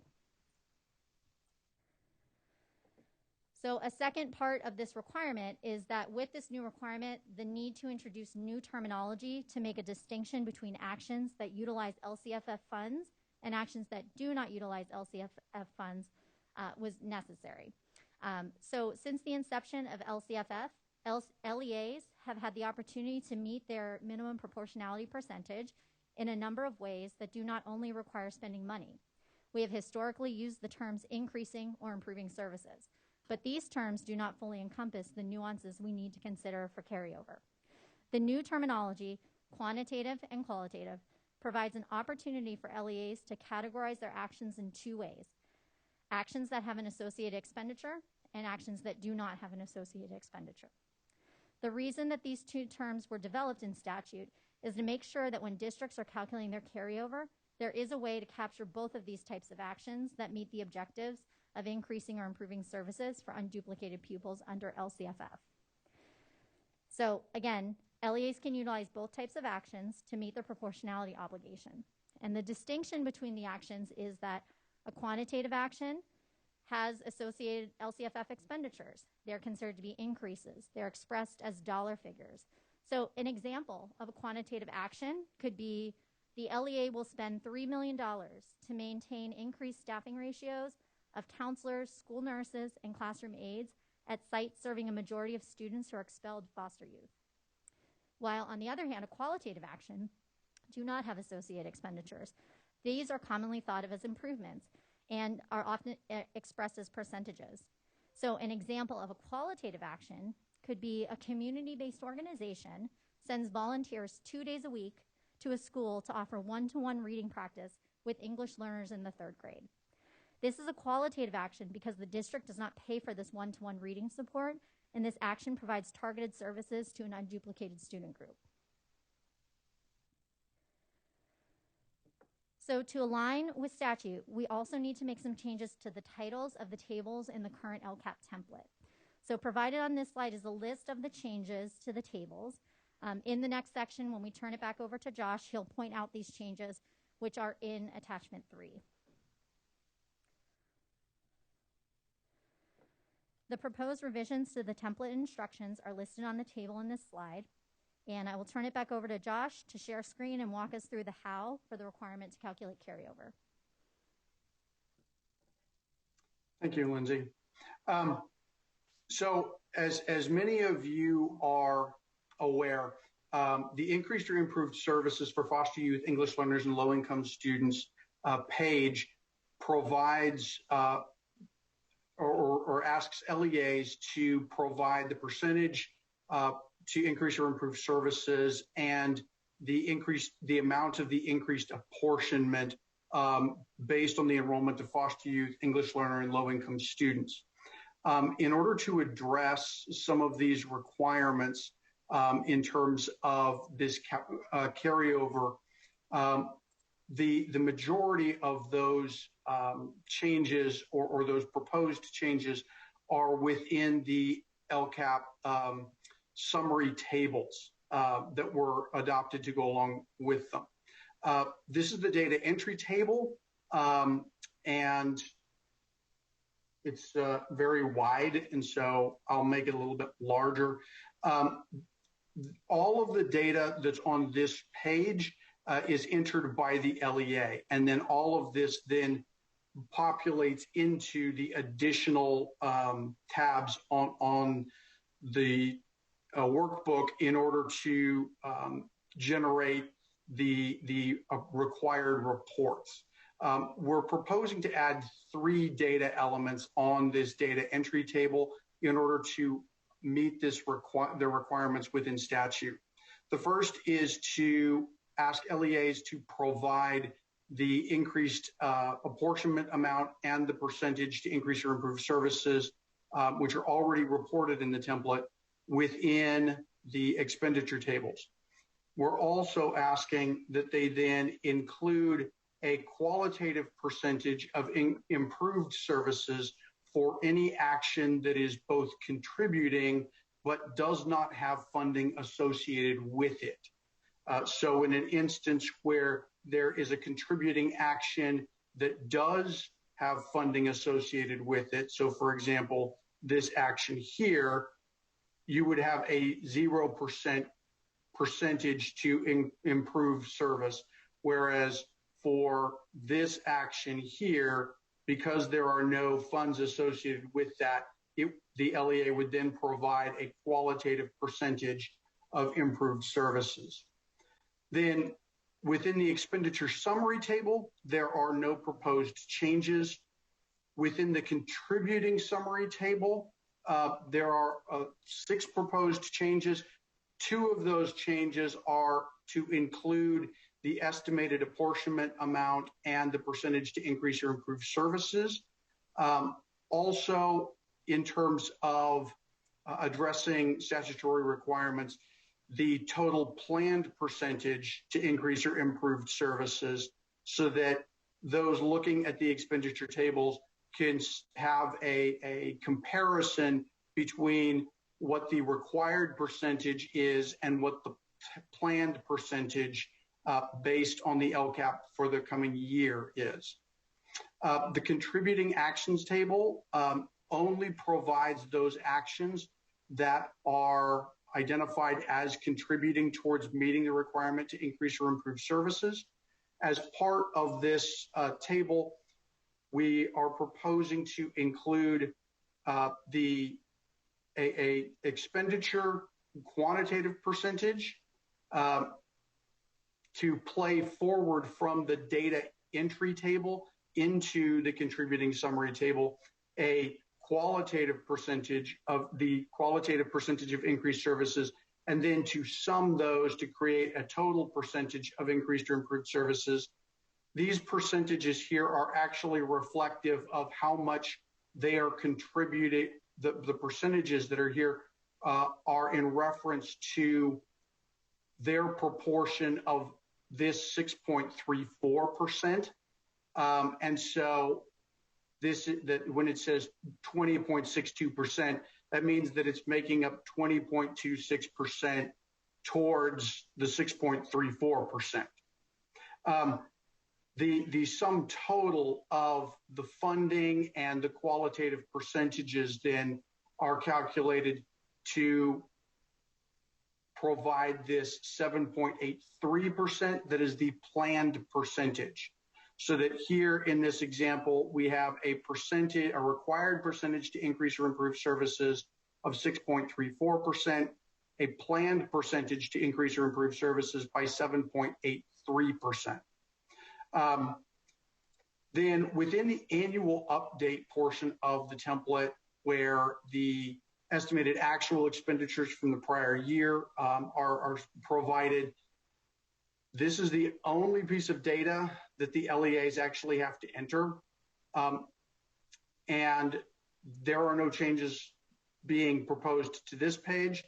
And then the contributing update table, which is completely new, is being proposed.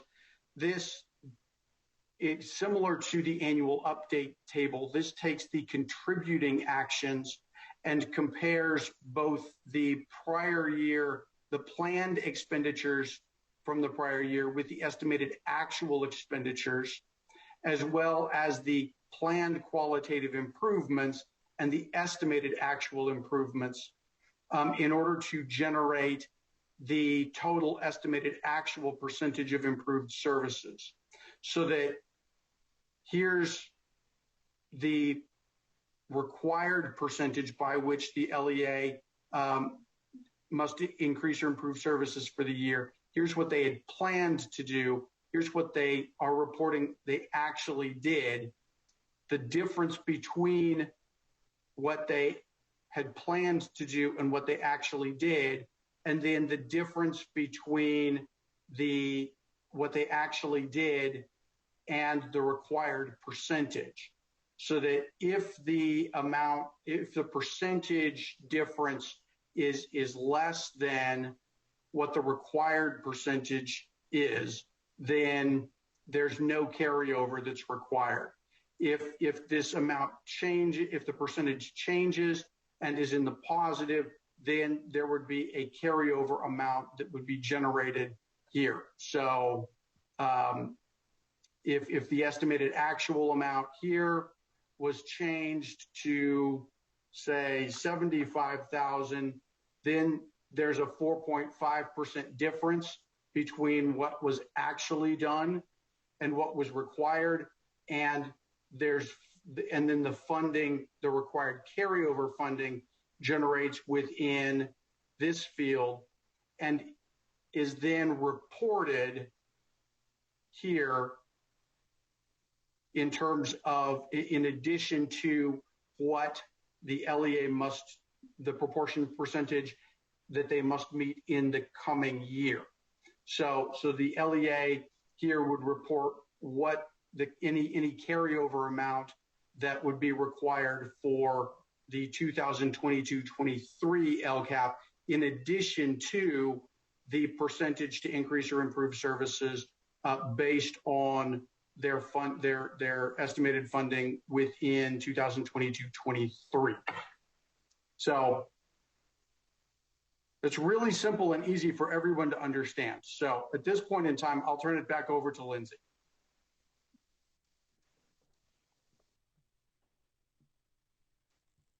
Thank you, Josh. So we'll pause and ask for clarifying questions about this requirement. If we have any more clarifying questions, I see Member Rucker's hand up. Why don't you kick us off? I'm just going to say, you had me at the differentiation between qualitative and quantitative. So let me begin by saying my qualitative interest in this particular section has jumped 100%. I don't see, can you show me in the directions where it explains how to calculate this qualitative increase or qualitative percentage? Because that's the part I couldn't understand, and I'm not sure I saw it in the direction. I hope that's a clarifying question. Absolutely. Can you please share screen with Josh one more time? Well, actually, if I could, we don't need to do that. At this point in time, Member Rucker, there aren't any instructions within the LCAP template related specifically to how to calculate that percentage, in part because that's something that we're seeking input on. We've already received a fair amount of input on various ways in which that could then be calculated. Part of the struggle is to look at the various ways that a qualitative improvement could be that requirement could be met. Okay, so I'll save my second question for the more detailed discussion. All right. Are there any other clarifying questions? I don't see any hands raised. Seeing none, I would encourage you to proceed ahead. Okay, thank you. So the third requirement is to use a concentration grant add-on for increased staffing. So the why behind this requirement is to ensure LEAs who receive concentration grant funding have additional resources to hire staff who will provide direct services to students at schools where students who are low income, English learners, and or foster youth make up 55% or more of the student body. This requirement takes place because the 21-22 budget was signed into law on July 9th of 2021, and it provides applicable LEAs with an additional 15% concentration grant add-on. And this 15% concentration grant add-on will be ongoing into future budget years. This requirement is applicable to all LEAs who receive concentration grant funding. And the what behind this requirement is that LEAs who receive these funds are required to demonstrate that the additional funding received as a result of the increased concentration grant add-on percent will be used to increase the number of credentialed staff, classified staff, or both of those that provide direct services to pupils, this includes custodial staff, on school campuses who with greater than 55% unduplicated pupil enrollment in the prior year as compared to the staff to pupil ratios at schools within the local educational agency with an unduplicated pupil enrollment in the prior year of 55% or less. So I'll just pause there for a second to process that slide.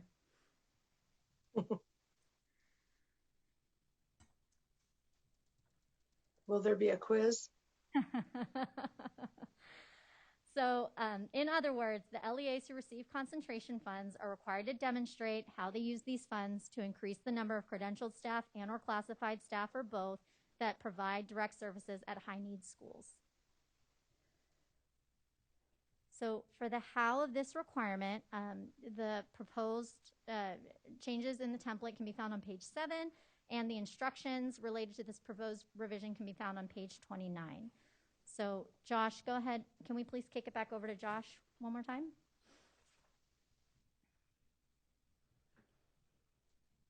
So thank you, Lindsay.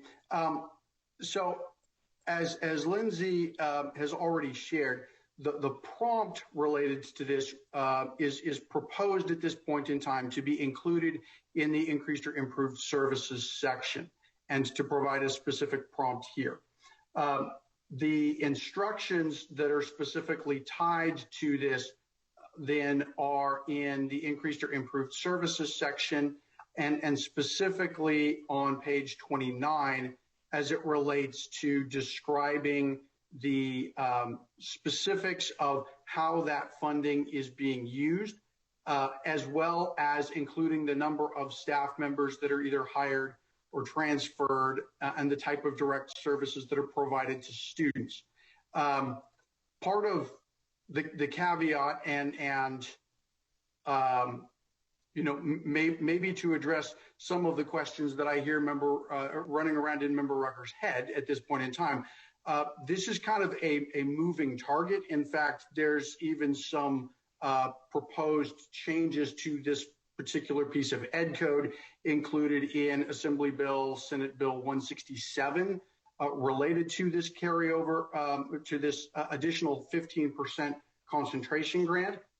It's something that we've received a lot of input from, both in terms of providing more clarity of related to the requirement itself, but then also in terms of a couple of different proposals for how this information could be captured that might be cleaner than simply a narrative prompt. And so those are things that we're looking into, but are also interested in receiving the feedback that the board might have related to this requirement as well. Lindsay? Thank you, Josh. Okay, so we'll pause for clarifying questions. All right, do we have any clarifying questions at this juncture? I think our brains are full. Okay. Please continue. Okay, so the fourth revision that out of 5 that we bring to everyone to discuss about the LCAP is the requirement to add a one-time supplement to the annual update to the 21-22 LCAP. So the reason behind this one-time supplement is to provide local governing boards or bodies, parents, families, and other educational partners with additional information related to the additional funds provided to LEAs in the 21-22 school year. These additional funds, of course, are the additional LCFF funds and the elementary and secondary school emergency relief funds, also known as ESSER funds. And also to show, for LEAs to share their story of how they're using these funds in a manner that is consistent with other applicable plans and in alignment with their 21-22 LCAPs. This requirement will take place, there are a couple pieces. The state board must adopt the template for this one-time supplement on or before November 30th of 2021.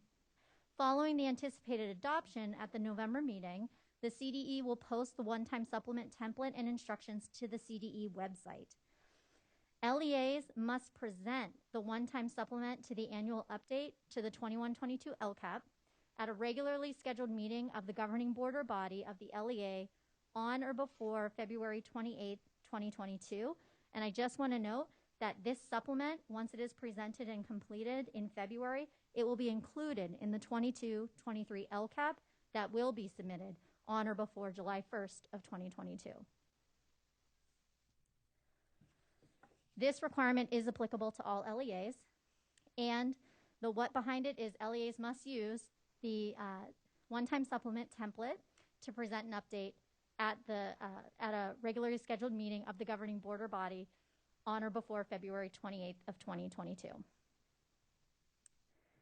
The proposed draft of this one-time supplement is attached as attachment number 4. And I will turn it over to Josh to talk more about the how.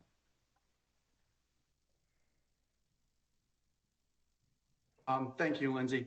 So in terms of the one-time supplemental template to the LCAP, this is providing a mid-year update to local governing boards and to the LEA's community as a whole of how stakeholders were engaged in and consulted as part of the use of various funds, as well as a way of including the description of how the additional 15% concentration grant funding is being used to increase staffing at schools that serve greater than 55% of low-income English learner or foster youth students.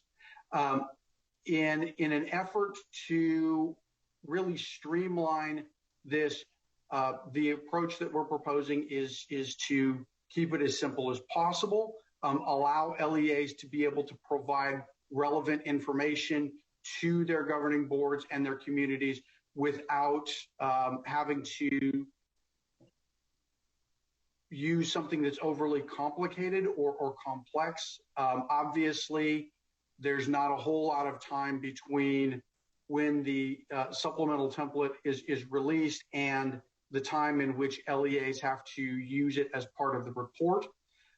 In terms of the instructions, we began the instructions related to the supplemental template with the requirement to provide that update to the local governing board and the community, what that needs to include, as well as some specificity related to how the supplement then is also included within the LCAP for 2022-23. And then in the instructions related to the prompts themselves, providing some description of how that should be done, what it should cover. We've already received some requests to provide additional information, to provide some clarity about what funds provided through the Budget Act of 2021 are being referred to within the prompts, so that there's more clarity for both LEAs and for their communities.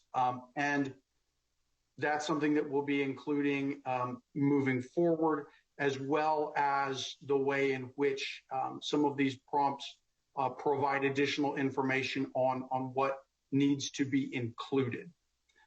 And so, again, this is something that we're open to feedback on and interested in hearing thoughts and ways that this could be improved while providing clarity for both the community, the governing board, and as much as possible, reducing that duplication of effort for LEAs. Lindsay? Thank you, Josh. And I think also to build on Josh's last point, we acknowledge there's work to be done still on this LCAP template and the instructions and the one-time supplement. And so we are very excited to be able to bring this item to all of you board members today for your input. And we will be using that to inform the hard work we're going to be doing over the next 2 months. So we'll pause for clarifying questions. I don't see any hands raised at this juncture. So let's carry. Oh, is there one? Nope. Carry on. Okay, we have made it to the 5th revision. So the 5th revision is actually not prescribed by statute, but is an important one. We would like to ask the board if we may replace the term stakeholder throughout the LCAP template and instructions. We have received some feedback in speaking with some of our LEA partners that the term stakeholder is offensive to some people and is creating a barrier on participation for some of our community members, particularly our Native American communities. And the reason behind this is that this term connotates the practice of staking a claim to land during colonial times, which was used as a justification for not recognizing the rights of Native American communities to their land. This term does not acknowledge the fact that Native American tribes are sovereign nations with constitutionally protected rights. And therefore, the use of this term in the LCAP template and instructions has created a barrier to engagement for some of our Native American communities and members. So again, this WHO is the CD had received some feedback from various educational partners throughout the state. Now, for the when of this, the CDE has begun to receive some recommendations for new terminology to replace this term. However, we don't have a recommendation for a new term today. We would like to continue to collect terminology recommendations throughout the revision process to bring back to all of you at the November meeting. And we actually have a couple of educational partner meetings coming up. One in particular is we have the American Indian Education Oversight Committee coming up, which is an advisory group to the superintendent. That is next week. And I want to thank Board Member McQuillan, who attends those meetings and provides a board update and is going to work with us to summarize the discussion that happens today to those members. And we will be asking for them to give input of recommendations. We also will be creating a SNAP survey, which will be live during the month of October of 2021. And the link to access the survey will be posted to the LCAP webpage. We will also send it out through our listservs, and all members of the public will be invited to submit recommendations for a new term. Great. And so the what of this is, again, to remove the barrier. CDE is recommending that throughout the template we replace the term. Just as statute requires that school districts and county offices consult with parents, students, teachers, principals, administrators, other school personnel, local bargaining units, and the local community. And charter schools are required to consult with teachers, principals, administrators, other school personnel, parents, and students. So we are definitely seeking all of the board members' feedback on our tentative next steps for choosing and recommending to you a new phrase. We also, for all of you watching, we invite members of the public to submit suggestions for new phrases by emailing us at lcff@cde.ca.gov. And then again, or if you would prefer to wait for the survey link, we will have that live during the month of October 2021. And with that, we will pause for clarifying questions. Now, is this the point at which we are going to shortly go to public comment? we have just 2 more pieces of content to share. And then we'll go to public comment. Okay, we'll pause for anyone who dares to have a clarifying question. All right, let's continue, please. Okay, so we want to take just a moment and acknowledge that we know the pandemic has shaken our system upside down and inside out. We have all had to innovate and collaborate to develop new ways of thinking and doing that will support our students in schools. Our LEAs have been and continue to be champions for continuous improvement and putting students first while navigating new state and federal requirements and constantly changing public health guidelines. So to all of our LEAs who are watching this presentation, we applaud you, we acknowledge you, and we appreciate you. And we, the CDE, want to make sure that we are doing everything we can to collaborate with our LEAs and support their implementation of these new requirements that impact the LCAP amidst all the other requirements they are currently juggling. So in this next section, I want to show how the CDE plans to engage with our partners in the field to inform the revisions that we are working on, and also to provide comprehensive support and guidance. So before we got here today, we met with the LCAP advisory group. We held a Tuesday at 2 webinar. We presented at the California Practitioners Advisory Group. We met with educational partners and state board staff throughout that period. And we also received some written comments and recommendations. After this board meeting, we're going to host another Tuesday at 2 in October to discuss the revisions that are proposed today. We are continuing to meet with our partner organizations and advisory groups. We are going to bring the LCAP advisory group together again. We are going to outline and launch our SNAP survey to collect recommendations for a new term to replace stakeholder. And as always, everyone is always welcome to send input through email to our LCFF inbox. At the anticipated adoption of the LCAP template instructions and the one-time supplement for the annual update at the November board meeting, following that, we will host a Tuesday at 2 webinar series. LASSO is available for office hours and technical assistance upon request. And also, we are very proud to say that we are working closely with the Region 15 Comprehensive Center at WestEd. We are going to be rolling out some examples of well-written LCAP sections, inclusive of new requirements as 2-page handouts. We're also going to be releasing some guidance that is how to use your local data more than your state data as a metric in the LCAP, and also to support in timely posting of additional guidance documents to accompany our Tuesday at 2 webinar series.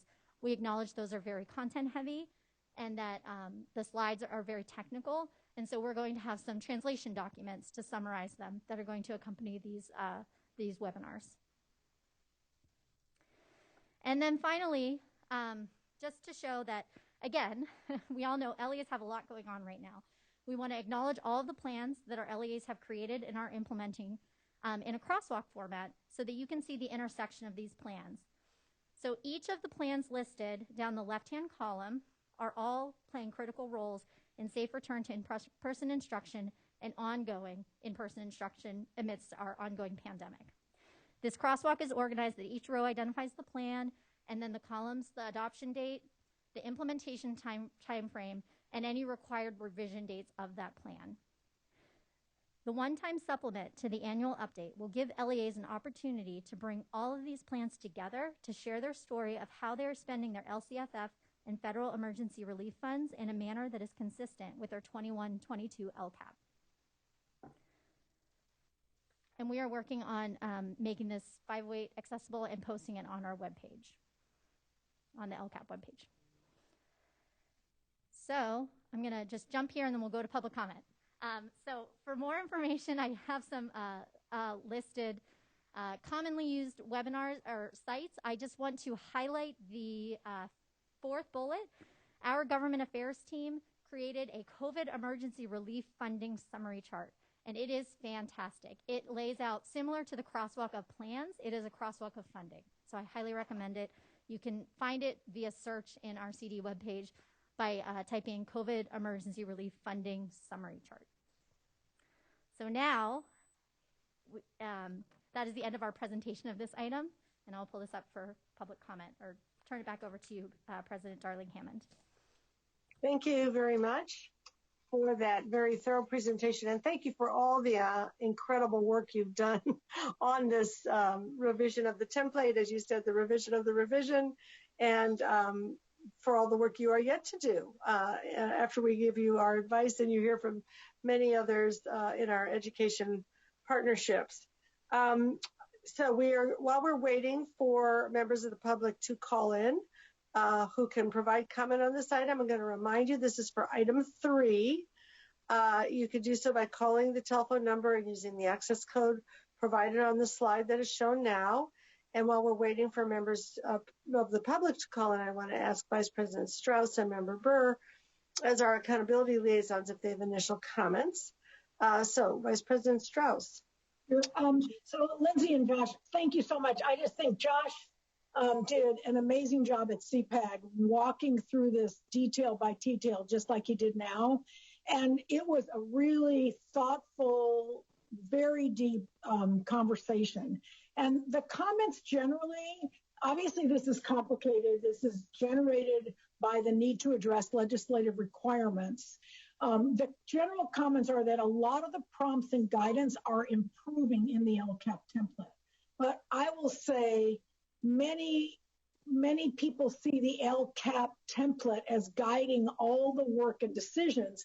And so many people still want to put more and more in the LCAP template. So let me just say, I think the work has really improved it, but I'm making a request that Lindsay and Josh and the team come back to us in November with areas they believe are redundant that they can reduce the LCAP template.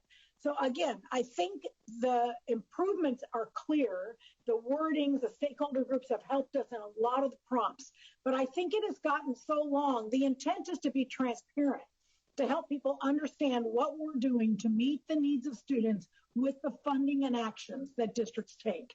But I feel like we've gotten to the point now where it's longer and longer, and it is just, I'm not sure it's meeting all the needs by the length of it and the complexity. So I would like you through your next meetings to come back to us with some recommendations of areas you believe could be shortened and wouldn't compromise the intent, and would help the public and the staff really use this as a planning tool as it is intended. So again, I want to thank you so much for the thorough, and Lindsay, I really liked how you laid out the who, what, why. I think that was really helpful in the process. So I'll turn it over to Member Burke. Thank you, Vice President Strauss. I too want to express my appreciation. I said to Lindsay and Josh when we did our review of the item, when I read the draft, it made my head explode. And I was really worried about how we were going to have this conversation. But you did a magnificent job of taking the comments we had at the liaison call and putting in the who, what, why, where to clarify why these changes are needed. I just also want to echo everything that Vice President Strauss said, and sort of take us back to the very beginning as the historian of the group here.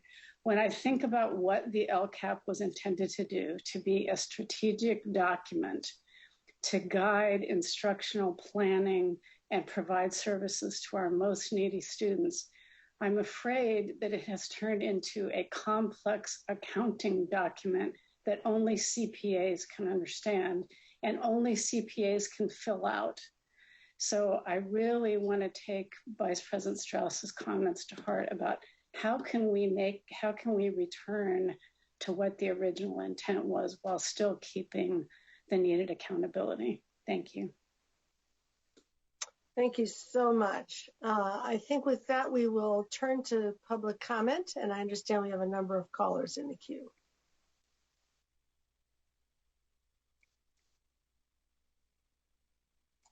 Is our public comment moderator available? Yes, there is. Hello, caller. Please state your name and affiliation for the record. You have 1 minute. Your time begins now. Good afternoon, board members. This is Liz Guillen with Public Advocates. I'm wanting to underscore the letter that we submitted with the LCFF Equity Coalition. The changes and transparency required by the budget trailer bill addresses a real life scenario. It's not a hypothetical problem. And it's intended to ensure that LEAs fully plan and actually deliver on their equity obligations under LCFF. And when they don't, the shortfall in increased or improved services is calculated and carried over to the next year as unused supplemental and concentration grant funds. We don't see how qualitative improvement can make up a large proportion of the proportionality obligation, but the explicit directions in statute concerning carryover are important to get right, so that when it's present, high-need students will get the full benefit of LCFF. What I heard Josh present is a proposal to track qualitative improvements action by action, and we thank the department staff for making that change. We your also time is up. and advocate that carryover funds to be limited to quantitative.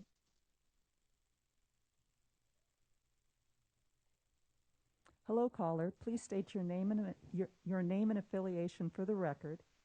You have 1 minute. Your time begins now.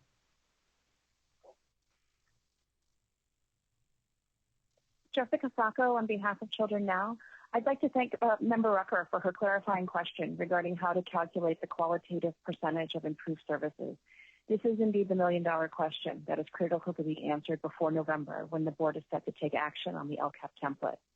In addition, Education Code 42238.07 is clear.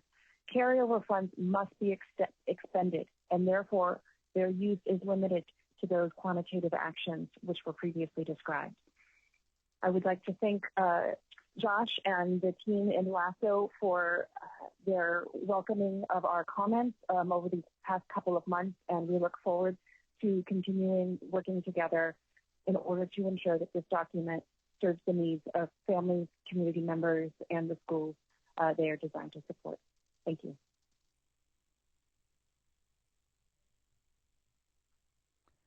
Hello, caller. Please state your name and affiliation for the record. You have 1 minute. Your time begins now. Good afternoon. I'm Jennifer Hicks, Assistant Superintendent of Educational Services at the Foster County Office of Education and the 2021 FISC Chair. I'm sharing these comments on behalf of FISC and CSESA. We support the CDE's recommended timeline for adoption and appreciate bringing the draft revisions in September with an intent to adopt in November.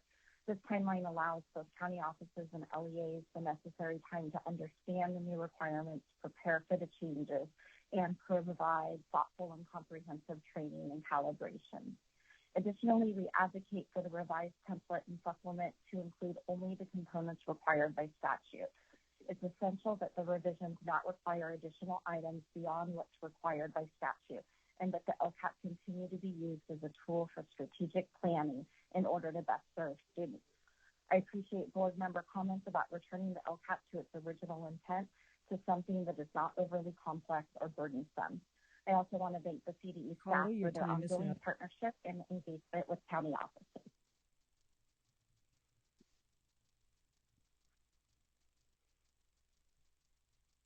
Hello, caller. Please state your name and affiliation for the record. You have 1 minute. Your time begins now. My name is Lexi Lopez from EdVoice. The current template is not clear that LEAs must report on specific actions funded with carryover resources for the ensuing year. EdVoice urges the board to provide explicit direction to LEAs that aligns with AB 130 to ensure unused LCFF carryover funds are additive and expended to benefit targeted students. EdVoice also recommends the board ensure districts report by school the staff positions supported by the $1.1 billion in targeted funding to ensure staffing levels at schools with a higher concentration of unduplicated students have improved. Please refer to attachments 1 and 2 from the Alliance for Students letter for an example. Lastly, we recommend guidance on specific actions resulting in qualitative improvements and detailed instructions on how to calculate the benefit to targeted students. Thank you.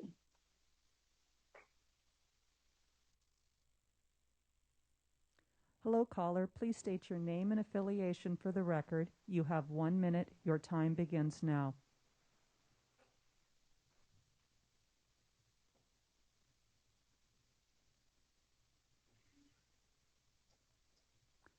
Caller ending in 4339, your time begins now.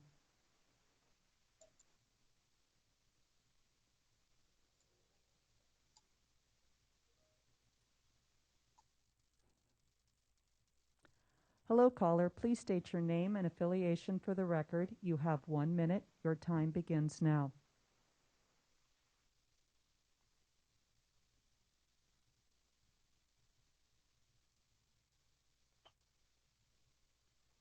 Caller ending in 2619, your time begins now.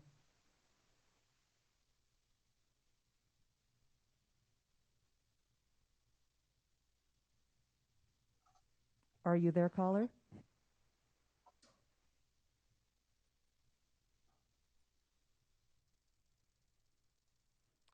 Hello, caller. Please state your name and affiliation for the record. You have 1 minute. Your time begins now. My name is Lorraine Richards. I'm a classroom teacher representing the California Teachers Association. CTA is part of a coalition of labor and education management organizations that supports the changes made in AB 130 that would ensure LEAs are following through on the commitment made to our most vulnerable students. We urge the board to consider that the LCAP should be strategic planning document and our state's accountability system is intended to focus on outcomes and continuous improvement.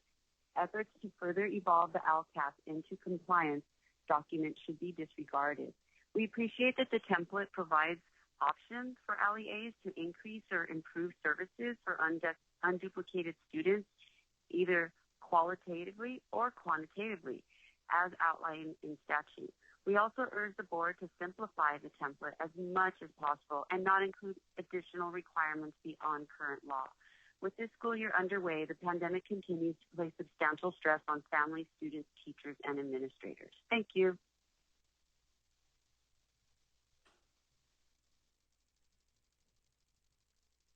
Hello, caller. Please state your name and affiliation for the record. You have 1 minute. Your time begins now. Hi, Leticia Garcia on behalf of the Riverside County Superintendent of Schools and the 23 school districts in Riverside County. We're here today as part of a coalition of LEAs and education organizations. We thank staff's work on the proposed template and emphasize the following points. Our districts embrace accountability for student outcomes.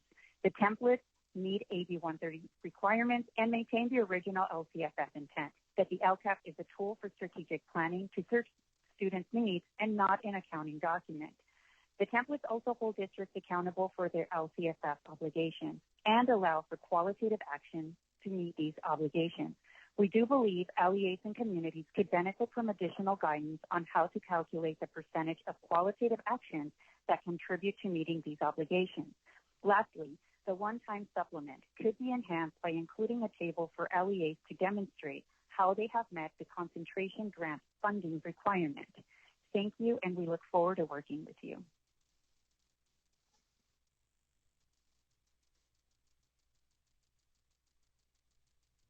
Hello, caller. Please state your name and affiliation for the record. You have 1 minute. Your time begins now. Good afternoon. My name is Melissa Elder. I'm calling from the Rincon Indian Education Center located in San Diego County. This is a county with the most reservations in the country. And I'm calling in to support the change of requiring specific goals and measures for specific subgroups, as the member record alluded. And additionally, I'd like to express that Native American Indian students need to also be included as a subgroup because otherwise they will be intentionally left out. The subgroup communities need to be directly consulted and included in the conversations regarding the activities planned to address the goals to make sure that these will be effective and meet the needs of various communities they're intended on helping. While changing words to be more inclusive is important, even more so is making concrete steps to actively reduce trauma in our communities by being specific to include our Native communities in the subgroup and specific goals for them as a requirement. Thank you.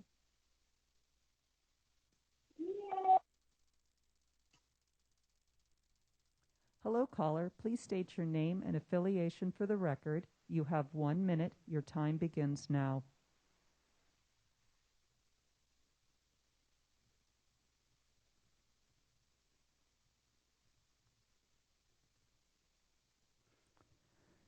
Caller ending in 2619, your time is now.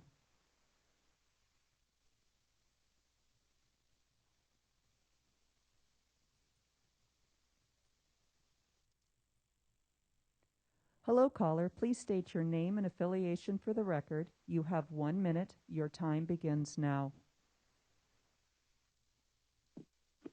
Hello, Madam President. This is Brian Rivas calling on behalf of the Education Trust West. Wanted to comment on the changes relative to qualitative improvements. We think that many communities are going to be surprised and unhappy to learn that the law permits LEAs to draw down money for unduplicated students, but the law permits LEAs to forego spending those monies. And we think that you could mitigate possibly some of the negative reaction by making sure that the LCAP uses language that is clear, that is easy to understand what a qualitative improvement is, how it will help students, and why it's a better choice of action than actually spending the money. So I would try to think about it from the point of view of a low-income parent whose child is counted among students to draw down funds, and then think about how you would feel when you find out the district isn't actually using the money. Caller, your time is so up. The recommendations straight up.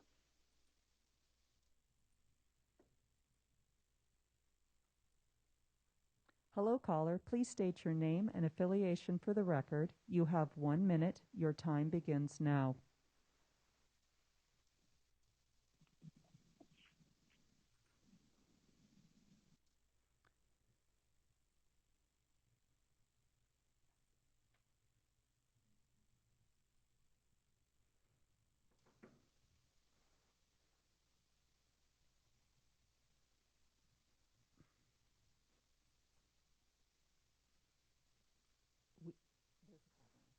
We're not hearing anything. There appears to be a problem with the line. I'll see if I can get it to work.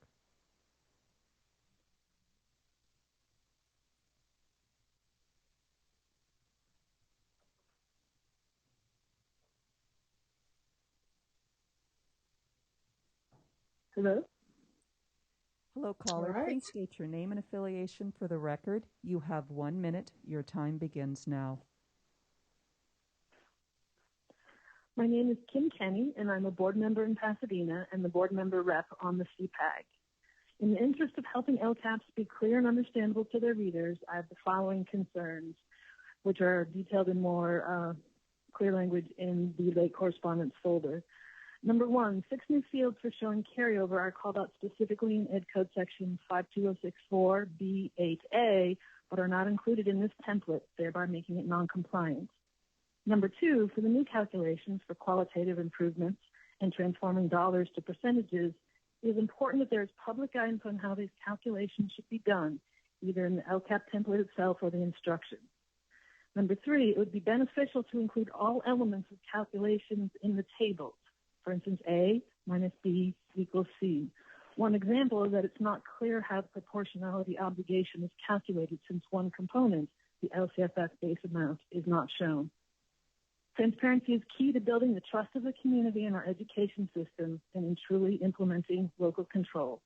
I appreciate the modifications and clarifications that have been made in response to the feedback from the CPAG and others.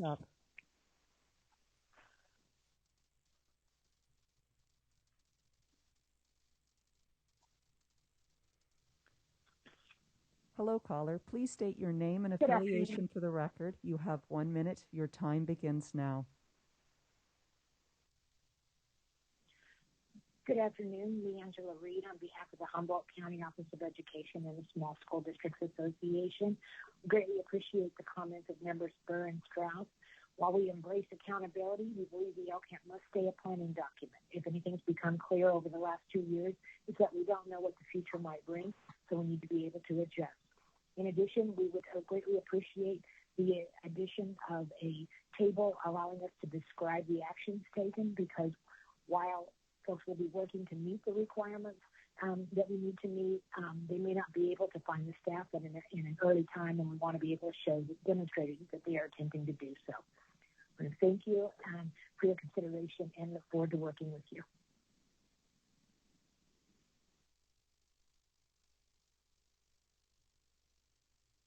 Hello, caller. Please state your name and affiliation for the record. You have 1 minute. Your time begins now. My name is Araceli Simeon with the Parent Organization Network. Thank you to CDE staff and board members for your commitment to continue to improve the LCAP template. Overall, the template doesn't address what parents have been requesting for a while, reporting the budget and expenditures at the school site level. Because financial information is primarily available at the district level, it is unclear if district funding trickles down to schools with more high-need students.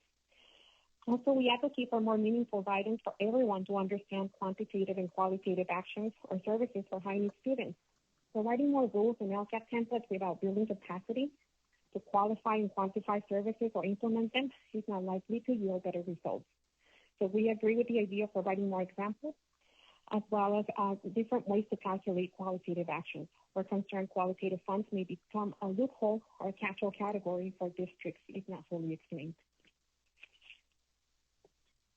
Thank you.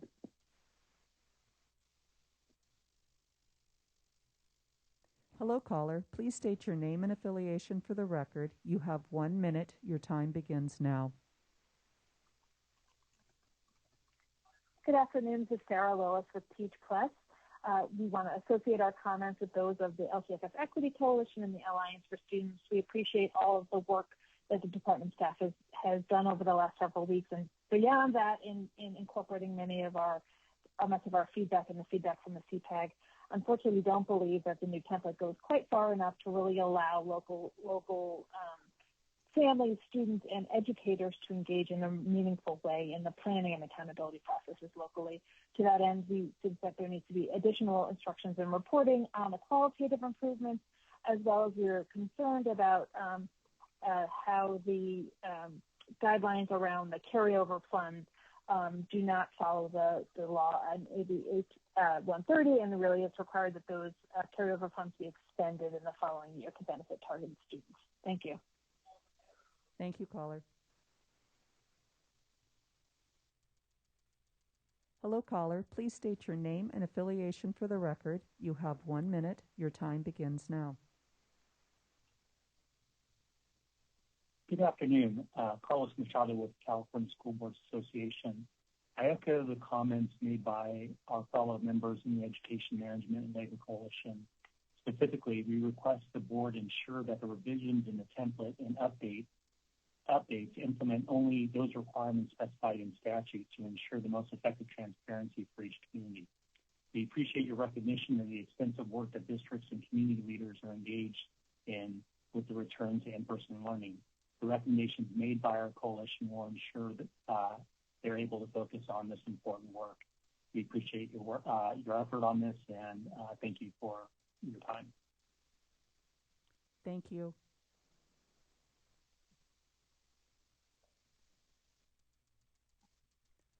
Hello, caller. Please state your name and affiliation for the record. You have 1 minute. Your time begins now.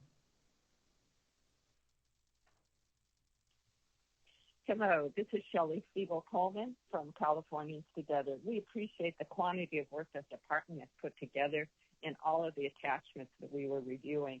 In the template, we believe clarifying language is needed as to how districts report the use of carryover funds. On one hand, the Ed Code section we referenced indicates that carryover funds need to be expended to improve or increase services. The word expended leads us to conclude money spent. On the other hand, there's a reference to a process that districts can use to meet the proportional obligations through qualitative improvements that do not require funding. We are concerned that districts could deliver all of their improved services meeting the proportionality obligation and not expend any of their carryover money. We recommend that all carryover money be spent quantitatively. We'd also like to reinforce what board member Rucker raised in reference to the new specific goals that emanate from legislation. Caller, your time is up. We are asking that there be differentiated growth targets for the subgroup.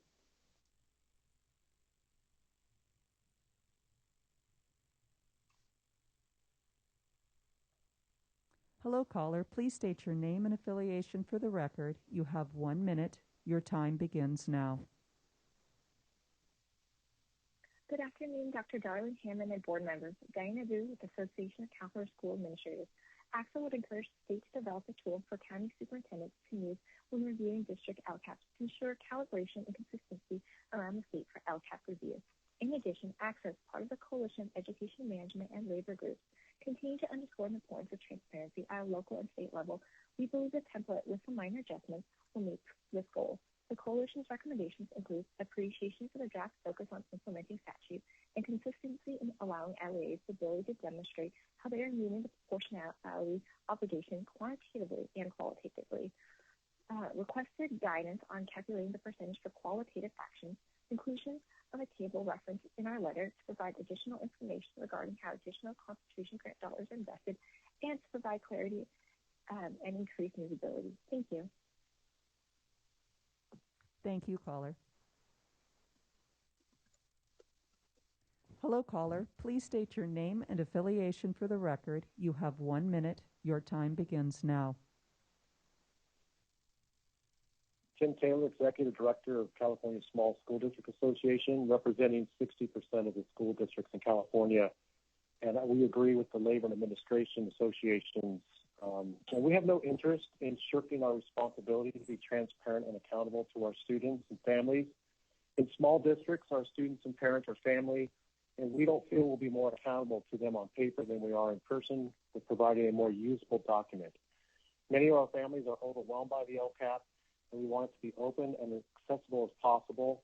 The majority of small districts use infographics to help summarize their funding to improve student achievement. They do not use a 50-plus page document.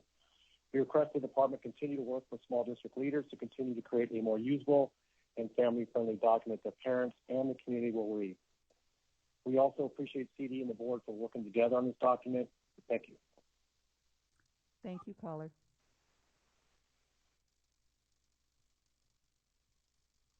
Hello, caller. Please state your name and affiliation for the record. You have 1 minute. Your time begins now. Good afternoon, Madam Chair. John Affeld from Public Advocates.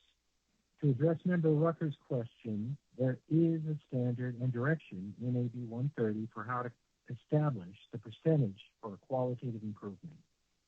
52070D1E makes clear that LEA LCAPs need to demonstrate and counties need to verify that the degree of quality improvement claimed is commensurate with the amount of S&C funds apportioned that claim percentage represents. So in other words, if you have a $100 million MPP and you're claiming a 1% qualitative percentage, you need to show how that action is contributing roughly $1 million worth of quality to high-need students over and above what all students are receiving.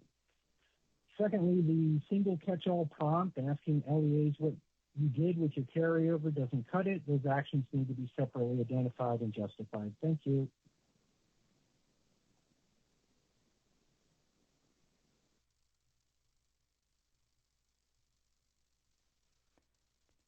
Hello, caller. Please state your name and affiliation for the record. You have 1 minute. Your time begins now.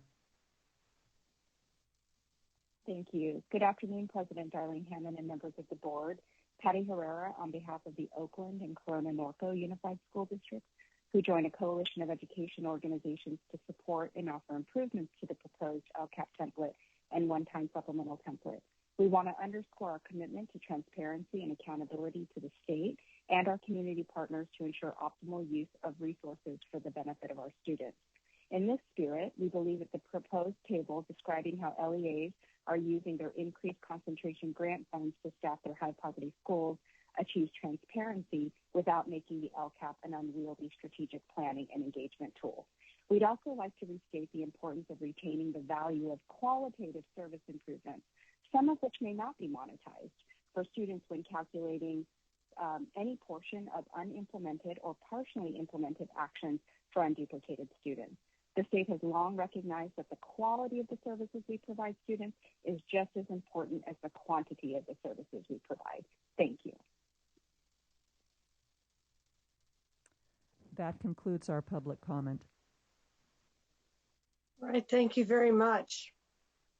I'm aware that we were anticipating a break for lunch after this item, but it is 12:51, and some of you may really need to eat in order to be able to have a good discussion. So I suggest we take a 10-minute break so you can grab food. We can eat during our discussion, as we have many times in this board, and reconvene at about 1 o'clock to pick up our portion of the discussion, because I know there's a lot that people may want to contribute.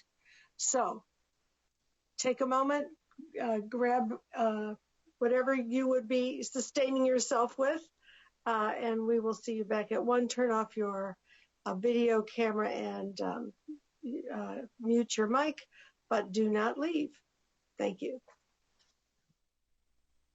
Okay, so we are now ready to really dig in and discuss and provide feedback to our team on the LCAP template. And I apologize. Sorry? Would you like me to reestablish the quorum? Yes, I would like you to do that. happy to do so. Member Please Sun. do. Present.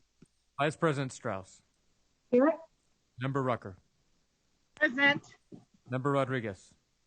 Here. Member Patillo-Brownson. Here. Member McQuillan. Here. Member Glover-Woods. Here. Member Escobedo. Present. President Darlene Hammond. Here. Member Burr. Here. Member Banaka. Here. We have a quorum. All right, now we are ready to dig in and discuss, and I see that Member Rucker is ready to go. So kick us off, please, Pat. Oh, joy. Okay. Well, first of all, I do want to thank the staff for their effort in presenting this document, and I appreciate that this is for conversational purposes. So for that reason, my compliment is going to be, well, that was a good start. So here's I have a couple of questions and some concerns that I want to share here that I hope can inform what the staff does in their continuing conversations, not only with their technical design team, but with our very savvy staff of legal advisors, as well as the stakeholders. I think first and foremost, we need to begin with the pivotal question, what do you want? And there's a difference between what is needed and what do you want. The statute clearly defines what needs to be included in the LCAP template.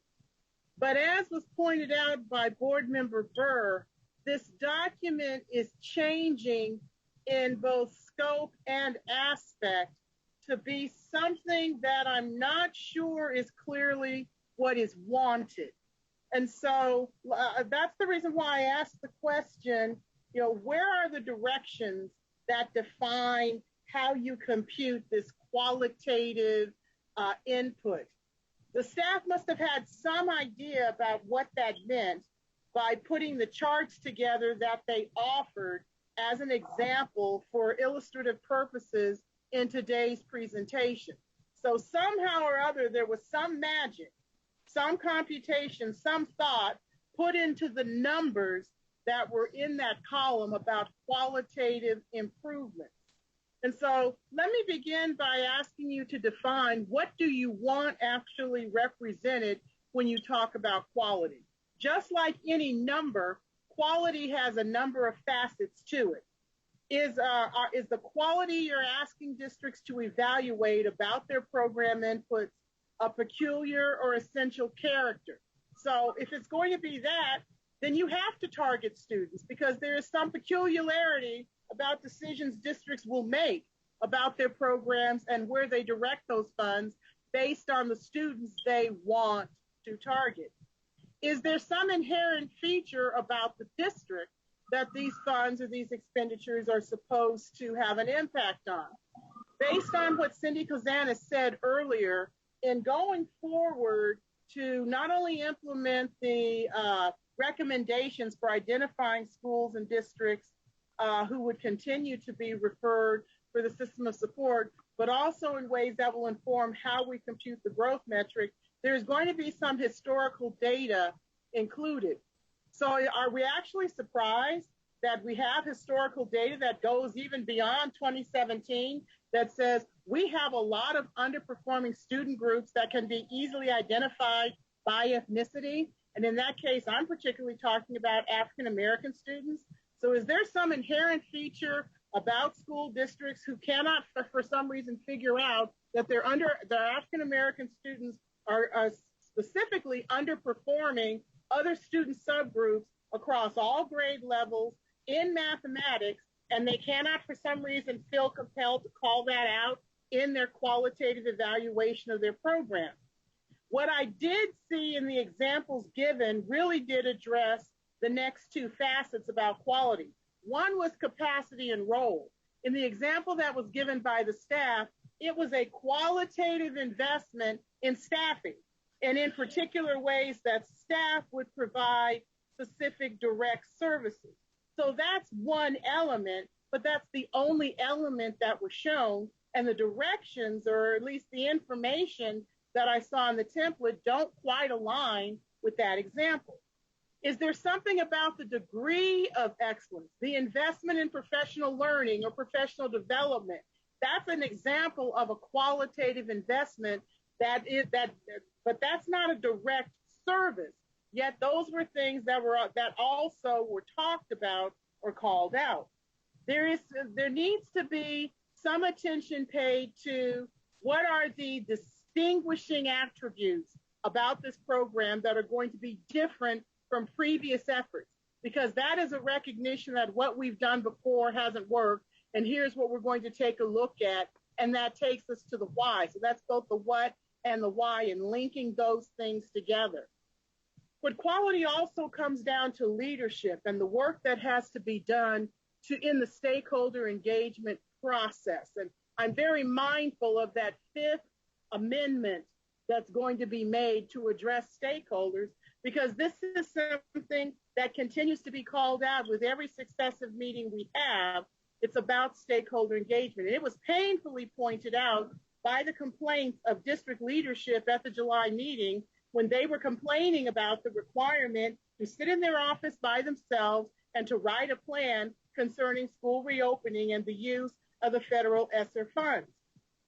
We're still stuck in this loop where stakeholder engagement is an afterthought or something that happens after the plan is drafted and then presented in some ways to stakeholders, or at least that's the feedback I heard very clearly from district leaders who called in and spoke to us in July. So these qualitative investments have to be based on a conversation that genuinely comes from discussion with stakeholders. Yet the opportunity for this department and this board to exert some leadership to make sure that is the kind of conversation that happens is not apparent or evident in this draft. So I offer those criticisms as gently as I can, but as harshly as I believe needs to be offered, so that we again can see and say, this is our board's opportunity to show leadership in this space about school improvement. But in particular, I need to know that for the school districts that I have been following ever since we implemented the LCAP, there's only 6 districts in this county. And for all 6 of these LEAs, African American students are underperforming in every single state test that is offered, far below the other 3 larger school student subgroups for this entire county. Yet, if I go through the program section for all 6 of these districts, I can't count where African American students were identified as the priority in all 6 of those districts, even 6 times. I do not see where what you have written here is going to improve the attention these 6 school districts in this single county will be paying to their underperforming African American students. Thank you. Thank you. Member Escobedo, then Member Sun. I see your hands up. Member Escobedo. Some suggestions. I do believe, I mean, thank you for the presentation. It was an elegant way of seeing where the monies are being concentrated. However, I think it's very important to have some ability to include an academic return upon investment. Again, this pretty much connected to what Trustee Rucker stated, is that we have to ensure somehow that we don't repeat strategies that do not work or have historically failed. And if there any type of research and development there, especially, we've identified these positive outliers. So how can we ensure that some of these research-based practices that have demonstrated significant growth with either African-American or English learners, how do we make sure that's part of this conversation? And I do know that a lot of this conversation occurs between the district and the county level. However, in my experience, there's a significant amount of time that focuses just on the formatting of the LCAP document. And it is my hope that that conversation shifts. And because I'm a huge fan of the LCAP, and really the LCAP has enhanced parent engagement. It has been a great tool if used properly. I think we need to tweak in the area of how it's being used, that really focuses on those populations that have not historically improved. Thank you. All right, Member Sun. Thank you. I just want to preface these comments first by saying that this is not a direct critique to the CDE staff, who worked very hard to put something together, trying to meet legislative requirements and various groups that have wanted various things to be tweaked within the LCAP. But I think that we have completely lost the forest for the trees. We've really lost our way on LCFF. I appreciate Member Burr's and Member Strauss's comments at the very beginning. This is not what the intent of the LCAP was supposed to be, and we just continue to go down this road of complexity. I've completed LCAPs for my school and worked with other schools in LCAP. And in the, what is it now, 7 years that we've had the LCAP, it has become more tedious and repetitive and completely taken us off the track of the strategic instructional plan that Board Member Burr referred to. If I think about my own parents who did not speak English and were not educated in the United States, they may have been able to understand the LCAP in the first maybe 3 editions of it if it had been translated into Chinese. At this point in time, it doesn't matter if it's translated or not, they would not be able to understand it and know would understand the purpose of it. So I just think that we need to kind of relook at it structurally, and I'm hearing comments from Member Rucker as well, is that we just really kind of need to step back and look at the whys of this. First of all, so I just offer a couple of things. One is that we still are using a one-size-fits-all template for such a diversity of LEAs within California. We pride ourselves on diversity and equity in this state, and yet we've created this one template that's for all sizes of districts, which does not make sense for me. And then when I now identify certain districts to have to complete different parts of the LCAP, that just makes it even more complex. The second is that, and I think I mentioned this 3 versions ago when we were working on the LCAP, is that I think we have evolved because of the nuances and because of the details. It doesn't fit into a 2D template. We need something that's more 3D, 4D, whatever it might be, so that to get to some of the nuances and details, it isn't a matter of looking at 100-page document, that it needs to be more interactive in some way. So that's a technology piece, and that's something that we really need to consider moving forward. The fourth is operational agreements or principles. I believe that when we developed, I believe it was the assessments, we had some operational principles that we wanted to adhere to as we were developing the assessments. It may have been accountability, but Michelle Center used to remind us of that all the time, what our principles are. We haven't developed that for the LCAP. I think we really need to develop some operational principles around this LCAP before it gets further and further away from us. And then the last piece is the quality piece that Member Rucker was speaking to. I don't think that we get at quality through a form or a template. We get at quality through coaching, technical assistance, professional development, and that kind of work. And we don't emphasize that enough when we say that LEAs are not adhering to accounting for all of their funds and all that. I think that is a role for the county offices and CDE staff to provide those types of technical assistance rather than try to cram more and more things into this 2D template that doesn't fit what the intent and purposes were in the first place. So that's my comment. Thanks. Thank you. Okay, Vice President Strauss and then Member Bananka. So I want to build on what Member Sung and Member Rucker talked about and talk about, first, I think it's too complicated. I think I made that comment in the beginning, and I would like some guidance and recommendations from CDE staff and the input sessions they're going to get about areas we can improve and reduce the redundancy and make this more useful. But once we get this template approved, which we have to do by the end of November, my question is then how does it get translated? And as we know, we have more than 1,000 LEAs, half of which are 2,500 or less, which means they have a very small staff in the district office. And you have 58 counties, and we know that everything is a little different based on size. One LA county, 25% of all the kids in California, some counties, one district. So how we translate this now, then back to school districts through county offices is going to be incredibly important, that we're consistent.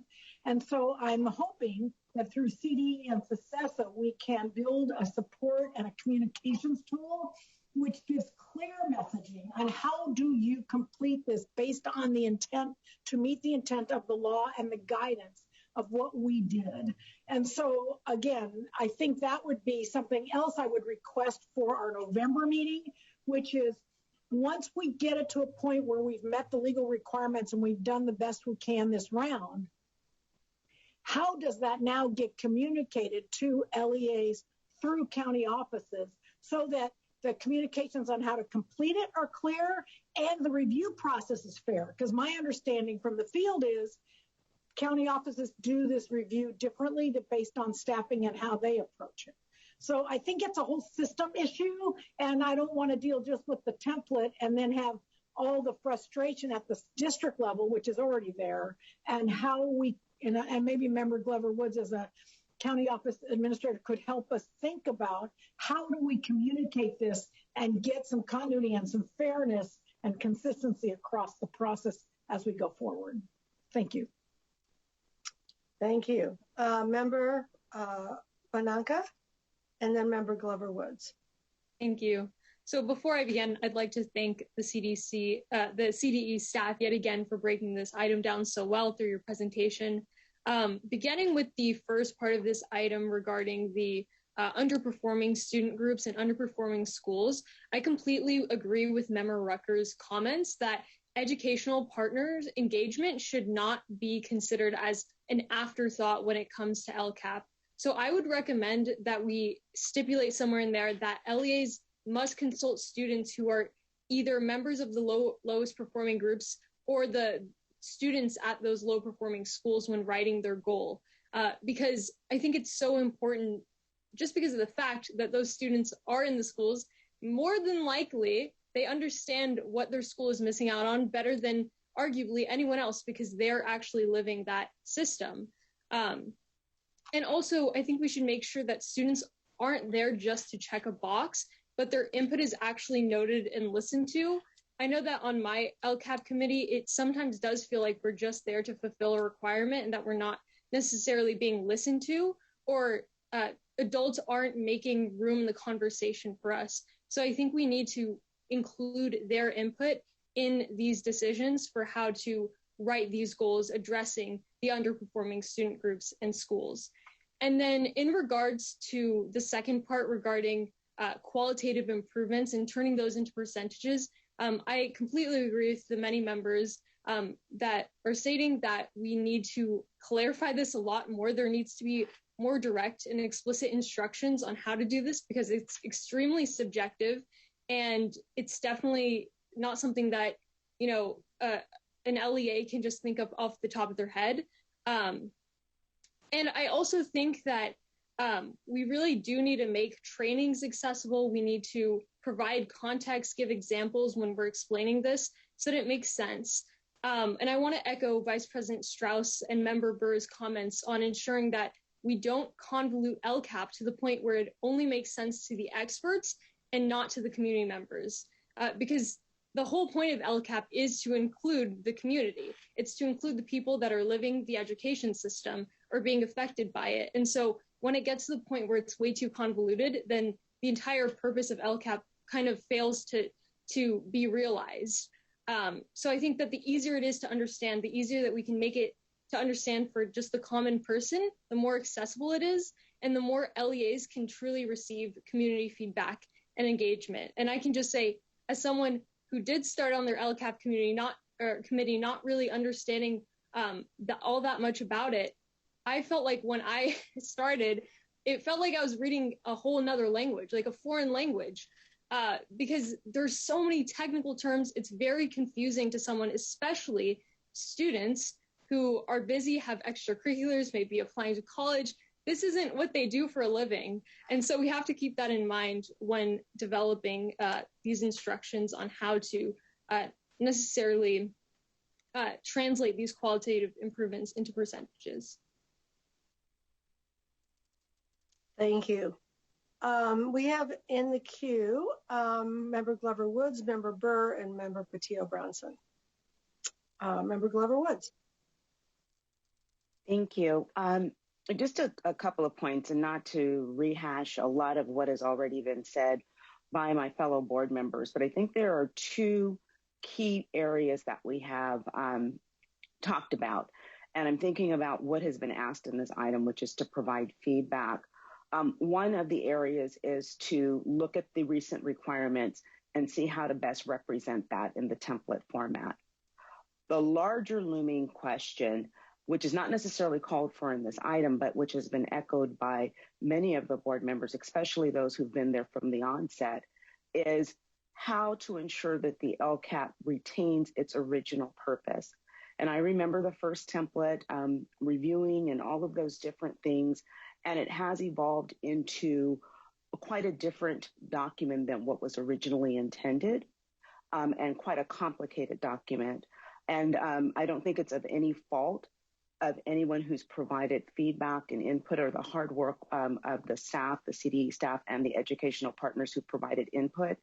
It's been a result of a lot of different requests and requirements, and it's just taken on a life of its own. But at the end of the day, if it's to be a strategic planning document, if no one can understand what it is, I'm not quite sure how it helps to direct the strategic plans that are to actually be implemented. So what I would just encourage under the lane of feedback is that as staff goes into conversation between now and the next November State Board meeting, one is to grapple with, again, the requirements. And there were two things that were really brought forward: how to represent those qualitative supports and services for unduplicated pupils in a way that maintains the qualitative aspect of it, but also is able to address some of the needs on how do we know that funds that were expended for quantitative purposes don't get lost in the shuffle. The other is really, again, going to go back to one of the first ones, which was clarifying goals. And for those requirements related to student groups that are performing below their peers or schools within an LEA. It really seems that there should be something very clearly called out in the goals section so that it is clear that those two areas are being addressed for the LEAs in which that requirement would apply. And then I just encourage moving forward. I don't know that it can happen between now and November, but it seems like a very larger piece, which is just convening more conversation and more groups around what was the original intent of the LCAP? How does the story and how does it maintain its purpose as a strategic planning document that's easily understood and really contains the feedback from all educational partners? That's a larger conversation, but I encourage that conversation take place because I think we can get back to the original purpose. It's just going to take all of the educational partners together engaging in that conversation to do so. Thank you. I have Member Burr, Member Patillo-Brownson, and Member McQuillan in the lineup. Member Burr. Thank you. So I won't repeat what has been so eloquently said by my fellow board members about returning to the original intent and having that conversation. But I want to take a little bit of a different tack here because one of the things I'm concerned about is knowing the context in which these requirements were enacted. And I want to return to, I think, our very start of this meeting and something that President Darling Hammond said. When we put the budget together this year, we thought the school environment was going to look very different. And we thought the pandemic was going to be over and we were all celebrating. That has changed a lot. And the requirements that we have put on school districts with respect to the pandemic, all rightfully done and in the interest of public health, and especially the health of our students and our staff, are good ones. But I worry a little bit that these requirements about all of this very specific accounting and what's happening and are you going to spend all your money were put on at a time when we thought things were going to be a lot better in terms of the educational environment. So I would just ask both our staff and the department staff to sort of go back and think about that a little bit and also talk to legislative staff about what was your intent here? And I'll just give you a very specific example. Every time I heard the conversation about carryover, I thought, oh my gosh, these school districts just got a boatload of money, which they deserved, but they're having a heck of a time hiring staff. And they're going to find themselves in the middle of the year with half a boatload of money because they can't hire the staff they need, especially staff, counselors, nurses, folks who are in short supply anyway. And if I heard the details correctly, we're going to expect them to expend all that money in the year we're in right now or next year. So I worry that we're setting our LEAs up for failure by a circumstance that has changed. And I so appreciated President Darling Hammond's comment about we have been humbled by this. And I feel like we have legislation that is still in a place where we're not, and we're not going to be for a long time. So I don't want to be implementing things. I feel like we're trying to hit a moving target here a little bit that really are not workable. And I think that's a lot of what you were hearing, especially from our LEA partners in the feedback. So I just want to think about that a little bit. And I just want to circle back to one thing that Member Sun said about operating principles. What are our operating principles here? And maybe if we set some up in the context of the environment in which we know we're going to be operating in for some number of months. And as President Darling Hammond said, we don't know what we're going to happen as these additional variants come on board.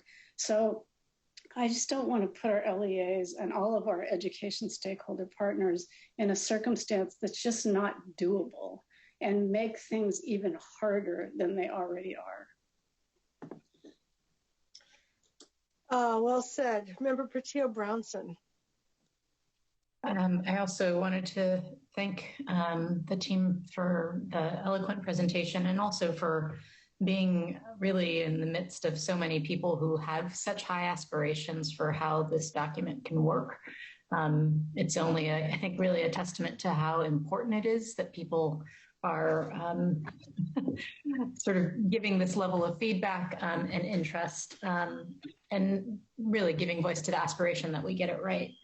I also wanted to align myself with the comments earlier from Board Member Rucker and Escobedo around the importance of actually naming the student populations where we are seeing chronic underperformance, and also naming the specific interventions and why we think they will work.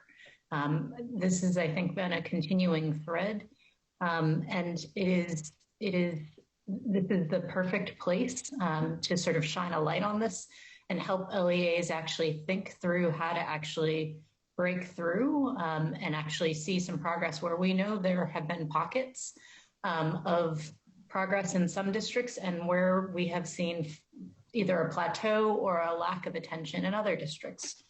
The other theme I think that has come across consistently is a desire for greater clarification as to what a qualitative improvement should be defined as.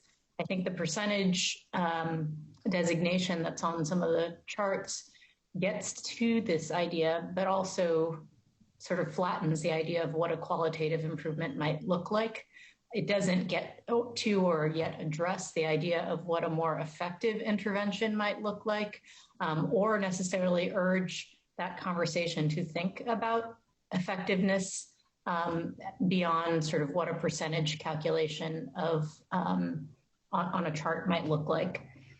I'd also recommend that folks consider some of the sample templates that have been offered in public comments. The LCFF Equity Coalition offered what I think are actually quite helpful sort of back-to-back tables as suggestions for how you could actually draw attention to what is different and what the change of strategy could be. And then the last thing I just wanted to raise, which is actually less been part of the conversation of the 5 amendments that CDE has presented for our consideration, and is more in the bucket of general improvement and clarification potential for the LCAP. So as was mentioned earlier, by the superintendent, with the universal TK budget and legislation that was enacted this year, there is an opportunity, I think, to help districts understand what that means through the LCAP process.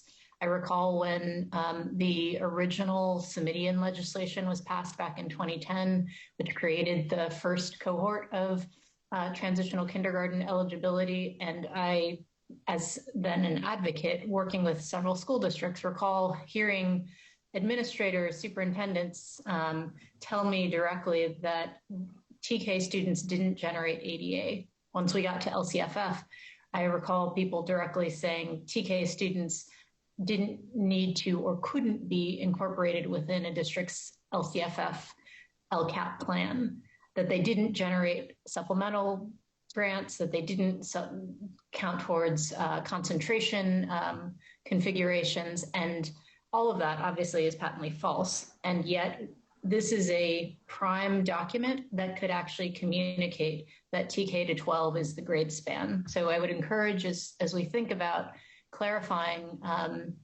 moments where we can actually put in language to reference the TK to 12 grade spans, to call the district's attention to the opportunities that are before them. Thank you. Member McQuillan and then Member Rodriguez. Thank you. I'll be brief. I know we're way over time now, and we gave up our lunch. I'm feeling that. Thank you for all the great comments, and thank you to our staff members for presenting a very complicated changes or amendments to the LCAP that has become very complicated and really should not be. I really appreciated our student members' comments in that the LCAP has become very daunting and really should be a document that communities can understand and can be made more succinct and understandable. But I also agree with the comments that the low performing subgroups, there needs to be a mechanism that those groups are mentioned in the planning process, in this planning document. You know, in our areas of the North State, we have many American Indian students that are performing very low in terms of their scores across the board, and many districts are not setting goals or mentioning the subgroups there. I know one of the callers pointed that out also. So I agree that we need a mechanism to ensure that those subgroups are a part of the plan and being addressed within the plan. And then the other part, I will carry this forward to the American Indian Oversight Committee. I think it was amendment number 5, where some changes in the language, moving away from the stakeholder words and looking for suggestions there of maybe partners or interested parties, or looking for other wording there. You know, we do live in a more compassionate world now, and you know, the changes that we're undergoing when we look at the mascot issue, or professional sports teams that are changing and dropping their names, and or even ski resorts that need to look at their names and changing those that are insensitive to the First Peoples and the indigenous peoples of the land here. So I appreciate that component and that possible amendment also. So thank you. Thank you. Member Rodriguez. Yes, thank you. And I want to thank everybody, and especially the CD, for this very complete presentation. And, you know, I echo everything that's been said, especially naming the students. And one of the things that really struck me, because this has been on my mind a lot, Member Benanka, your very articulate exposition about the experience with the LCAP and just how it feels like a foreign language. And so I'm all for more clarity and making it understandable and digestible too, so that people feel like they can contribute. You said something that really struck me, because I've been thinking about this a lot, and that's the checklist. And I think that what happens is, you know, because of NCLB, districts are still kind of in that mindset of very compliance oriented. And so there's this checklist, instead of thinking we have these students, right, that we've named that we really need to give extra supports to, how can we creatively do that? And as opposed to like, oh, they all came to the meeting and so we met that requirement. So I really hope that we as a board look a lot more at those students and name them and see how we can best serve them so that they can achieve their academic goals and dreams, because they do have them, you know, just for they start letting go of them when our schools can't serve them or won't serve them. And lastly, I want to comment on the stakeholder expression. I've always found that to be very aggressive and violent. And for that reason, like I pictured like, oh, I'm laying my stake here. And so I was really excited to hear us looking for another word to express the partners, the communities that come together for the betterment of our schools. Thank you. Thank you. And I think everyone has commented. I will simply associate myself with a lot of the comments that have been made. I want to thank the staff again for the enormous work that's gone into the process. I think we have some clear goals in mind, and I know that it's challenging when on the one hand we have legislation asking for, you know, much more specificity of certain kinds, and on the other hand we still want to preserve the nature of this document as a strategic planning tool and as something that is both understandable by constituencies and manageable by educators. I want to hold up Member Burr's comments about, you know, how much adjustment and readjustment and readjustment educators have had to do over this last year and will need to do over this next year, and that we need to have that frame of mind, and we need not to box people in so that they feel like they have to do things that are suboptimal, you know, because they're trying to meet a compliance requirement, you know.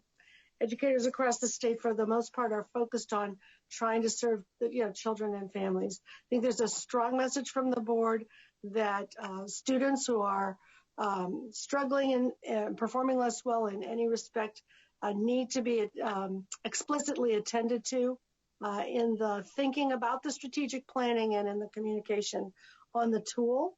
And then, we need to make ways for that tool to be useful and legible. I also want to affirm the thanks to the staff for raising up the issue of changing the language around stakeholders and for that sensitivity, and look forward to the new language that will emerge. And finally, I want to recognize that Member McQuillan noted that he gave up lunch, and I don't want anyone giving up lunch. So let me suggest to you that if you need a personal break, as I said at the beginning, just text Brooks when you have to go off camera and take a personal break, get food.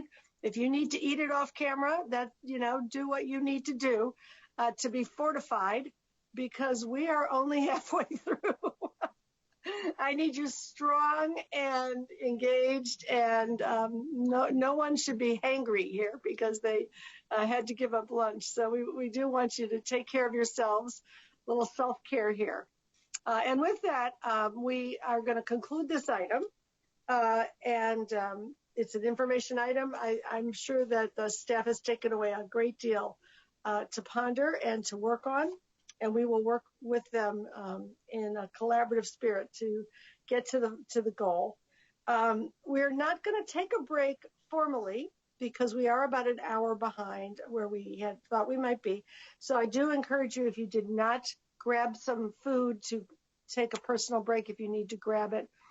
Don't be embarrassed about eating on camera. Whoever's talking is actually, I think, spotlighted. So if you're not talking, you're probably safe to eat your lunch. And we will go on to item number 4, which is the new targets for state performance plan indicators in the annual performance report for Part B of the Individuals with Disabilities Education Act of 2004. And the CDE is recommending that we review and provide the department with feedback on the proposed new targets, and they'll return in November to present the final targets for consideration for approval. And the item will be presented by Heather Calamise of the CDE. So Heather, please begin.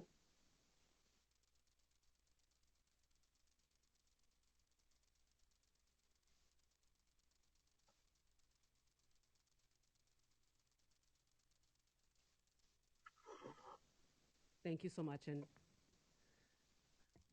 we good? Okay. Good afternoon, President Linda Darling-Hammond and SBE members.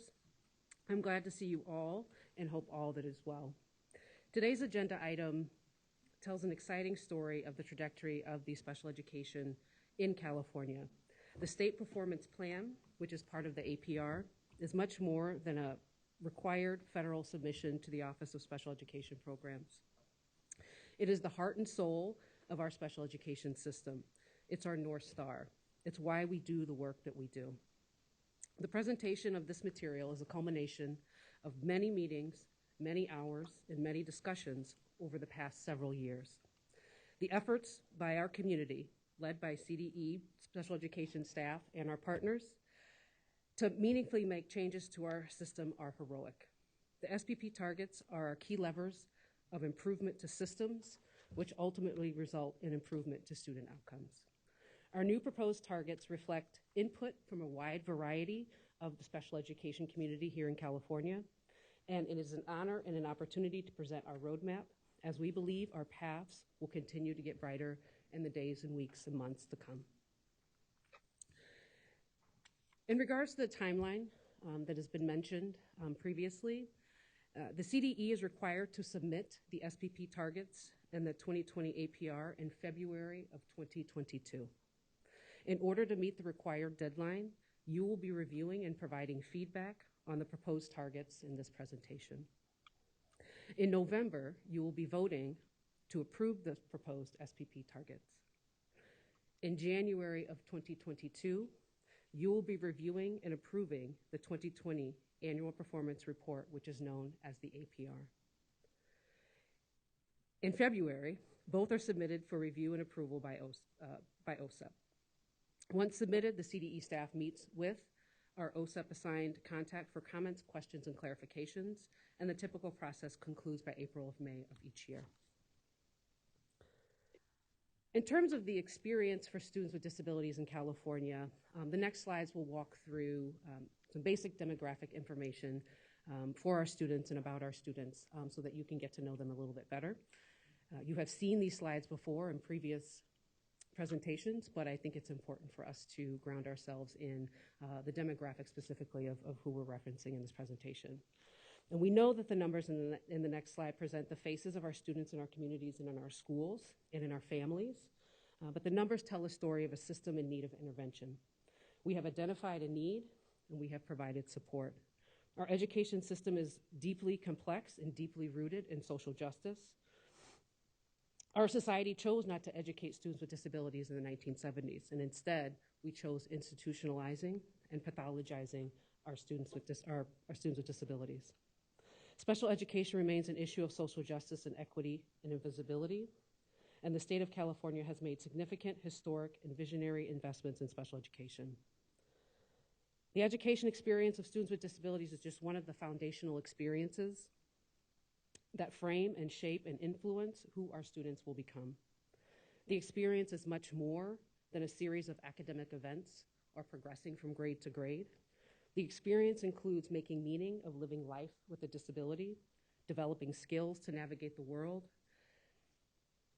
and knowing that disability includes a stigma in part of our society, and also the pursuit of full access and opportunity is our ultimate end game.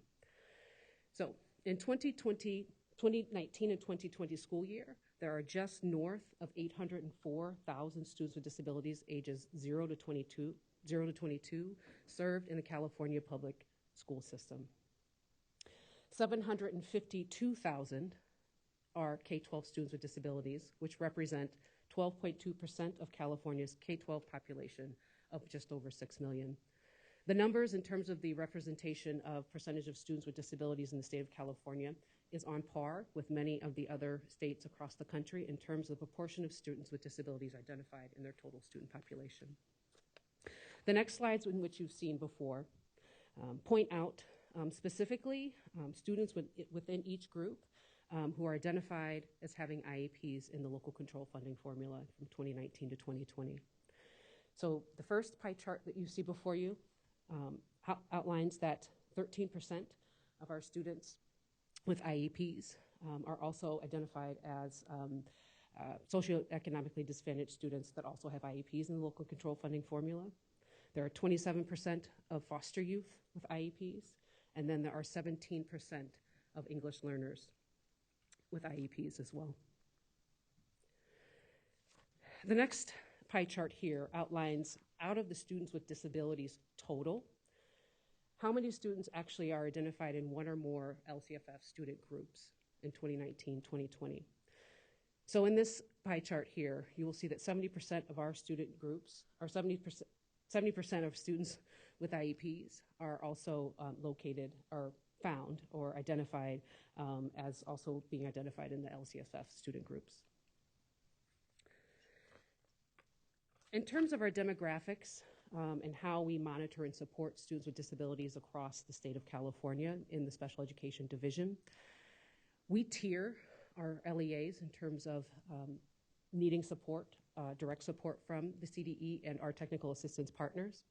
And so on the right-hand side, you will see, the left-hand side, you will see the levels of, one, intensity in which we engage with our LEAs across the state, and two, the number of LEAs that are found or that have been identified in each tier by the CDE. So in our intensive targets, there are 204 LEAs identified. In our targeted tier, there are 1,400, just over 1,400 LEAs. And then in our universal tier, there are just over 500. And the corresponding inverted triangle that you see is an indication or a visual representation of how the CDE and our technical assistance partners provide support to our LEAs across the state. Directive support, assistance, and resources.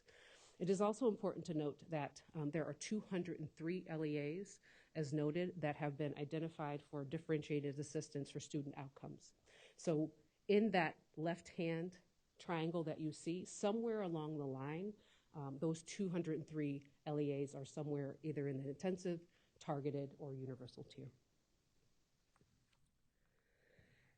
As we walk through the rest of the presentation and the rest of the data here today, it's important to note the conditions that are placed or actually upon our system that present challenges and barriers to alignment of our systems and ensuring more inclusive efforts across the state.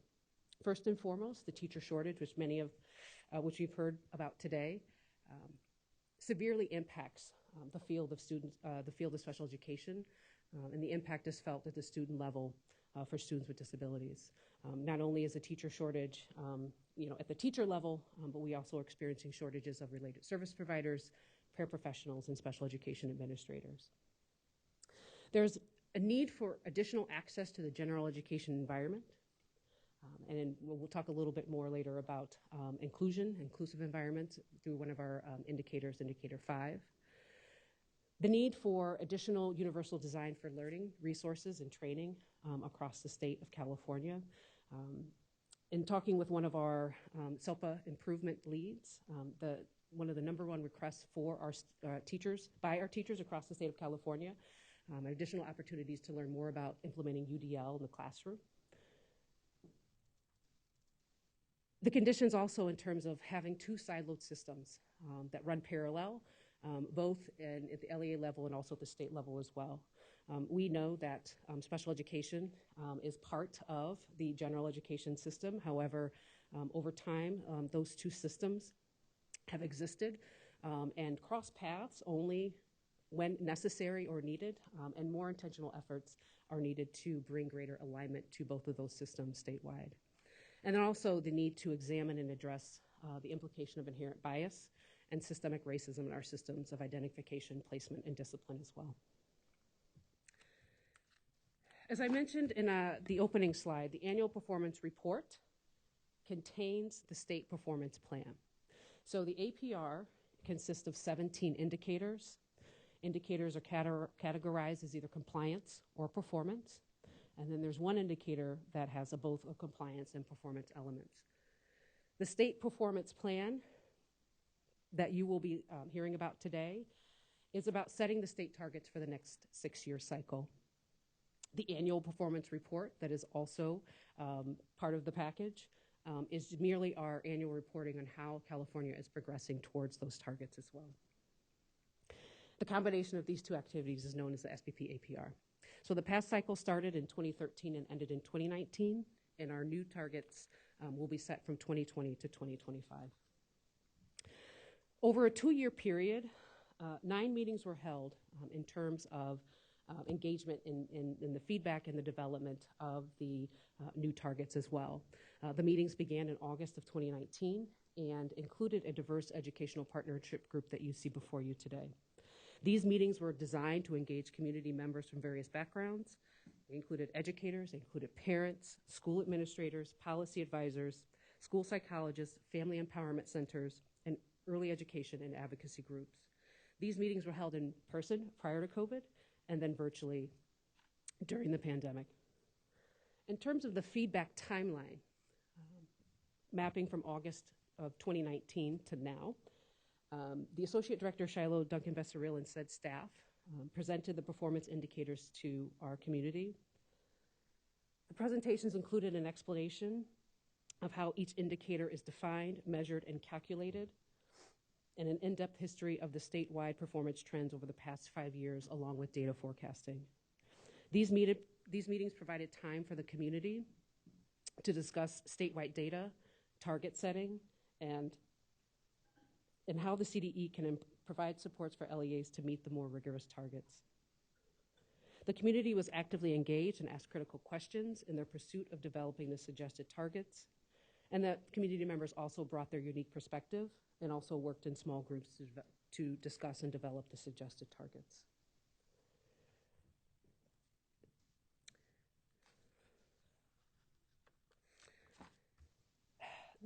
I'll first walk through the compliance indicators and rather quickly, and then move on to the performance indicators, which is the meat really of this conversation today. Want to recognize that compliance is certainly important and the foundation of the work that we do to ensure that there are appropriate services, and timely assessments for students with disabilities. But however, in 2014, OSEP shifted their focus from compliance to results, to work with states, to develop their systems to mirror the fact that compliance is one measure, but really looking at results is the direction that the state and the federal government will go. The first of our compliance indicators are 4B, 9, and 10. These targets are set by OSEP, not by the state of California or our community group. And the following indicators also comprise what we know are what are typically referred to as the disproportionality indicators. 4B is rates of suspension and expulsion by race, and ethnicity. That target is set at 0, as are all the other compliance targets that are set by OSEP as well. And so this target measures the percentage of LEAs that have a significant discrepancy in by race or ethnicity, and the rate of suspension and expulsion is greater than 10 days in a school year, and also include policies and practices and procedures that contribute to that discrepancy as well. The second of those is what we call disproportionate representation. This compliance indicator, also set at 0, measures the percent of LEAs that have the disproportionate representation of racial ethnic groups in special education and related services. The third compliance indicator is what we refer to as indicator 10, which is again disproportionate representation in race and ethnic groups in specific disability categories. Indicators 12, 13, and 14 are also considered compliance indicators, and those targets are set at 100%. Child find comprises indicator 11, ensuring that students have an appropriate evaluation within 60 days of receiving parental consent for that initial evaluation to be conducted.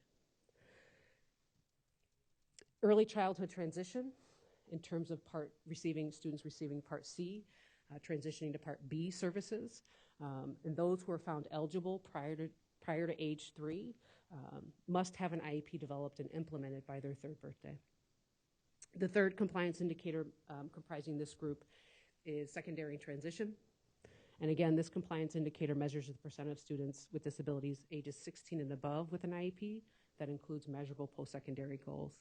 It's important to note that the age of transition in California is the age of 16, which is the federal sort of bar that is set, though many states often choose grades lower than 16, but California currently at 16, a student must have a transition plan with appropriate goals in their IEP. As we move on to the performance indicators, we know that a healthy start to education begins before birth. We know it starts with high quality prenatal care, early learning experiences that develop the whole child, that really set up young learners for success. We know that timely assessment is critical for students suspected of having a disability, so that interventions can be provided at an early age to mitigate the impact of the identified disability. Second to that is timely assessment, accurate assessments performed by qualified staff and conducted in a collaborative manner lead to identification of the right supports for students so that instruction can be aligned to the goals set forth within the student's IEP. Moving along on our road in terms of the pathway of success, is notated in the indicators. Ensuring the appropriate supports and services are provided in the right setting also ensures access to the general education curriculum most appropriate to student need in order to maximize impact. LRE, or least restrictive environment, is more than just a description of the supports and services. It often encompasses a belief and a mindset about students with disabilities. While a continuum exists for a reason, it's critical that IEP teams discuss ways to support, challenge, and foster growth and independence for our students. Moving along on our roadway or highway, The right evaluation and setting ensures that students are also supported from a social emotional standpoint, including behavioral needs. Too often, students that are receiving the right types of supports can become disengaged, which often result in being placed in more restrictive settings or disproportionately being disciplined and or suspended, which includes then, of course, missing valuable instructional moments in the classroom setting. Statewide assessments play a critical role on the roadmap as well. Ensuring the best possible result on assessments are the result of many of the other factors and indicators that you will see before you. And so some of it comprises the result of timely assessments, identification, and the right provision of supports to students. As students prepare for the off-ramp of education with graduation and the on-ramp towards independence, graduation plays a huge role in ensuring that students have full access to a post-secondary experience that is most appropriate for our students. After leaving the formal K-12 setting, our goal is to ensure that students are able to meaningfully participate in our communities. This means continued partnerships with our partners at the Department of Rehabilitation and others, because whether students are seeking a college experience, a technical trade experience, or an employment experience, we must ensure that options exist that do not relegate our students to narrow pathways of what it means to be an adult with a disability. Starting with the first of our performance indicators, we begin with our preschool indicators, and they're comprised of 6 sub-indicators. And so preschool LRE, as we call it, is essentially where a child ages 3 to 5 receives the majority of their special education supports and services. The notable changes that have been implemented by OSEP for this round or this cycle means that 5-year-old kindergartners are excluded from the calculation, and that there is a new sub-indicator, 6C, that measures home settings and services being provided in the home.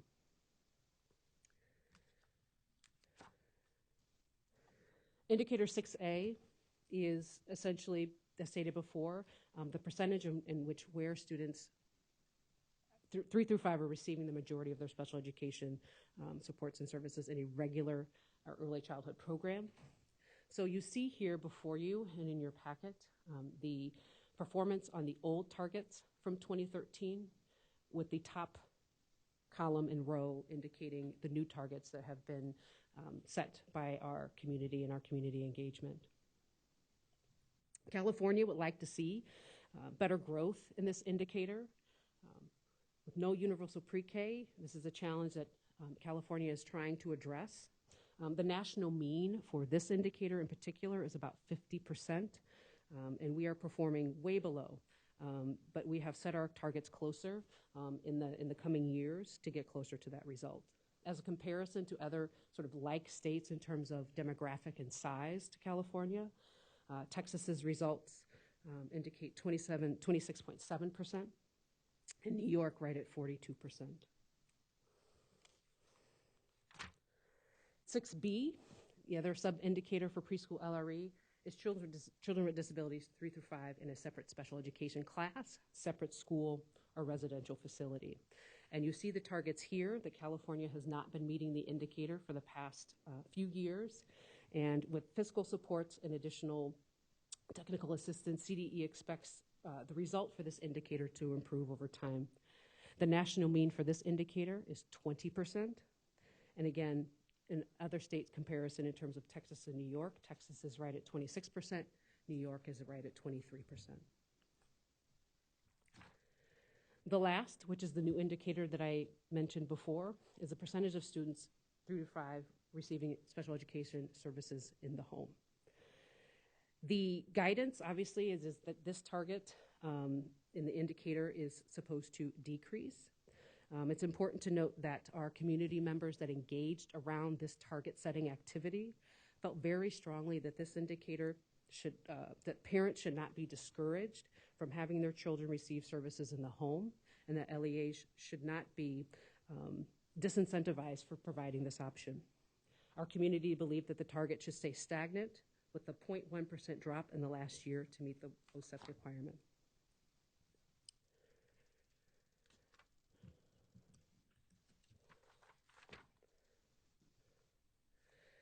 The next indicator is indicator 7, which is centering preschool assessment. The assessment indicators measure preschool assessment across several indicator areas. And so you will see a 7A, 7B, and a 7C. 7A essentially measures the social emotional progress for our students with disabilities. 7A, I'll just actually go through the table now, shows that of those children entering into preschool program below age expectation in each outcome, the percent who substantially increased their rate of growth by the time they turned 6 or exited the program. The 7A2 that you see below 7A1 is the percentage of children who are functioning with age expectations in each outcome by the time they turned 6 or exited the program. And again, we have varied results over the years in terms of this indicator. 7B measures the percent of children with disabilities who demonstrate improvement in essentially learning, communication, and literacy.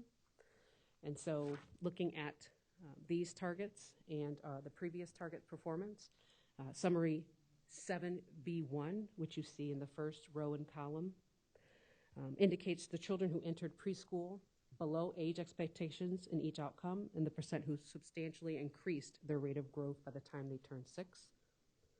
And 7B2 is the percent of children who are functioning within age expectations in each outcome by the time they turned 6 or exited the program again. And again, you see mixed results in this indicator. And 7C really centers behavior for students with disabilities. And so the improvement in the use and appropriate behavior is really to meet their needs. And so again, statement 1, entering and below the age expectations, and then who substantially increased their rate of growth. And then the summary statement 2, which is the same across all, who are functioning with age expectations in each outcome by the time they turned 6 or exited the program as well. That takes care of our preschool indicators. Moving along on our roadmap that you saw earlier, centering students' assessments for school-age students. This indicator saw the most significant changes at the federal level, hence why states are now pivoting to really begin a substantial or substantive discussion on this indicator as well. Focusing on these 3 grade levels, grade 4, grade 8, and grade 11, will provide the following advantages that should be seen and felt in the state of California. 1, it mitigates or prevents the masking of high performance, low performance, or no improvement or improvement that would occur if all grades were combined to generate an average. It focuses on the effectiveness of early elementary education or instruction, i.e. K-3 literacy programs, which is a critical time in literacy development, and then also focuses on a successful transition to high school, from middle to or junior high school to high school, and then also continues to focus on high school with the post-secondary outcomes and students transitioning into adult life. It's important to note that the dashboard assessment rate is different than this assessment calculation here. And so the dashboard combines the Smarter Balanced summative assessments and the California alternative assessments for grade 3 through 8 and 11 to determine performance, and the opposite here, where student groups are broken out. Staying with indicator 3, wanted to provide a couple slides in terms of just the performance and talk about the achievement gap of students with disabilities. This data was pre-COVID in 2018 to 2019. The blue bar that you see to the left indicates the proficiency level for students with disabilities and the percentage of students who tested proficient compared to all students. And this chart really meant to show the visually the physical gap between proficiency levels and students with disabilities for all students. Moving into the sub-indicators of 3A, 3A measures the participation rate, and it's quite simple, is that did the child sit and take the assessment? And it's important to note why this indicator is important and why we still measure it at the state level, because historically students with disabilities were excluded and not given opportunities to take or access statewide assessments. So it's important to ensure that our students have equal access to take the assessments to learn more about their growth moving forward, so that we can continue to provide improved supports and services to them as well. In terms of our participation performance, you will see here that, again, broken out the grades 4, 8, and 11, that we, our targets were at 95 previously, and our targets will continue to be 95 moving forward as well. And to keep in line, 95 was chosen to keep in line with the recommendation by the ESSA, and the CDE is maintaining the targets at 95%. Indicator 3B discusses the proficiency level against the grade level standards. 3B measures the rate for children against the grade level standards, again, calculated separately in ages 4, 8, and 11. And as you can see by these target charts, the proficiency has been grouped by LEA type. And while some of these targets are low, particularly in grade 8 and 11, the benefit of setting targets by grade is it enables CDE to see where to focus our resources, lower than what we had before. We recalculated the prior years with a new calculation, and the grade 8 and 11 were lower performing. So again, it allows an LEA, to see where they might be able to focus their resources a little bit with a little bit more intention and a little more specificity as well. Previously, the old targets were clumped together by district, and again, it's much more beneficial to really look at these grade bands to provide additional opportunities for growth and learning. Indicator 3C, again, measures the proficiency in terms of the California alternate assessment. And again, we're referencing a group of students that have the most significant disabilities and are unable to take the traditional standard statewide assessment. And typically in California, that number hovers near 1%, as it does nationally at the national level. And this is new again because the APR previously combined the grade level and alternate standards assessment. And again, we have a grade breakout, which again mitigates the high-low performance and also provides, I think, real-time information for the state and the LEA to respond and react to.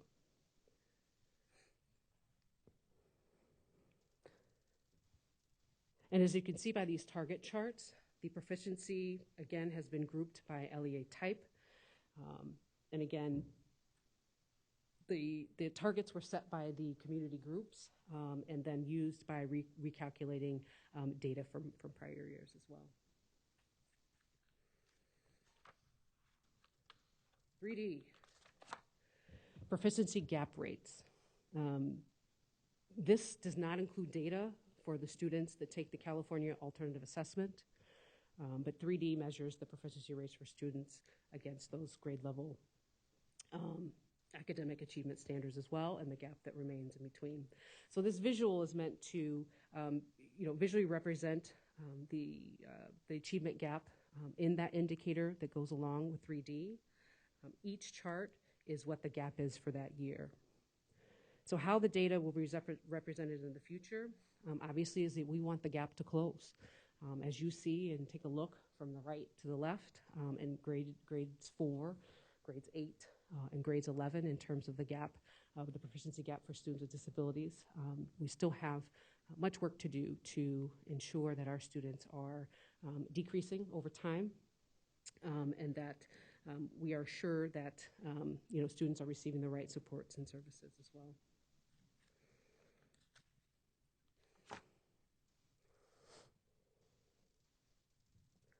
And And again, this is an entirely new indicator for the state of California. And so our targets are set as such.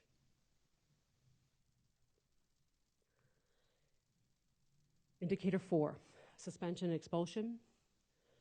Measures the rate of suspension and expulsion. Again, there were no notable changes. However, it is important to note two things. One, the way this calculated is different than the dashboard calculation, and that this data is lag year data, which means it's 1 year behind in terms of reporting. In terms of the difference between the dashboard and special education, this Indicator 4 measures the percentage of LEAs that have a significant discrepancy in the rate of suspension and expulsions. It's greater than 10 days. And the dashboard captures the numbers of students suspended for the aggregate of a total of 1 day.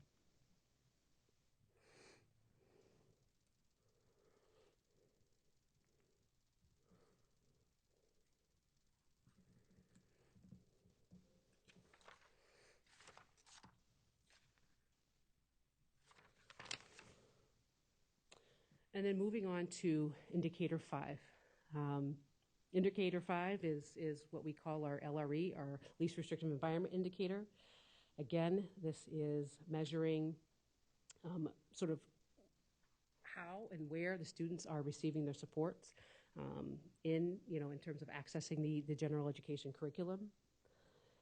To put a perspective in moving the needle and changing this indicator, to see a 1% change in this indicator would nearly be the equivalent of moving the needle for 7,000 students. This traditionally is a very slow growing indicator nationally. The average rate of change at the national level is 0.21% in 5A as well. So LRE is slow growing for a variety of reasons, as it calls in philosophies, beliefs, mindsets, programming. It touches on teacher shortage. It touches on all the sort of considerations that we mapped and talked about before. And so, again, I think that while California, and you see here the current placement of students with disabilities, you see that, we are here in terms of students receiving their performance or receiving their education in the general education classroom with 80% or more of the day. You see our performance targets here previously, and then the new targets for the coming years. While we have met our targets, California lags behind other states in this indicator. We have seen consistent growth over the past 6 years, but we would like to see increased numbers for this indicator over time, which is reflected in the targets. The national mean for this same time period is 65%. And we're getting closer, but we're not yet there. Other states, in the comparison, again, Texas and New York. Texas, 71%, New York, 58%. The other sub-indicator 5B measures the students that are served in a regular class less than 40% of the day.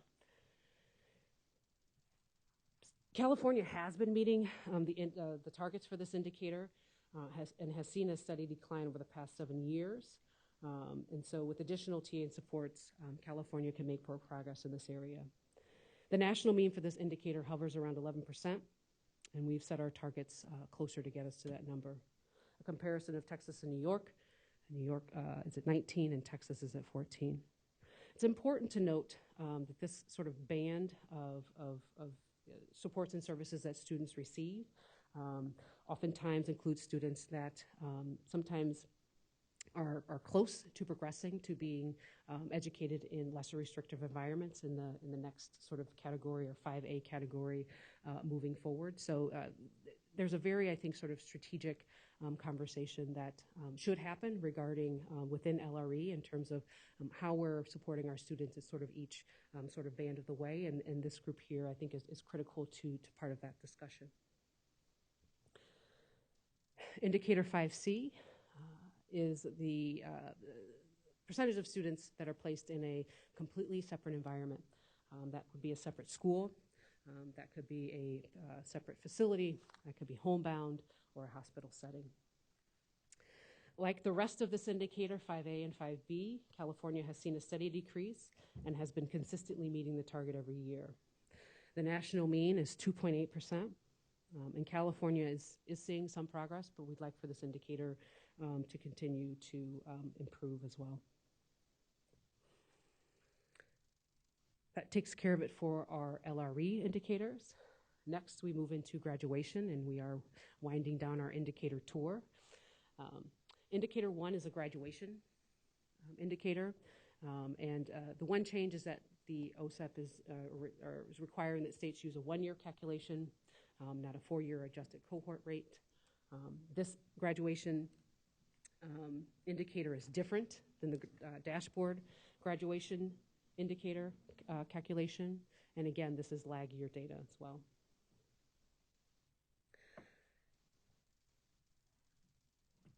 Our data from 2015 to 2016 is a little looks a little interesting. I should just say it that way.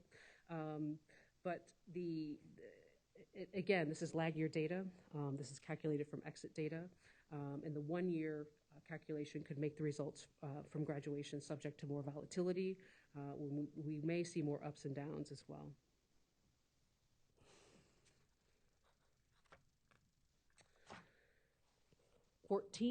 Post-school outcomes. So here we come at the end of the road, of the roadmap.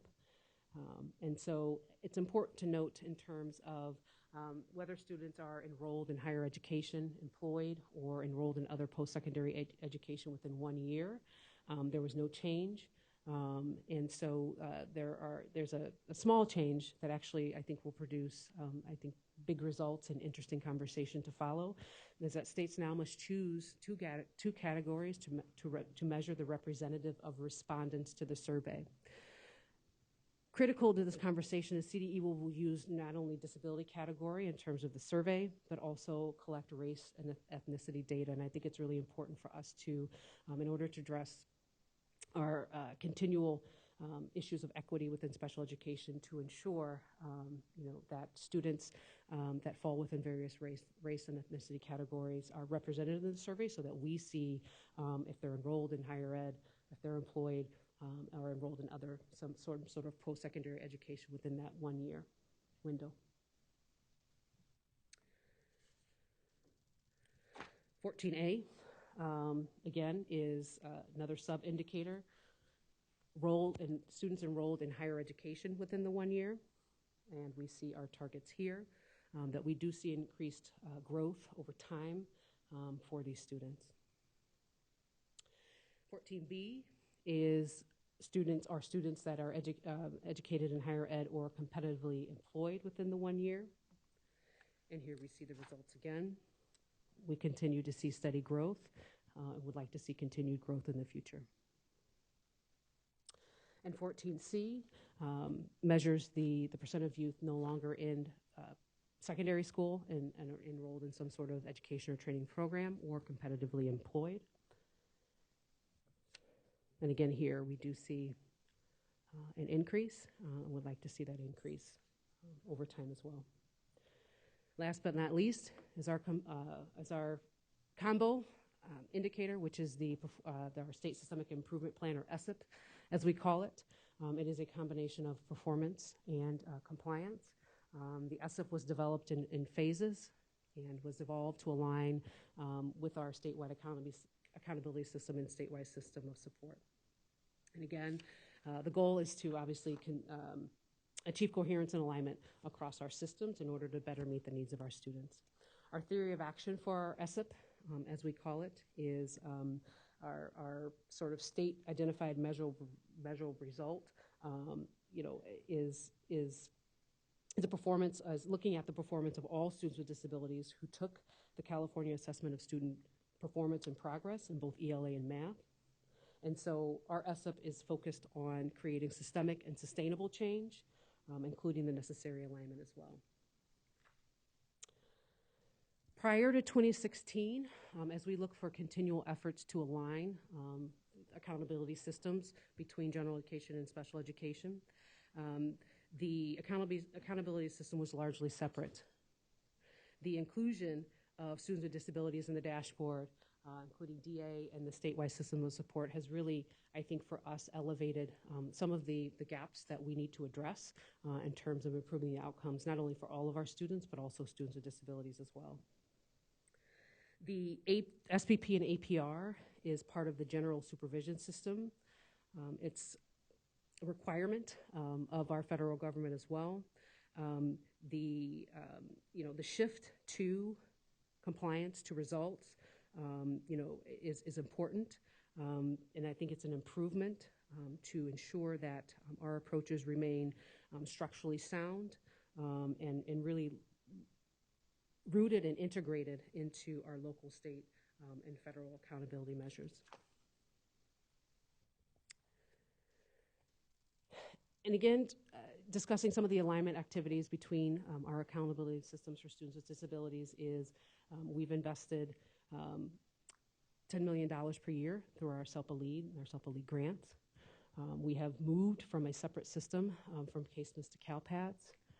And then we use in the special education department our dashboard data to select LEAs to ensure alignment. In terms of our state systemic improvement plan and our targets, there's some notable changes here, but OSIP only allows one target for the ESIP, and so our community group that gave input into our targets indicated and agreed to keep the targets similar to our 3B math and ELA targets on the same trajectory.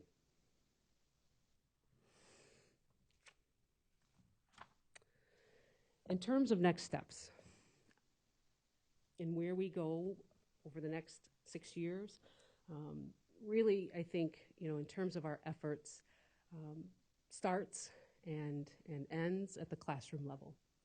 Everything that we do, from the state, to the county, to LEA, to the school, to SELPA, really rolls upwards and down and back and forth in terms of ensuring that our efforts, our system of support, our state-funded technical assistance, the IDEA-funded technical assistance that we receive, along with our legislative investments that you will hear about in just a moment, are aligned and focused on our students with disabilities as well. So our SELPA LEAD contents focus on getting training into the classroom, into the teachers. Our Golden State Teacher Grants, around 486 were awarded last year, totaling $7.5 million.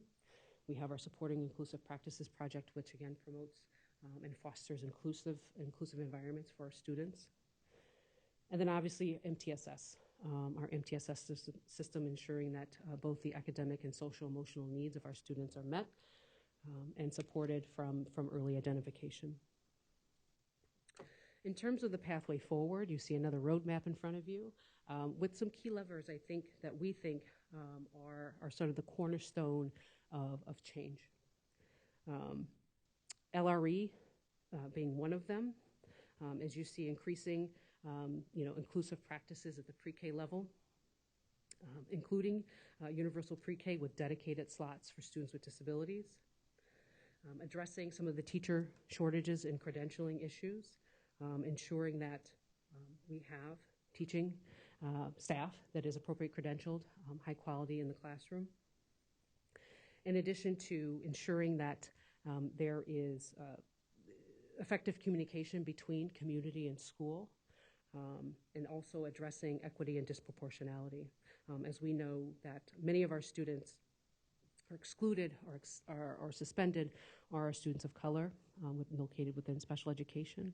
And so focusing on addressing some of those impacts to the system along with some of the other measures here will provide, I think, a solid roadmap moving forward. Some of the investments that you see on the right-hand side are the vehicles to move this work. You will see $260 million of early intervention special education funding. We've got $500 million in the Golden State Teacher Grants, $350 million in the residencies, $125 million in the classified school and employee teacher credentialing program, $450 million in the special education learning recovery grants, which provides opportunities for LEAs to ensure that the impact of COVID is mitigated and students are receiving and progressing and growing as they return to in-person instruction. There's $100 million in alternative dispute resolution grants, which is meant to provide additional opportunities to solve and resolve issues at the IEP table versus progressing through more serious sort of progression in terms of resolving disputes. And then a notable increase to our supporting inclusive practices, which will allow to expand SIP's reach throughout the state, almost doubling the amount of grantees that they will be able to work with to improve support, improve inclusion across the state as well. That concludes today's presentation and a tour through our indicators. Thank you very much, and happy to take questions at this time. Thank you. Oh, wow. What a very, very comprehensive tour. We really appreciate it. And we'll start by getting folks queued up for public comment. The members of the public who are wishing to provide comment on this item can do so by calling the telephone number listed on this slide and using the participant access code. While we're waiting for members of the public to call in, I want to ask Vice President Strauss if she has any initial comments. Then we'll take any clarifying questions, public comment, and come back for discussion. Thank you. Heather, I just want to thank you for a really clear presentation on a lot of indicators. And I think what I want to say is this really gives us a big picture of the many, many complexities that special needs students that we have to consider for them, what school districts need to take into account. And I appreciated earlier in the presentation the conditions that you discussed, which really impact our ability to meet some of these goals. So my understanding is this is comprehensive and it's required at the federal level. But as you said, it is guidance for us that can actually help guide our work forward to improve practices for students. I just think we have to remember that we're focusing on an inclusive environment, which wasn't the way it always was. And you said that, I think, actually as of 2016. So this is a big change, both in teacher skill sets and strategies, and the issue of capacity building for teachers at a time when we have a huge shortage of teachers, particularly in the area of special education. I appreciated all the investments that you had toward the end of the presentation and the commitment by the governor and the legislature to really dedicate, but putting the money there, we still have to get the staff and the support to do the work. The other thing I would say is that as we look at what the needs are, this document is sort of the top down and then the changes the bottom up. It's sort of how do you get the pressure to pay attention to these issues and then build the capacity. And I appreciated the second to the last slide, which showed how the system of support is connected. And I actually would like a little bit more enhancement on the role of the SELPA leads, because as you said, it's a very siloed system. And these are our students who need so much support in a variety of ways, and how we actually move to build capacity and get the system. I would say when you listed the numbers of LEAs who qualify for assistance in a variety of areas, I would say most districts identify the need to support special needs students. So with the goal of coherence and alignment, if you did all these goals, you would never make progress. You really have to help districts stay focused to make some progress toward their goals. So I'm interested, just as the state lead on this, how you see the system of support and the SELPA leads guiding it. And then I'll turn it over for any clarifying questions to board members before we go to the public comment. Thank you. Sure. Thank you, Vice Chair Strauss. In terms of the SELPA improvement leads that you mentioned, our SELPA leads are tasked with with ensuring that the data use and data governance, they're focusing on continuous improvement. Also, the implementation of high-level practices are instituted, implemented across the state as well. The work that they do is foundational and critical, along with our content leads, to ensure that we are addressing a multifaceted group of students, as students with disabilities, and empowering our teachers and educational staff across the state to ensure that they are equipped and resourced to address teaching and learning the way it looks now and moving forward as well. And, you know, the shift that happened during the COVID-19 pandemic amongst our leads and amongst our content leads is monumental, taking many in-person trainings, taking them online, having maximum capacity and maximum reach. And so, you know, we are pleased to continue the work with our improvement leads.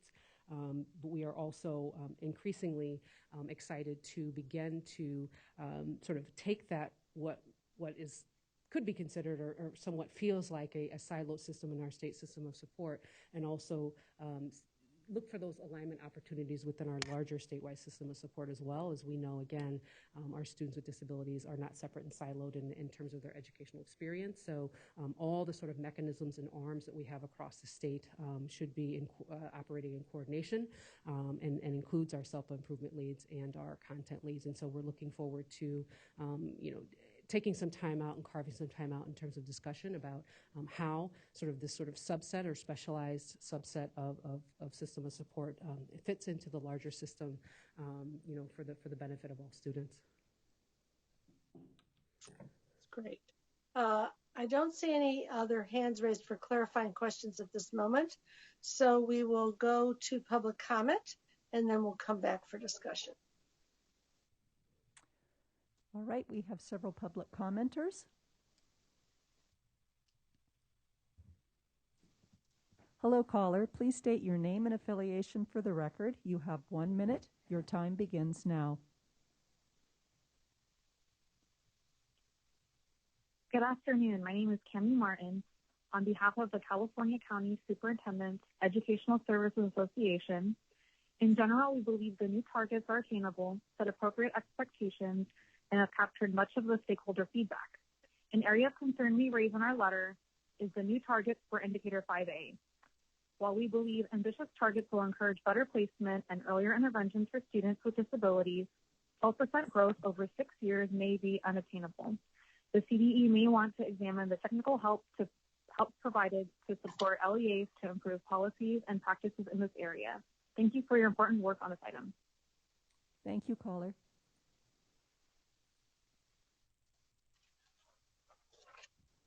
Hello, caller. Please state your name and affiliation for the record. You have 1 minute. Your time begins now. Good afternoon. My name is Deborah Schlegel. I'm a parent. I want to thank Director Calamise for the wonderful presentation of the strategic plan, including where we have been in the past. I think that is very important when delivering this type of information. I just hope that going forward we can really concentrate on literacy for TK through 3 and consider targeted grants to improve teacher education in that area, and consider aligning the data that we take in for IEPs across all platforms, including those needed for the LCAP information, IEP information. I think alignment of those data inputs would be very useful down to the LEA level. Thank you. Thank you, caller. That concludes our public comment for this item. Okay. So we're open for discussion both about the targets themselves and about the thinking that goes behind where we're going. Maybe I will kick us off with a few comments, and again, kudos to Heather for the presentation. my favorite slide was your path forward for special education funding and policy that might get us to the targets. I think that's so critically important. I'm excited that we are where we are and thinking systemically about this with so many elements of policy coming online to help us really make a change in the outcomes for our students. It was about 5 or 6 years ago that when Mike Kirst was the chair of the state board and I was chairing the Commission on Teacher Credentialing, that we joined forces to try to get resources for a special education task force. And some of you will remember that task force really came out with a set of proposals for how do we get to one system from what had been, a dual, very segregated system that was not making progress, going forward. And it began to identify some of the needs. And I think we're making progress every year on addressing more and more of those needs. So it is exciting to see it coming together and to have the targets presented with, something of a roadmap for how we could actually meet them. I do want to flag, as what our caller flagged as well, the challenges of Target 5A, which is the target to get more and more students in mainstream classrooms. We all want that to be accomplished in a way that supports teachers in those classrooms with the knowledge, skills, and supports that they will need to serve the kids well, that supports the kids well with all of those knowledge, skills, and supports. And we know that we have particular challenges in that area. We also know that when children are in mainstream settings without adequate support, often some of the other dysfunctional consequences happen, including exclusion, suspension, expulsion, and so on. So I think that's the place where we're going to have to dig in the most intensely on both ensuring that we end the teacher shortages that have plagued this state for so long, with 2/3 of people coming into specialist positions being unprepared, underprepared when they get there. That means that kids have, teachers who want to help them and don't know how. Those teachers then also need to be able to help the general ed teachers. We're going to need a system in which we can authorize generalist teachers and special ed teachers to work together in teaching teams where they can both work with all the kids in the classroom with the knowledge bases that are needed. There's credentialing reform underway at the CTC to help us get there, but we don't have programs yet in the state in adequate numbers to train up all the people who will be needed to meet those requirements and to be knowledgeable. That's the key thing. The most important thing that a student in special education needs is knowledgeable teaching. Everything else, all the other things that get talked about in terms of services and so on, all rest on whether we have people who have that very, very extraordinary set of knowledge and skills, and that we support those people. We know that getting and keeping those folks is going to depend on the right kind of preparation, the right kind of support for them to be able to afford to be prepared, the right kind of credentialing programs, the right kind of student loads and working conditions that allow them to do their jobs well. And it's also going to depend on the kind of training we can give to educators around social emotional learning and restorative practices, because students with disabilities and African American students, followed by Native American students, are the ones that are most often to be excluded.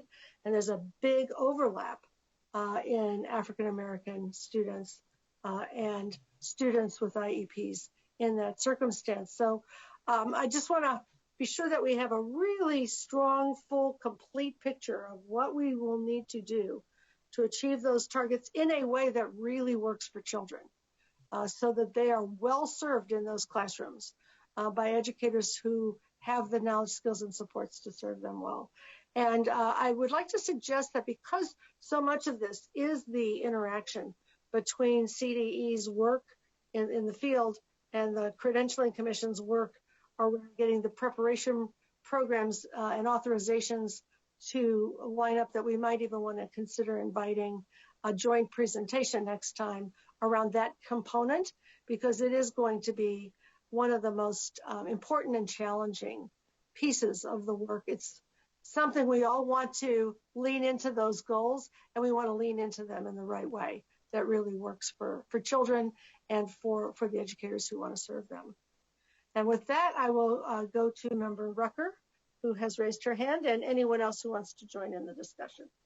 Thank you so much. And first of all, I do want to say thank you to the department and the staff for this very comprehensive presentation. I look forward to seeing the overview on this particular report every year, and I always learn more, not only about the challenge of providing appropriate support for special education programs to our district, but really understanding what the instructional challenges are to meet the targets that are articulated here.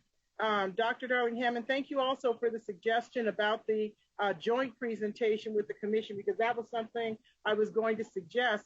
But I also think that there's a need for us to talk about what is the level of the type of planning and the scope and depth of planning that has to happen at the school level to address these targets.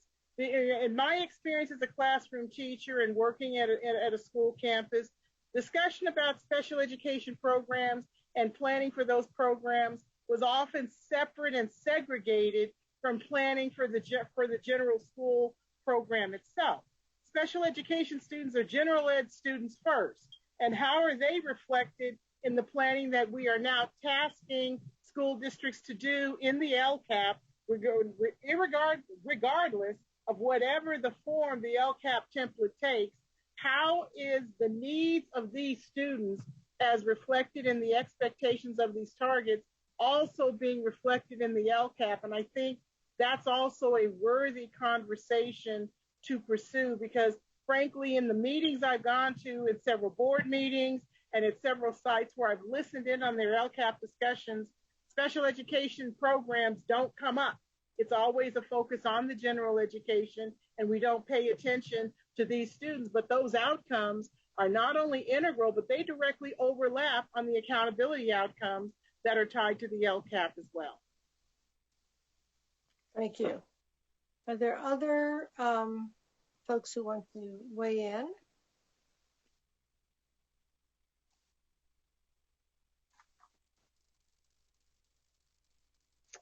This is an information item, so we have been well informed, and we really thank Heather for that.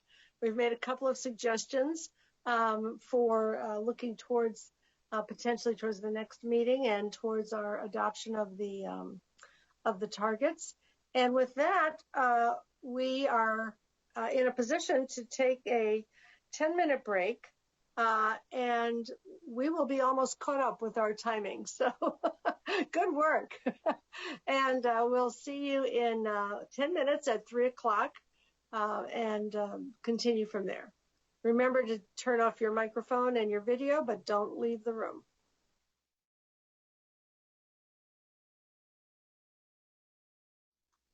All right, welcome back. And thank you to all of my fellow board members for your stamina and your diligent participation with so few breaks. I want to move us to agenda item 5, which is a public hearing regarding an appeal from an action of the Riverside County Committee on School District Organization to approve a petition to transfer territory from the Coachella Valley Unified School District to the Desert Sands Unified School District. The CDE recommends that the state board reverse the action of the county committee to approve the proposal to transfer territory from the Coachella Valley USD to the Desert Sands USD. And this item is presented by Larry Shirey of the CDE. Larry, please begin. Excuse me, President Darling-Hammond, I apologize, but can we reestablish the quorum? Oh, thank you. Please do. All right. Member Sun. Present. Vice President Strauss. Present. Member Rucker.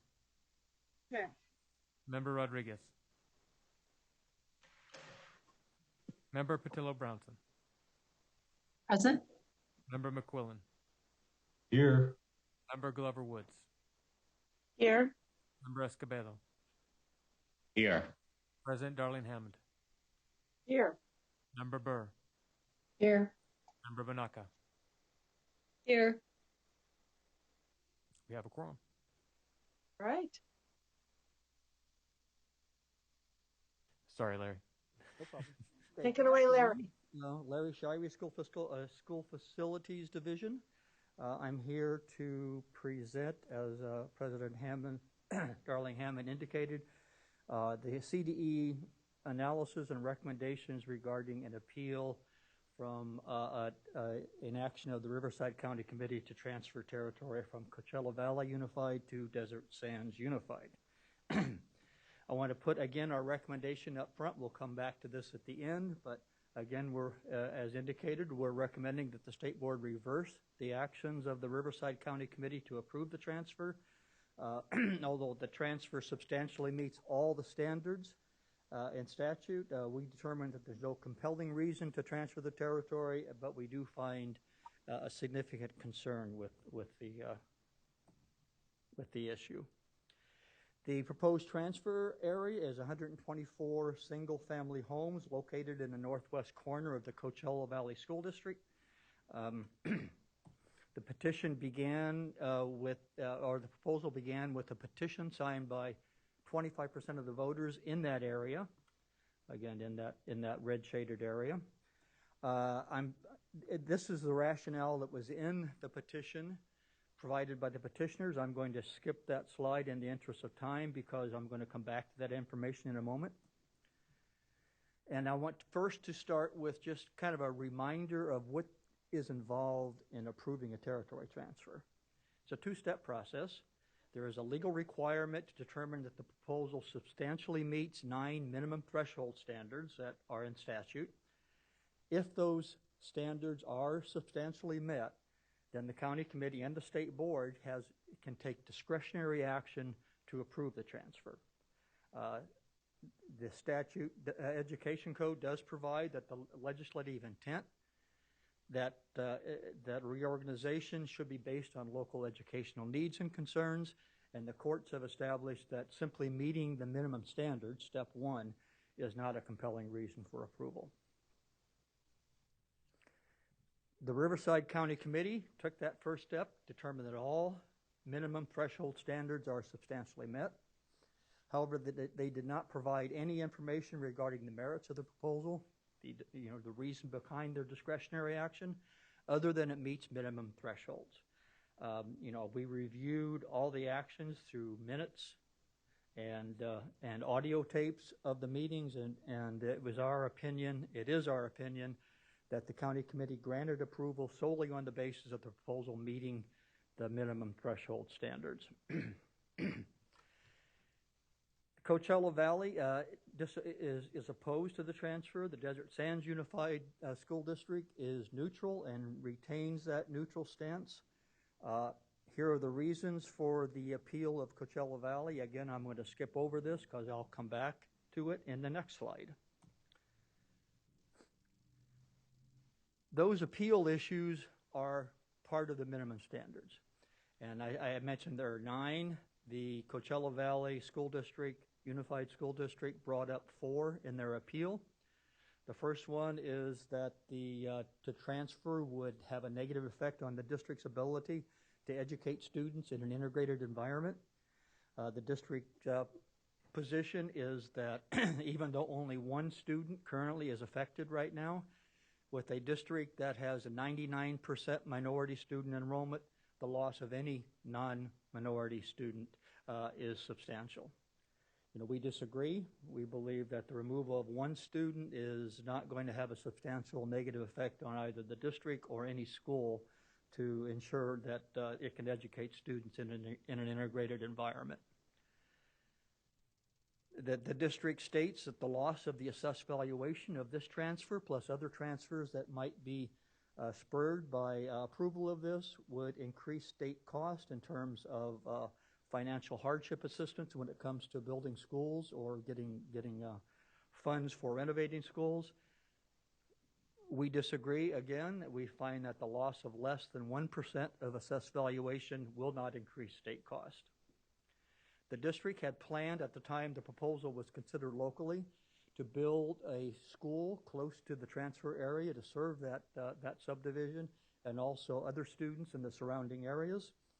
And they felt that if this transfer is approved and other transfers follow, that would lead to relocation of that school, and that would have a negative effect on the educational program.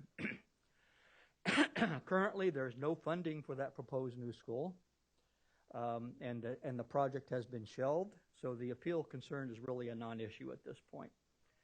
And the district also claims that they believe that the petitioners primarily brought forward the proposal to increase their property values. There was no evidence of that during the local consideration, and we found no evidence in our, so we don't think that's an issue. Now moving on to the petitioner's reasons. Again, this was step one. That was just step one, finding that all the minimum conditions are substantially met. Now we move on to finding a reason to approve the proposal. We look first at the petitioner's reasons. They claim that the Desert Sands schools are closer to their area than our Coachella Valley schools. In reality, the elementary and middle schools, there's not a whole lot of difference. So there's not a significant difference in terms of the distance from the schools to the transfer area.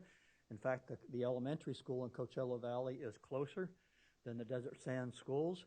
However, the high school, the Coachella Valley High School, is significantly farther away from the area than are the two Desert Sands high schools that are closest to the area.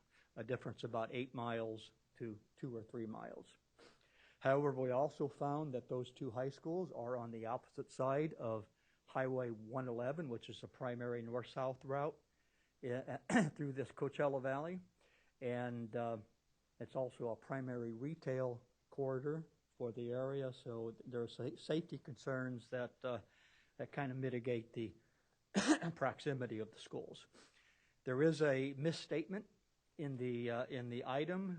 We indicated in the item that the two middle schools in Desert Sands also were on the opposite side of the freeway, the highway, but actually only one of the middle schools are on the opposite side along with the two high schools. At the time the proposal was considered locally, no area student ever had attended the Coachella Valley Unified School District. That's not true now. There are a few students that have attended and currently attend Coachella Valley, but regardless, we don't see that as a compelling reason to change school district boundaries. The petitioners also state that Desert Sands has higher test scores than Coachella Valley, and they want their students in those schools with the higher test scores. Though true, it's still not a compelling reason to arrange school district boundaries, in our opinion. So we don't find any compelling reasons in what the petitioners offer us to recommend approval.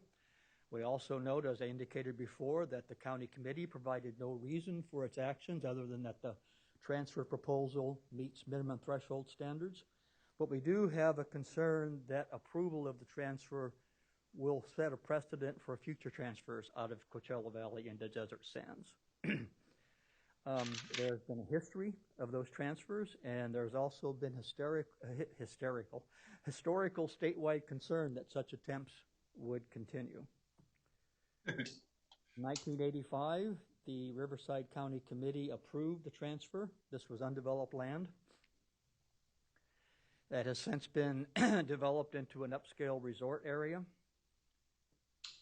Indian Springs. In 1995, there was another transfer proposal that was approved by the Riverside County Committee. In this case, the Coachella Valley Unified District did appeal to the state board. There was some interesting, an interesting situation at that time because Coachella Valley had a emergency state loan, and the state superintendent had taken over control of the district from the state board. So the department could not analyze and make a recommendation because of its relationship with the district to the state board. So the state board's executive director actually analyzed the proposal and made a recommendation that the state board reverse the county committee's decision. The department did go on record with concerns about the transfer, and the state board eventually unanimously reversed the county committee's approval.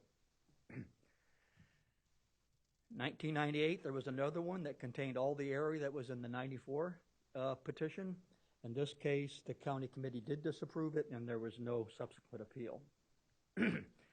About that time, the legislature became concerned that these attempts to pull territory and assess valuation and students out of Coachella Valley would have a negative effect on that district in terms of it trying to get out from under the financial concerns that prompted it to get an emergency loan. So it listed a number of conditions that, if met, a territory could not be transferred out of a district unless the governing board approved it. That moratorium stayed in effect for 10 years after the district repaid its loan, so that was about 2012. So in summary, we find that the territory transfer proposal substantially meets all 9 minimum threshold standards. We find no compelling reason to transfer the territory. As I indicated before, the petitioner's reason for the transfers are, in our opinion, not compelling local educational needs or concerns. And again, the Riverside County Committee didn't help us here. And we also find a reason to disapprove the transfer, in other words, uphold the appeal of the Coachella Valley Unified School District, because it would establish a precedent for future efforts to transfer territory from that district. Again, our recommendation is that based on our findings, we recommend that the State Board reverse the actions of the Riverside County Committee approving a territory transfer from the Coachella Valley Unified School District to the Desert Sands Unified School District. I can take any clarifying questions now, and I certainly will be here after the public hearing that will follow. I don't see any hands being raised for clarifying questions at this time. So I will hereby open the public hearing at 3:15 p.m. And first we will hear from the petitioners in favor of the territory transfer. Then we'll hear from the Coachella Valley USD in opposition to the transfer, and each side will have 12 minutes. After each side makes their presentations, we'll then open up the phone lines for public comment from members of the public who are not part of the presentation. Each speaker will have 1 minute for their public comment. So the petitioners in favor of the territory transfer, you may begin. Good afternoon, Honorable President and members of the board, Coachella Valley Unified School District, and members of the public. My name is Michaela Wilkie, and I'm here today as a parent that resides in the Bridget Jefferson community and are asking for the approved district boundaries to be honored for our community to be in Desert Sands Unified School District. The first thing I would like to point out is that the state's educational code has been met in approval of the district boundaries. All 9 conditions were passed unanimously by the Riverside County Board of Education in June of 2016 report by a third party, PlaceWorks. District boundaries were established in 1964 before population growth and community developments took over. Our development of 124 homes was not completed until 2013, and the petition was signed by 107 registered voters in the community in 2015. This process has been taking place since 2015, with no other community coming forward trying to establish new boundaries. So I asked the question, if the claim has been made that this would open more district rezoning, wouldn't that have taken place when we were approved back in 2016? It has been 5 years and no other applications.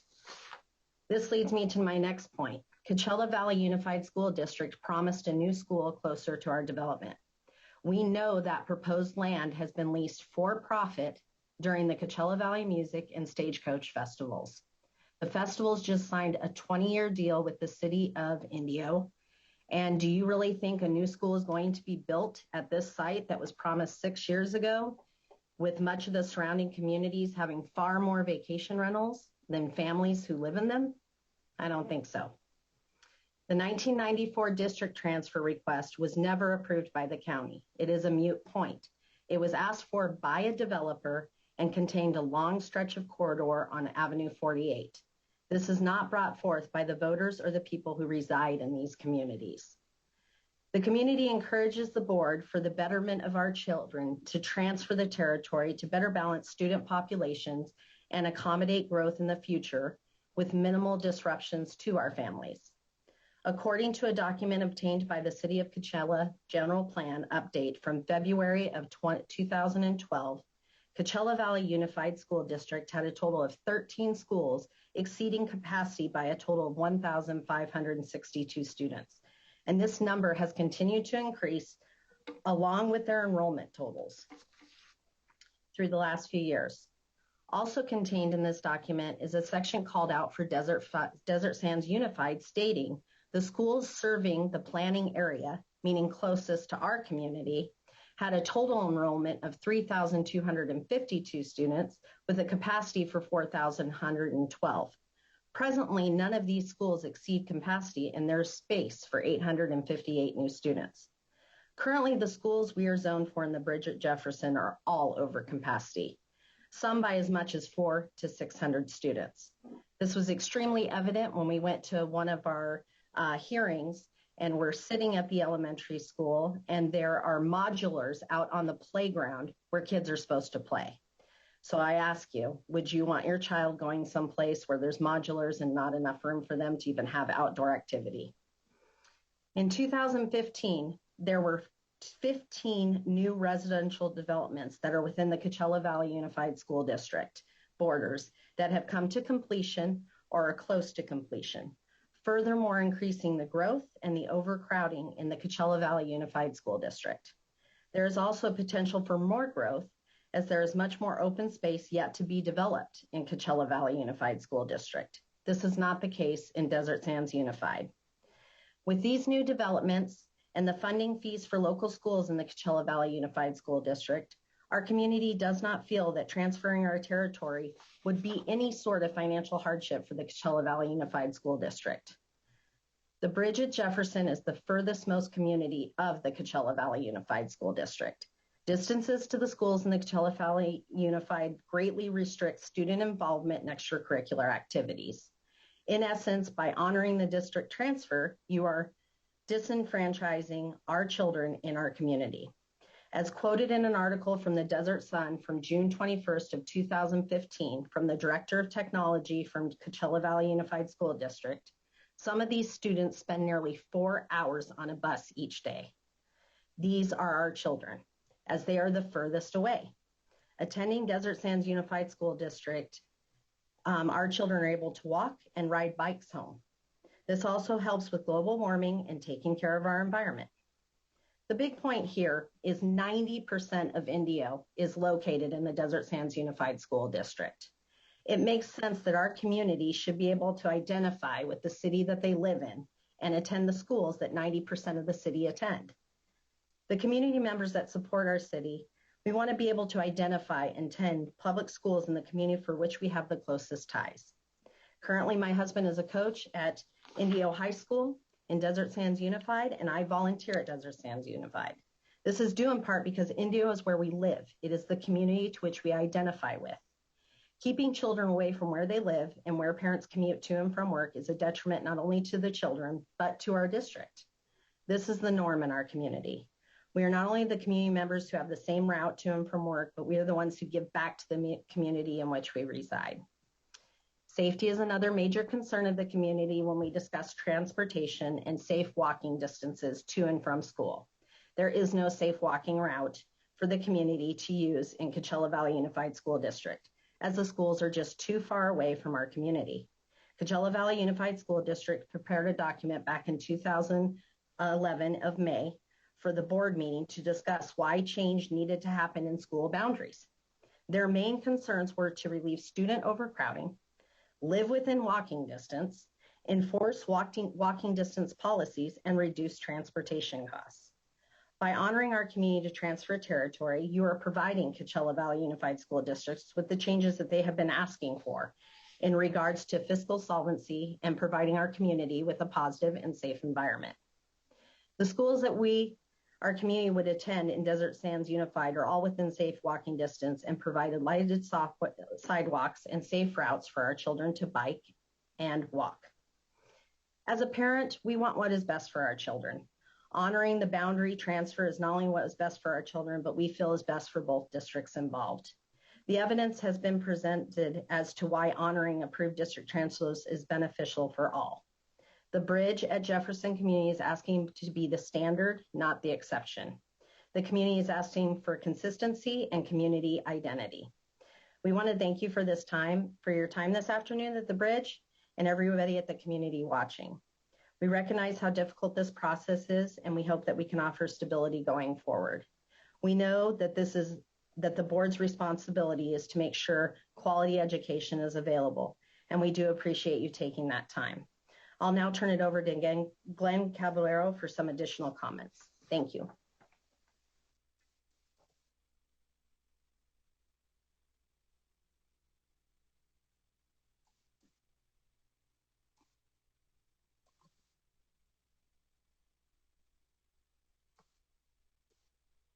You're muted.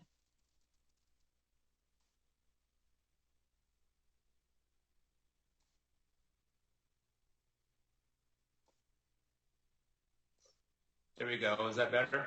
Yes. Okay.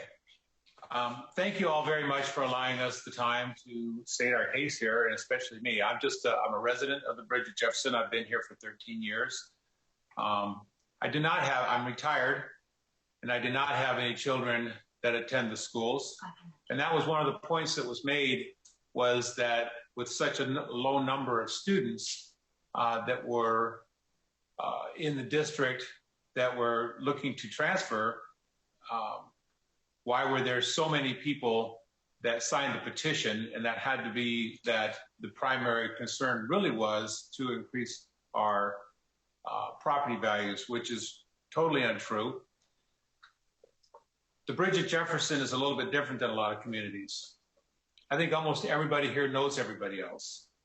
Everyone's out walking in the evening and sees each other. And if there's a community concern, everyone is going to jump on board. You just don't have to have children to see that as a need for the community. And if it's good for the community, it's good for us. I want to make a couple of comments also in what was presented earlier about Highway 111. Highway 111 is an east and west corridor. It's really just called Highway 111 as it was never given a name. If you look at Highway 74, that's Monterey Avenue that runs through Palm Desert and up into the mountains. It's really no different than Jefferson Street, which is where the street we live on. Highway 111 is 3 lanes in each direction running east and west. Jefferson is 6 lanes, 3 lanes in either direction running north and south. Crossing Highway 111 is just a daily fact and a matter of everyone that lives in the area. So that being a safety issue is really not a safety issue at all. And I guess you'd really have to just come down and take a look at it to see that it's not unlike any other intersection anywhere. And again, from the Bridge at Jefferson, I attend all the Friday night football games at La Quinta High School, and I walk there. Doesn't take very long. So that's basically it. There's one other thing that was brought up, and it's kind of a touchy situation, and I don't even like to bring it up. It's just that there's the comments that are put into the presentation that was put out about this encouraging white flight. And when I hear the term white flight, that kind of brings the racial overtones into it, which is really a shame. I'm a second generation Mexican American whose family came to the United States from Monterrey, Mexico. And I am, that type of thing never enters my mind, no matter what the situation is. And I hate when it comes down to, in some cases, desperation on one side or the other, that has to be brought up into it, because that really, really does need to stay out of this 100%. The only thing we're looking for here is for our children that live in the neighborhood to be able to go to a school that they identify with.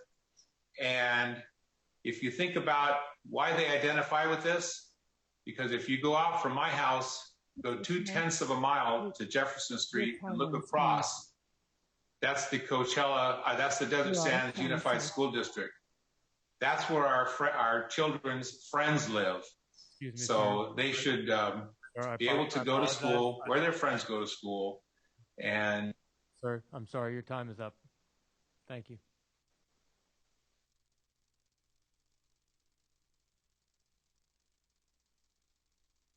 I think we want to move at this point to the Coachella Valley USD representatives.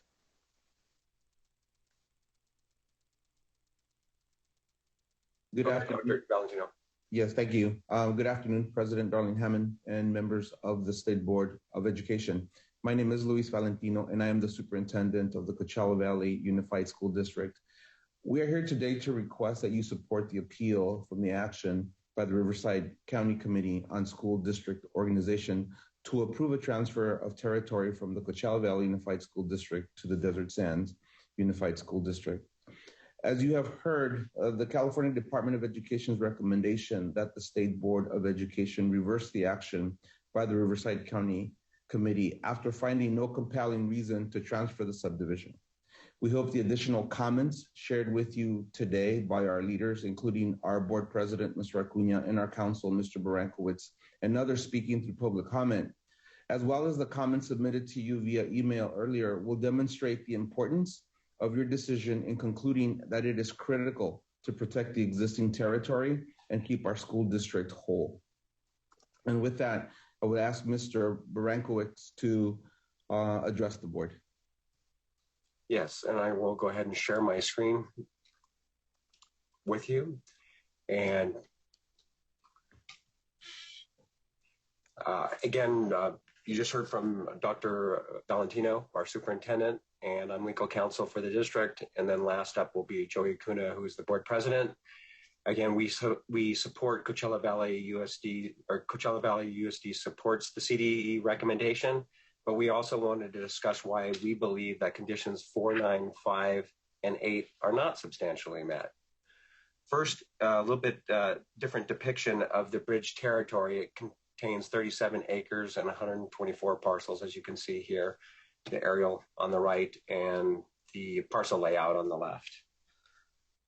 This development is gated, it's well appointed, and very high end. This is a picture of its entrance into this gated community.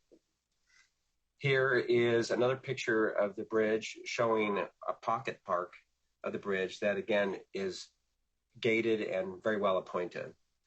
Contrast these with a picture of what's a typical subdivision in Coachella Valley has. They've got very meager homes. People are working class, and there's nothing like that in the bridge.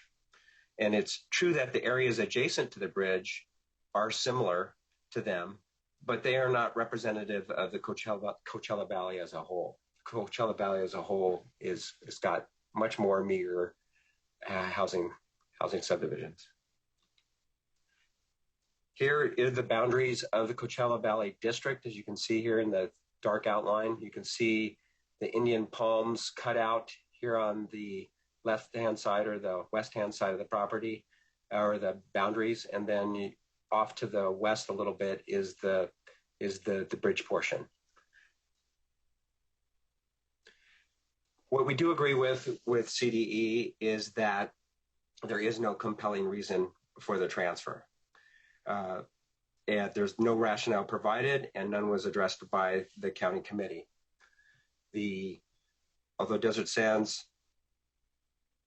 has higher test scores than Coachella Valley, this is due in large part, as found by CDE, that there's a higher population of English language learners in Coachella Valley than there is in Desert Sands.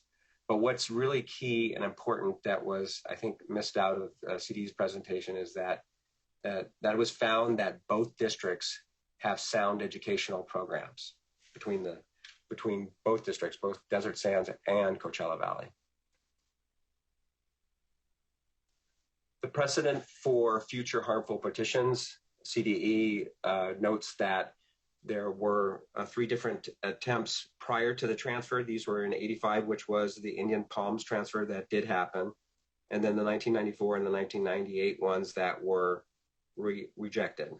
And all of these areas except the first one went through and the other 2 got rejected, but the other 2 that were rejected also included the bridge territory at the time. And what's important is staff CDE recognizes and acknowledges that there are racial, ethnic, and socioeconomic disparities between the districts. This was so evident that, as mentioned by CDE, the legislator acknowledged that the harm to Coachella Valley from potential transfers, that it actually had to adopt Education Code 35706.5, which at the time was Senate Bill 997, which had the 10-year moratorium to free Coachella Valley's USD boundaries to allow an acceptable bond program to move forward with. What must be highlighted is that CDE also applying that this transfer goes through, others will follow and could exacerbate the already existing racial and ethnic and socioeconomic disparities between the districts and would have substantial negative effects on Coachella Valley USD. So with that, where we reach disagreement with the CDE is that we believe that conditions 4, 9, 5, and 8 are not met, and we bring them in the order of importance. And condition 4 talks about preserving an integrated environment and will not promote racial or ethnic discrimination or segregation. Based on CDE's opinion above that the future potential transfers will exacerbate racial, ethnic, and socioeconomic disparities, this condition cannot be substantially met. This is demonstrated by looking at the extreme high minority rates within Coachella Valley as opposed to Desert Sands. You can see that Coachella Valley is over 99% minority, less than 1% white. Yet Desert Sands USD is only, not as quite. It has 18% white population, and then the rest minority. So far less integrated. Has a far more integrated environment in Desert Sands than certainly in Coachella Valley. Also, here is the slide showing the schools, the amount of the percentages of minorities from Coachella Valley at district serving schools versus what would serve at Desert Sands. Again, still very high, and tracking what I just mentioned earlier is very high minority rates in Coachella Valley as opposed to Desert Sands. And what's important about this is that we're talking about Coachella Valley only has in its enrollment 177 white students out of its 18,000 in enrollment, whereas Desert Sands has 5,788 white students. The bridge area has an enrollment of 17 and 15 of them are white. Now, that means that the 15 white students, that amounts to 8% of the total white population of Coachella Valley that gets transferred as a result of this. And if you just look at the number of students that are now attending Desert Sands, which is 7 students, that's 4% of Coachella Valley's white students. That is a substantial amount of white students, percentage-wise, that are being transferred out, would be transferred out of Coachella Valley to Desert Sands. And such a large portion of white students transferring does not preserve an integrated environment, but it does promote racial and ethnic segregation and discrimination. Even CDE's regulation on Condition 4 talks in terms of future impacts. Under Title V CCR Section 18573A4, it says to determine whether new districts will promote racial or ethnic discrimination or segregation, the effects of the following factors will be considered. In B, it states that the trend and rates of present and possible future growth or change in the total population in the districts affected in each racial and ethnic group within the total district and in each school of the affected areas. So this is talking about terms of future potential transfers. So with that, there cannot be, that condition 4 cannot be met because of these potential future transfers and the wide disparities between the districts. Also, condition 9 is not met because you can see based on the assessed values that Desert Sands has over almost 4% more, or 400% more assessed value over Coachella Valley. Also, we have declining enrollment, which further exacerbates the fiscal impact of the district.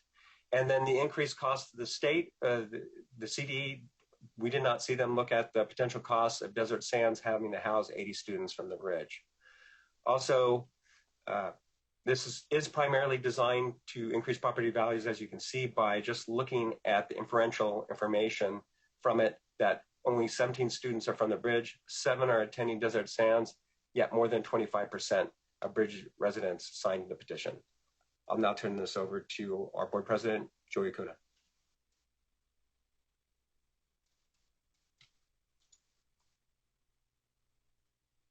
Go ahead, Joey. Am I on now? Yes. Yes.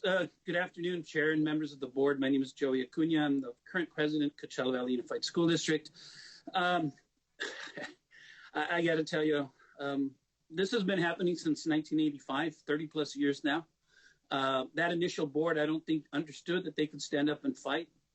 This is personally my third one. I am more than willing to stand up and fight for our districts from these attacks.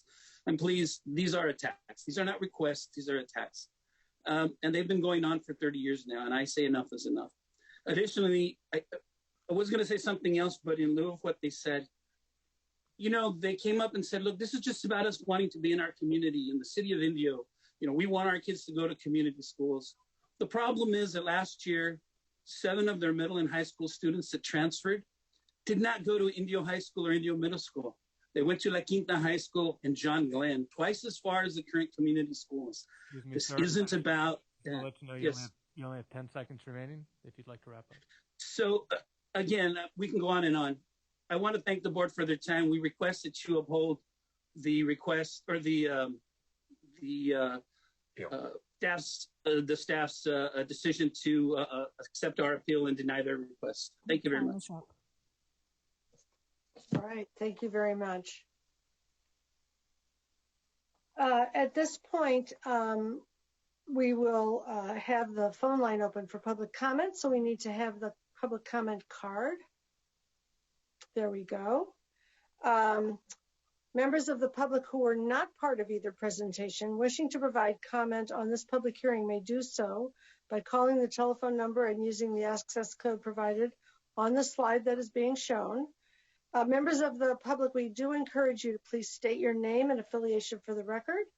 Please remember to turn down the speaker volume of your computers if you are following the live feed, and speakers will be limited to 1 minute each. And we also ask, as always, that callers be respectful. Comments at this time must be related to the item before the board, and that is item number 5. Are there any public comments? Yes, we have several. All right. Hello, caller. Please state your name and affiliation for the record. You have 1 minute. Your time begins now. Good afternoon. My name is Lupa Ramos Amit. I am council member and mayor for the city of Indio. I've lived in Indio for 60 years and have lived in this district that is served by both Coachella Valley Unified and Desert Sands Unified District for the past 20 years. I represent District 5 of the city of Indio, which is 2/3 located in Coachella Valley Unified and 1/3 located in Desert Sands Unified School District. We're here today to talk about the local needs and education of our students, not to talk about race, not to talk about property values, but what is in the best interest of our children. Back in the late 1980s, this area was not a part of Indio. So back in 1964, when the boundaries were drawn, this was in the sphere of Coachella. So the area that is now a part of Coachella Valley Unified District, but sits in the city of Indio, is all one community. I have the demographics. Caller, your time is up. The city Thank of you. Indio.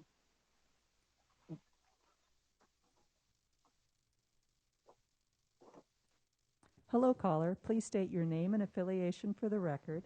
You have 1 minute. Your time begins now.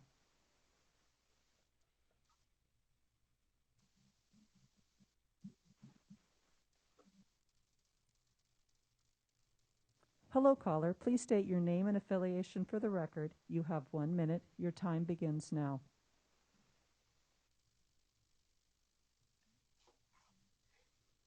We have no more callers. Okay. That's it for public comment. Given that there's no other public comment, I hereby close the public hearing at 3:43 p.m. And we will now begin with board discussion. And I'd first like to ask Member Sue Burr if she would like to make some initial comments. Thank you, President Darling-Hammond. As those of you who have been on the board a long time know, these are never easy discussions, particularly when there are strong feelings from local communities about their school children. I will have to say, I spent a lot of time with Larry Shirey, and as usual, the department has done, I think, a really thorough job of reviewing all of the components and the statutory requirements relative to a territory transfer.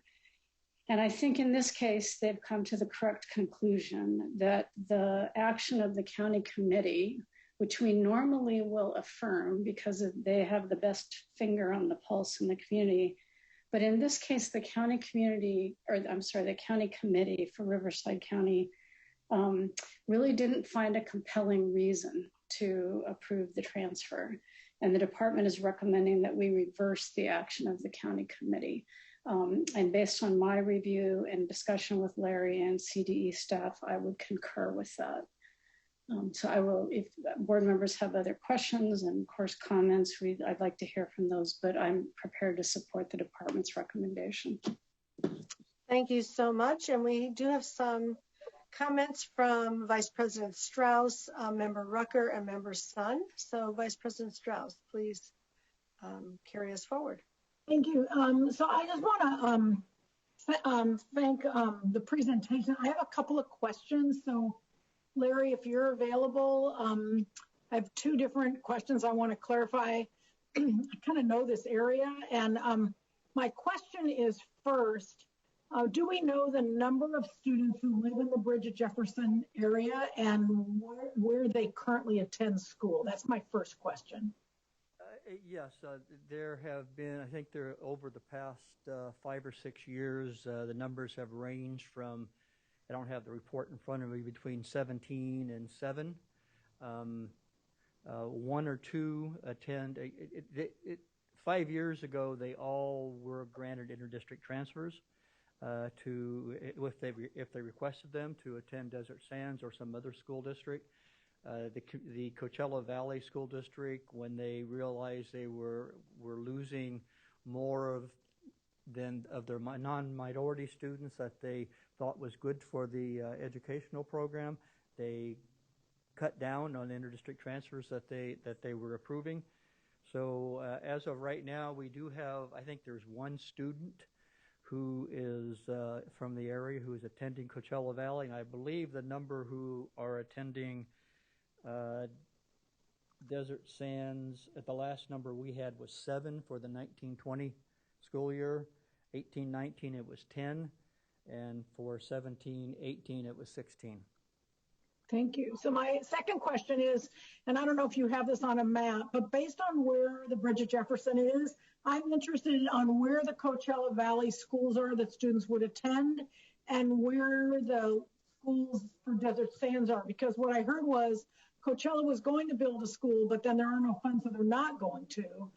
And I hear about the distance of getting to school, and what I heard, at least in the petitioners, was that the kids are much closer to Desert Sands, but then I heard Coachella saying no. I understand the difference in the communities.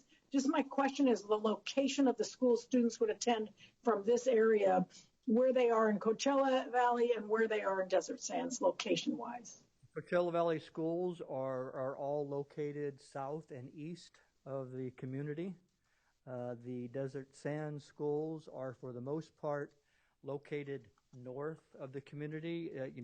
The distances are, I could go through the distances. I believe I have that here if you want to do the specific distances. Or it isn't really a substantial difference in the elementary and middle school in terms of the how far away they are from the proposed transfer area, but there is a significant difference between the high schools. The Coachella Valley High School is 8 miles southeast. Both the Desert Sands, both the Indio and La Quinta high schools are between 2 and 3 miles north of the proposed transfer area. And are you saying that the elementary and middle are similar in distance? Right. The elementary, actually, the Coachella Valley Elementary School is closer, but in terms of the numbers, the distance for elementaries in Coachella Valley is 2.2 miles versus 2.3 miles in Desert Sands, very similar but slightly closer in Coachella Valley. The middle schools for Coachella Valley is 4.5 miles, and the two Desert Sands middle schools are 2 and 3 miles. Thank you. That takes care of those. I have Member Rucker, Member Sun. Member Rucker, you're next. Yes, Larry, I just wanted to get a clarification on exactly what would be the result of what is being recommended. So the county found no compelling reason to approve the request. And your recommendation is that we reverse the decision of the county. So what would be the outcome from taking that action? I want to make sure I'm clear on that. I just want to clarify your comment. It's not that the excuse me. It's not that the county committee did not find a compelling reason. Again, there's a two-step process. Look at the 9 required minimum threshold standards in statute. If those are substantially met, then the county committee could have taken a discretionary action to approve. As I stated, the legislature said that should be based on local educational needs and concerns. It's not that they didn't find actively, they did not consider any reasons or they did not take that second step at all, which led to us not having any information from the county committee regarding why they took the action they did, other than it seemed very clear to us that they assumed they approved the territory transfer because they found the 9 conditions substantially met. In terms of what's please go ahead. So in terms of what happens if the appeal is disapproved, the state board allows the transfer to take place. Because Coachella Valley is opposed to it, it'll be required to go to a local election. If you allow the transfer to go forward, then we'll have to take another step, which is to set the election area for the for this proposal. If you, just to be clear, I think the question is, if we approve the CDE recommendation, then the territory will stay in Coachella Valley, where it is now, and the children will continue to go to school in Coachella Valley, USD. Yeah, that's correct. There will be no change in the district boundaries. That's what I was trying to get clear. Yeah, that's Thank you, Dr. Thank you, Dr. Darling Hammond. You're welcome. Member Sun. Yeah, so, all right. So for the county committee, are they required by law to do that second step to find the compelling reason? There's no requirement to find a compelling reason in statute or in regulation. What we have is the intent of the legislature, which states that any reorganization needs to be based on educational needs and concerns. There's also the excuse me, I'm suffering from allergies right now. The courts have told us that, just meeting these 9 minimum standards is not a reason that compels approval. And our interpretation of that has been twofold. One is that the courts have established a legal standard. And the second thing is that, this is just in line with what boards do on a regular basis in terms of taking discretionary action. You need to make a value judgment on the proposal, on the petitioner's reason for the proposal. If those reasons do not compel you to vote for them, then you shouldn't be voting to approve the territory transfer. Okay. And then in the comments between the two groups, the Coachella Valley is saying that by the transfer, they would lose a large percentage of their white students. But then in the CDE presentation, you said that there was really just one student. So you didn't feel that was that was not a substantiated reason. This threshold, we look only at the merits of at the individual transfer and the circumstances there. Currently, though there may be 17 students in the area and only one attends Coachella Valley, the transfer is only going to result in the loss of that one student. It's not going to result, for our purposes, in the loss of all 17 students because those students are gone, not part of the district as it is. So we look at the direct effect of the territory transfer, which in this case is one student, and we don't see that as a substantial or a significant negative effect on the ability of the district or any school in the district to provide an integrated educational environment. Okay, very good. So the reason that the CDE's recommendation to approve the appeal and overturn the county committee is based on one, that the county, even though they were not required to, should have done the compelling reason. And then the second is there's been some history. Sort of. Our rationale is twofold, is that we didn't find any compelling reason to recommend that the transfer be approved. When we do these things, we typically look to what the county circumstances are, what the county's issues are, and they didn't take that action, so they didn't provide us anything to help us in our determination. And then secondly, of course, is the issue that we're concerned that this would be a precedent-setting event. We've seen it in similar circumstances across the state. These things, I should add, it's not within a very short time frame. These issues go on for decades. Yes. I like to point to the Ravenswood School District in San Mateo County, when territory transfers out of that district started again about the same time frame in 1985, and they're continuing to this day efforts to transfer territory out.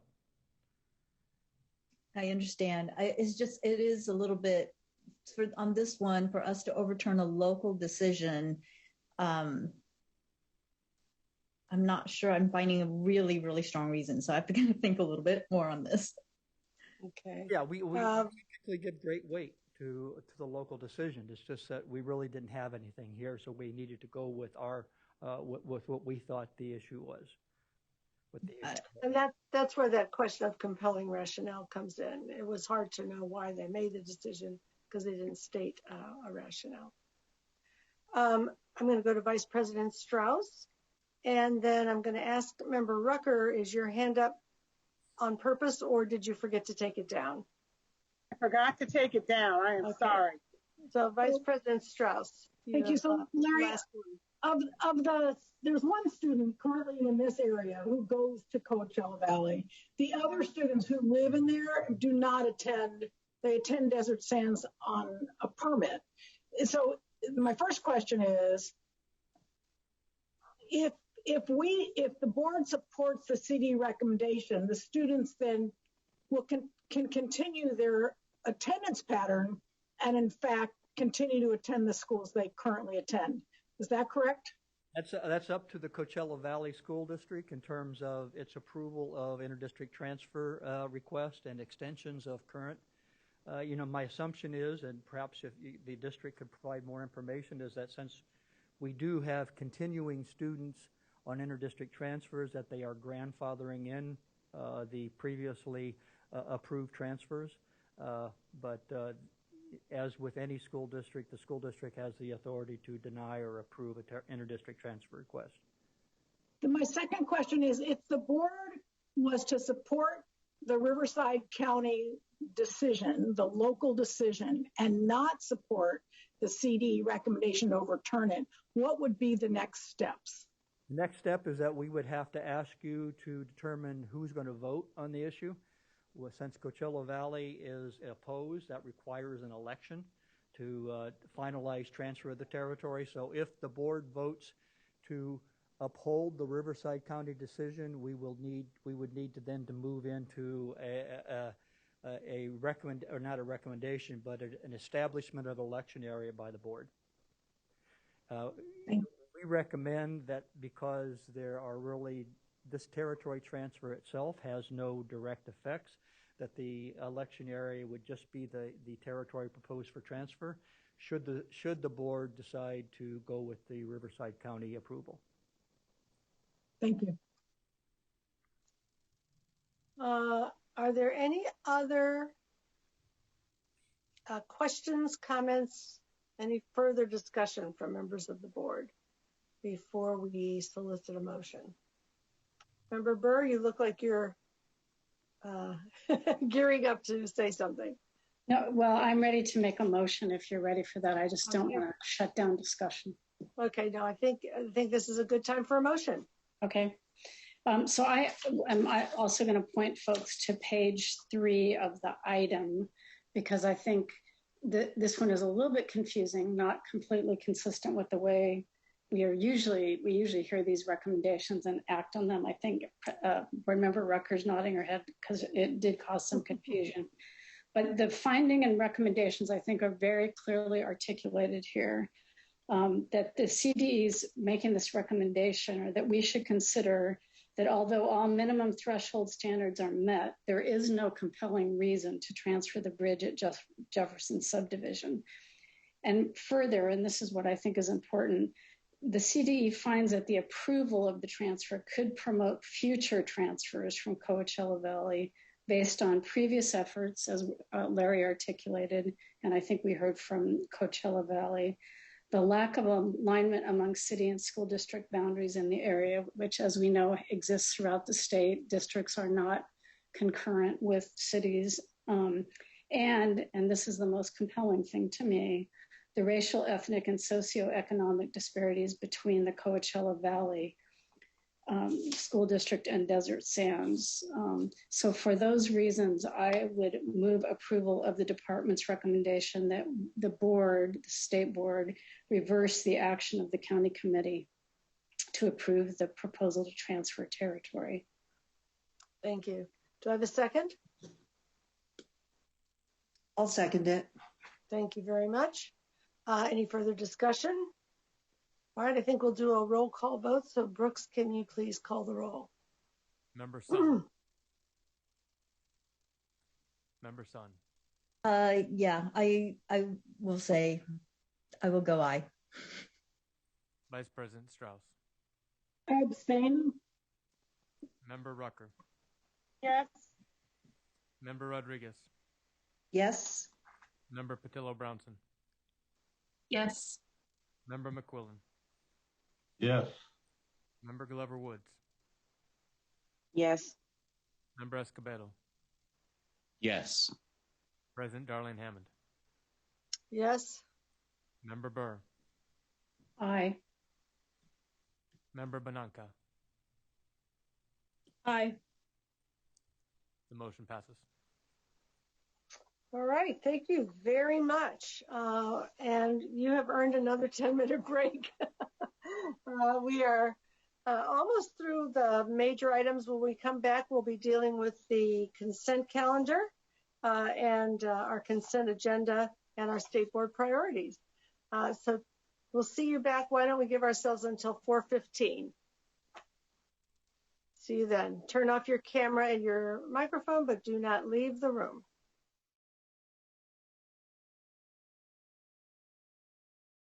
I think we need Brooks to reestablish the quorum and call the roll. Member Sun. Present. Vice President Strauss. Here. Member Rucker. I am here. Member Rodriguez. Here. Member Patillo-Brownson. Here. Member McQuillan. Here. Member Glover-Woods. Here. Member Escobedo. Here. President Darling Hammond. I am here. Member Burr. Here. Member Benanca. Here. Everyone's present. All right. I want to be, I don't know what Pat did over the break that made her so enthusiastic, but I want some of that. I've got my green tea latte, so. All right, folks, we're going to get into public comment now on our waiver consent calendar. The phone line will be open for public comment. Members of the public wishing to provide comment on this item may do so by calling the telephone number and using the access code provided on the slide that is shown now. And so we're ready for that. Are there any public comments on waiver items W1 through W15? We encourage you to state your name and affiliation for the record, and the waiver item and district name to which you are speaking. Please remember to turn down your speaker volume on your computer if you're following the live feed, and the speakers will be limited to 1 minute each. There are no people on the line for public comment at this point. All right. Given that there is no public comment, I'll now ask for a motion on waivers W1 through W15. I would move approval of the consent calendar for waivers. Thank you. I second. Thank you very much. We'll now hold a roll call vote. Brooks, please call the roll. Member Sun. Aye. Vice President Strauss. Yes. Member Rucker. Yes. Member Rodriguez.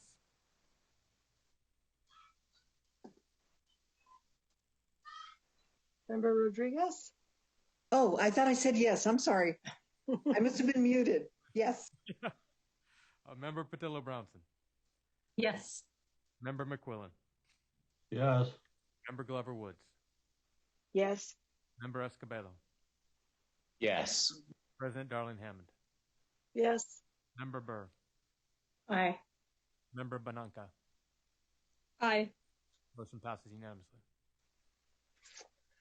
Okay, now we're going to take up the regular consent items, which are items 6 through 9. We'll open the phone line again for the queue for public comment on consent items 6 through 9. Members of the public wishing to provide comment on this item may do so by calling the telephone number and using the access code provided on the slide that is being shown.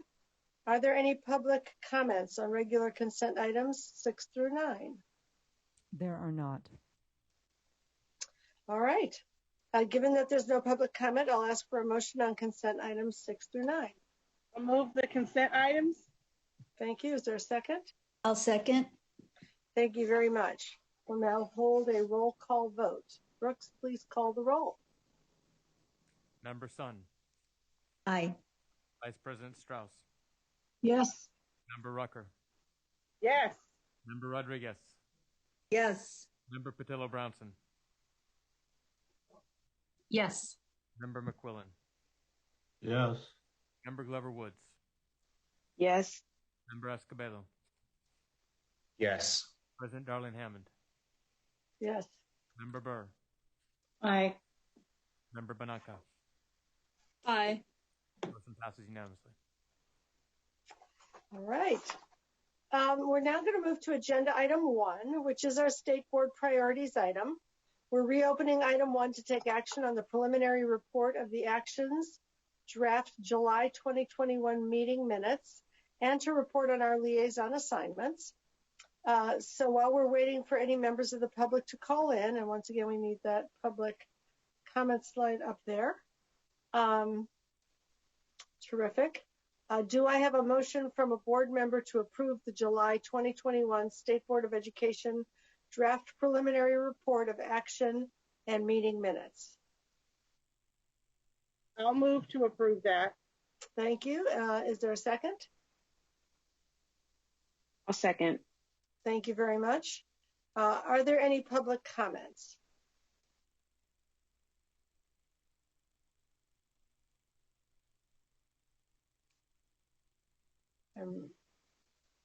There are no. I know we're doing a little wait time. Okay, there are no public comments. Any further discussion? Okay, board members, would you please raise your hand in the participant panel of the Zoom, and Brooks will keep track of the raised hands. Oh, that's if there's discussion after the vote. It's like, what is that about? We'll now hold our usual roll call vote. Brooks, please call the roll. Yeah, and just for the record, I will do a roll call of those members who were present for that meeting. Member Thank Bird. you.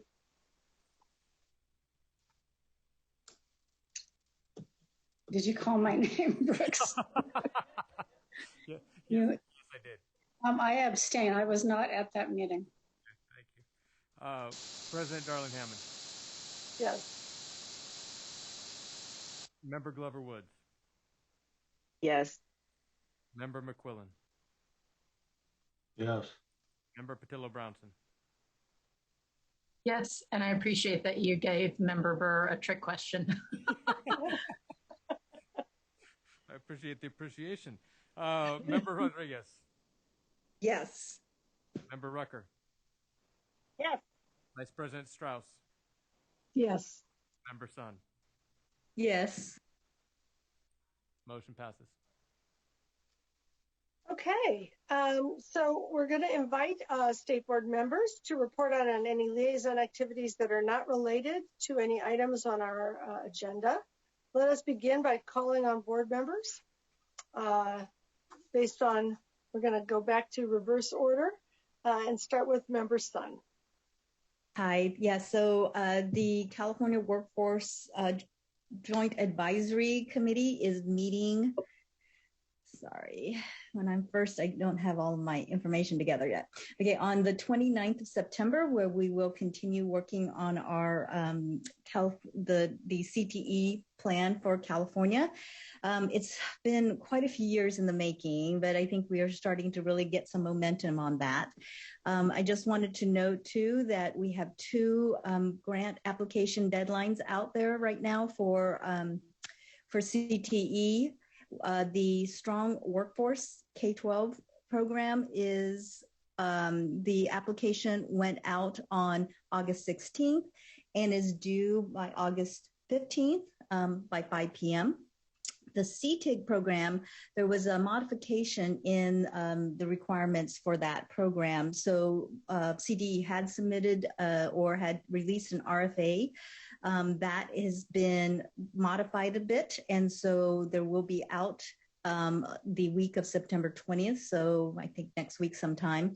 And it will have a quick turnaround. So those who have already started applying will be notified.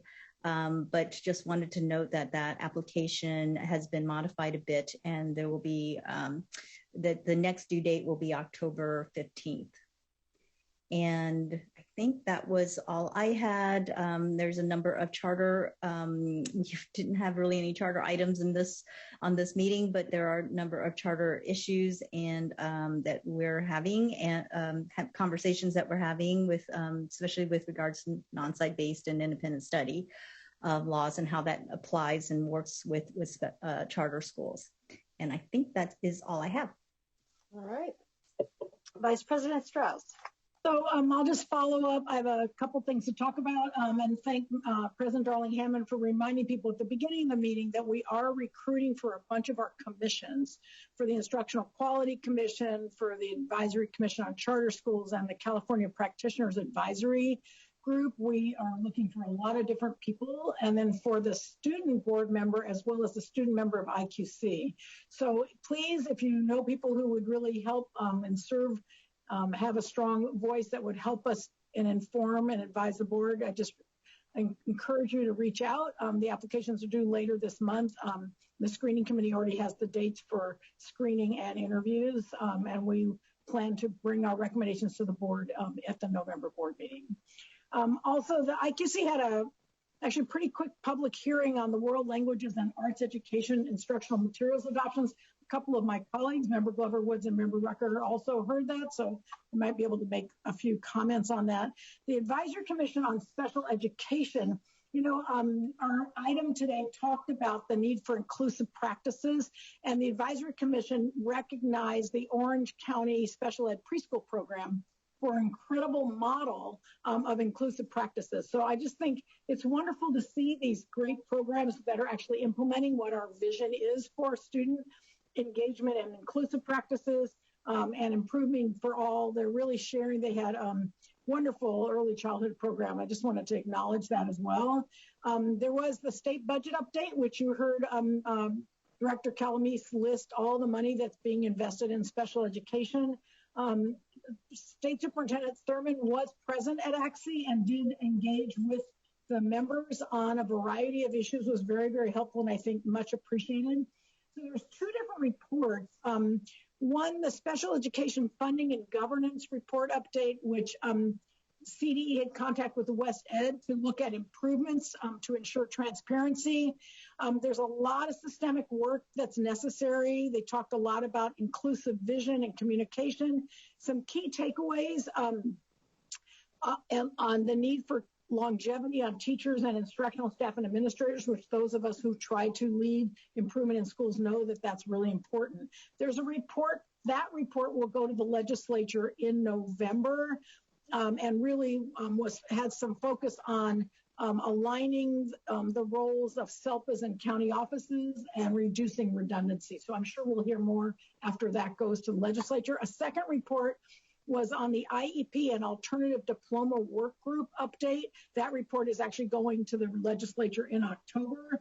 They had a number of recommendations on ways to improve the IEP process, the template, training. So we'll hear a lot more about that. But again, this work group did a lot of work. If you're interested, you can go to the AXI link and watch that meeting. I think you'll find it very, very helpful.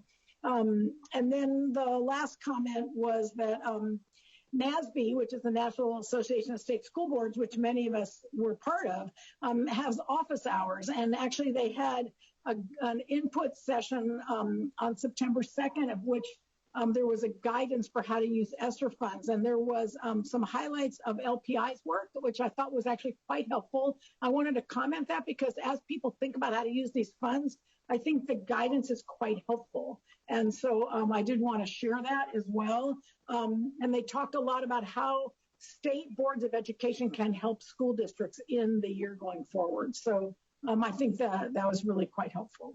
So that ends my report. Thank you. Terrific. Thank you. Member Rucker.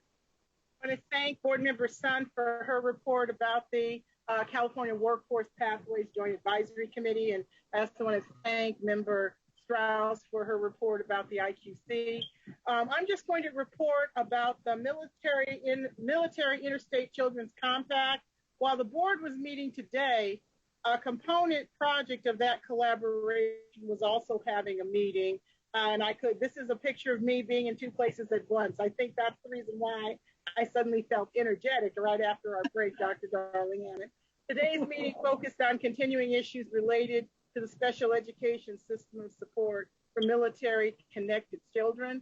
I also want to note that the California State Compact submitted an end of the year report earlier this month.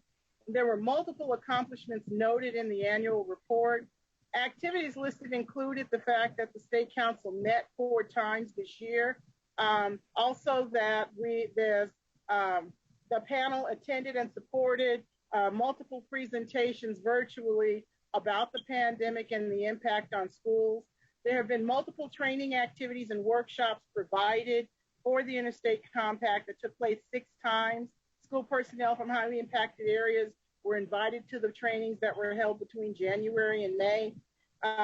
We also had created a lot of new positive professional relationships with multiple organizations, including the Coast Guard, the Governor's Military Advisory Council, the Space Force, the National Guard, the California Reserve Forces, NOAA, the National Oceanic and Atmospheric Association, the Military Child Education Coalition, and multiple MIC-3 compacts from around the country.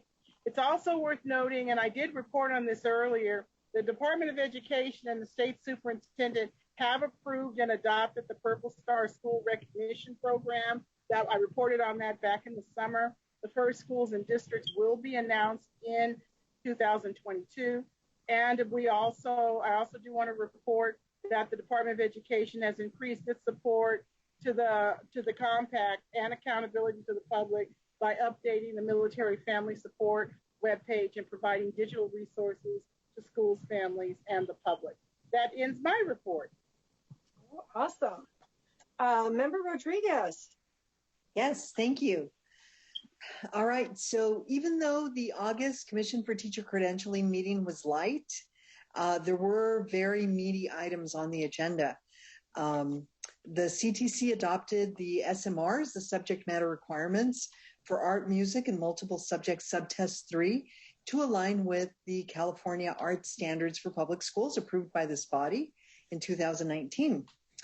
The RICA was discussed, and there continue to be concerns remaining the pass rates, especially for teachers of color, and there is a need to have the assessment updated. As CTC does with all assessments, one of the things that Director Sandy said, that doesn't mean that the test is lacking in validity or reliability at the moment. It just needs to be brought up to date. So it's not irrelevant, and I'm quoting her, it needs to be brought into its next iteration to address the needs of the current concepts of literacy with regard to our English language learners and English language arts. Staff is closely examining the specifications of this assessment. It will take at least a year to develop new requirements. There are new frameworks. The CTC staff now has a lot of experience and knowledge developing performance assessments, and the minimum time required for these assessments is 2 years. So there's a 2025 projected update for the RICA. CTC staff is incredibly appreciative to for the inclusion of $2 million in the 2021-22 governor's state budget for a complete review and revision of the RICA. Staff will develop a statement of work for a new contract, and without these funds, this could not have been possible. On August 31st, CTC leadership attended the Universal Transitional Kindergarten, UTK. I knew that was going to happen. Design team launch meeting. The meeting discussed the planned collaborative efforts across multiple agencies to prepare and promote implementation of the UTK state effort. And also looking for applicants to fill a vacancy for the public member position on the Committee of Credentials. The application can be found on the Committee of Credentials page, and the final filing date is September 15th. So if you know any public members, this is truly a labor of love, and it's incredibly important work that the Committee of Credentials does. And then my next and final update, the summer session ended for the California Summer School for the Arts. Congratulations, class of 2021. It was very exciting because the students had this amazing program, and it was all online, and their commitment didn't falter. They continued working hard. This CSSA Foundation supported students by providing rental laptops for those who had technology needs. So thank you to the foundation for their support. They were really happy that they were returned in great condition. The executive directors in the third round of negotiations with CalArts for the summer school site, which is where they've always been, but there's a little bit of an increase in price, and it's they're hoping that they can make it happen. The diversity and inclusion subcommittee will meet at the end of this month to strategize outreach. And a student satisfaction survey will be shared in October with the trustees, and I will pass it on to board members. And lastly, Matthew Gallagher, the executive director, is working on a data dashboard to collect relevant data. It's a longitudinal 6-year history, although he's relatively new. I don't even know that he's been there for a year yet. And it includes information on feeder schools, race, ethnicity statistics, admission data, and more. His hope is that this information will be useful as we strategize throughout the school year ahead. So thank you. And I would also like to say that a big shout out to my students who are walking with their masks in 113-degree heat, and they are not complaining, and they are walking like almost half a mile from my class to other classes, and they come in and their little faces are sweating, and they just sit down and and are absolute troopers. And we've been doing this for a month and a half now, so I'm waiting for cooler weather. So thank you. That's awesome. Member Patillo Bronson. I'm going to build off of the last report and share a little bit about the UPK Constellation Group that the Department of Education has been convening. They are basically looking at the implementation roadmap and have convened a number of design teams to look at local implementation and promising practices, research, workforce development, and then also partnerships, which is the design team that I'll be supporting the liaison work with the state board. In addition, the Early Childhood Policy Council met twice earlier this month. The first was around shared services, which is sort of back on end function sharing among the CBO organizations that provide that pipeline into pre-K and eventually TK and the K-12 system. And then the most recent Early Childhood Policy Council meeting focused on racial equity, which was very exciting and actually had a lot of alignment with our conversation today. We heard from Dr. Lee about equity in early education and the Department of Ed's plans to bring that into the fold in terms of community schools, in terms of behavioral health, and of course, obviously UTK. I think that's it. Otherwise, I just want to say happy California Admissions Day belatedly. Anyone else who's got school children who celebrated that holiday. There you go. Member McQuillan. All right.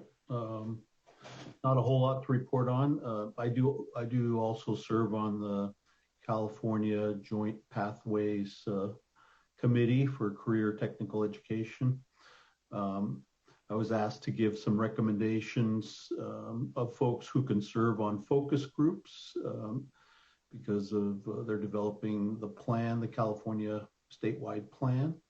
So we came up with quite a number of folks that could give a voice to American Indian tribes of California, as well as rural communities, rural counties, to give a voice to these focus groups.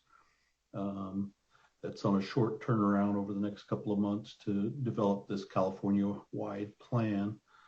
So tribes have something called TARO offices, or Tribal Employment Rights offices, and they develop lots of different career pathways for tribal members throughout Northern California.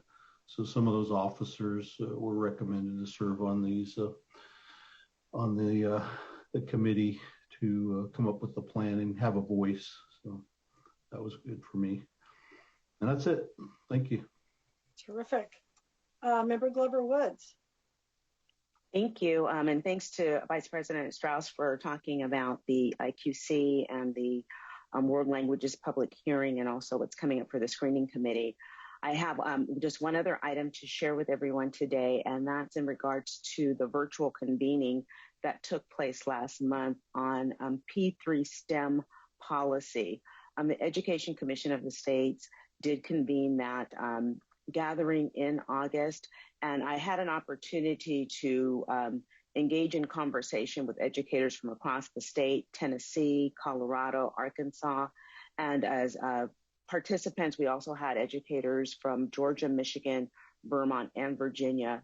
The topic, again, was how to ensure that robust STEM instruction takes place for our younger learners, and how to make sure that that doesn't get put on the back burner as students return to in-person instruction, and we really focus on accelerating learning. So it was very robust. A couple of thoughts that came through was just the necessity and importance of networking professionals that are working in that area, especially for those that are in smaller areas and rural areas, and also ensuring, again, just professional learning support and keeping the authenticity with STEM instruction. So that was quite exciting, and thank you for allowing me to share today. That's wonderful. We'll go to Member Burr. Thank you. Because I wasn't here in July, I didn't have the opportunity to congratulate Matt Navo on being selected as Executive Director for the CCEE. I think all of you who had the pleasure of working with Matt on the board know how fortunate we are to have an educational leader of his stature to take over the organization. It probably also won't surprise you that he's only been on board a few weeks, and he's already met with over 50 of our educational partners to learn more about what our organization, CCE, can do with those educational partners to help support learning in all of our schools. And I especially want to thank, on behalf of Matt, and I said this morning, the cooperation and collaboration with the Department of Education is absolutely critical, as is the collaboration with the county offices of education. So, just a big appreciation to all of those folks. And as we also heard this morning, Matt's busy building his leadership team, which will now include Dr. Gregson as the Deputy Executive Director of the Collaborative. I just want to highlight two pieces of work by the Collaborative. The playbook for accelerated learning is out and available on their website. If you haven't seen it yet, I encourage you to take a look at it. It lays out current research on how best to improve student outcomes, identifies models that practitioners can use to accelerate learning in their systems, and proposes ways in which they can plan with their teams. And it suggests ways in which LEAs can leverage community-based organizations and engage families as partners in this work. Related to that, the state budget included funding for learning acceleration grants, and the CCEE, in collaboration with our administrative partner, Marin County Office of Education, has issued an RFP for those grants, and they will be holding a webinar tomorrow, Friday, September 10th, from 11:30 to 12:15, to provide an overview of the requirements. These grants will provide professional learning for educators to support, again, learning acceleration, particularly in mathematics, literacy, and language development. So I encourage you to get the word out. People who are listening, please sign up for the webinar on the CCE's website. And the last thing I will say, back to the leadership transition, is to express my deep appreciation to Tom Armolino, who retired and served the CCE with great distinction. At our next board meeting, which is October 28th, we will have a little celebration of Tom's leadership. So I hope everybody will tune in. Thank you. Thank you.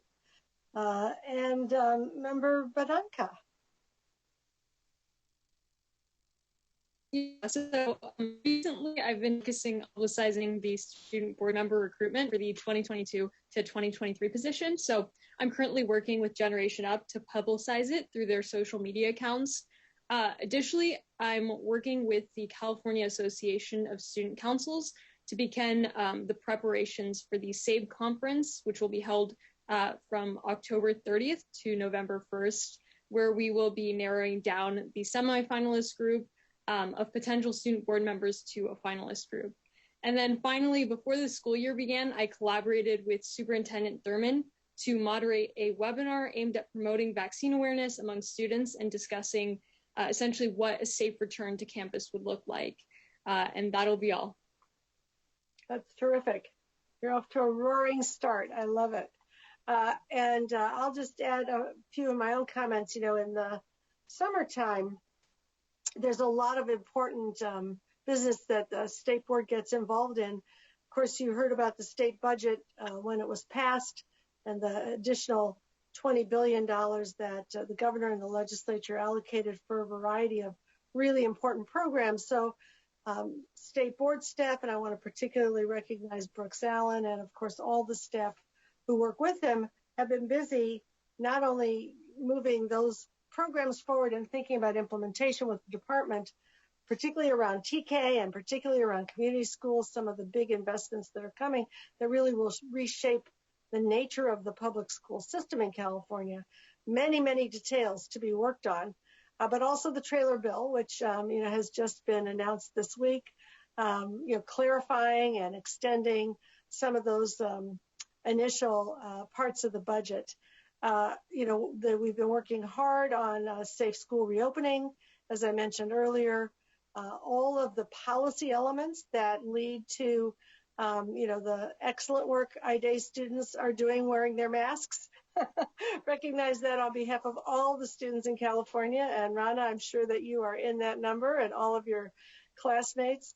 The vaccinating that is going on around the state, the schools that are taking up the testing programs that the state's been offering, the SWIFT, the team that responds to concerns from local schools when there are needs for more testing, more vaccinating. So all of that has been going on this summer. So it's been a very, very busy summer.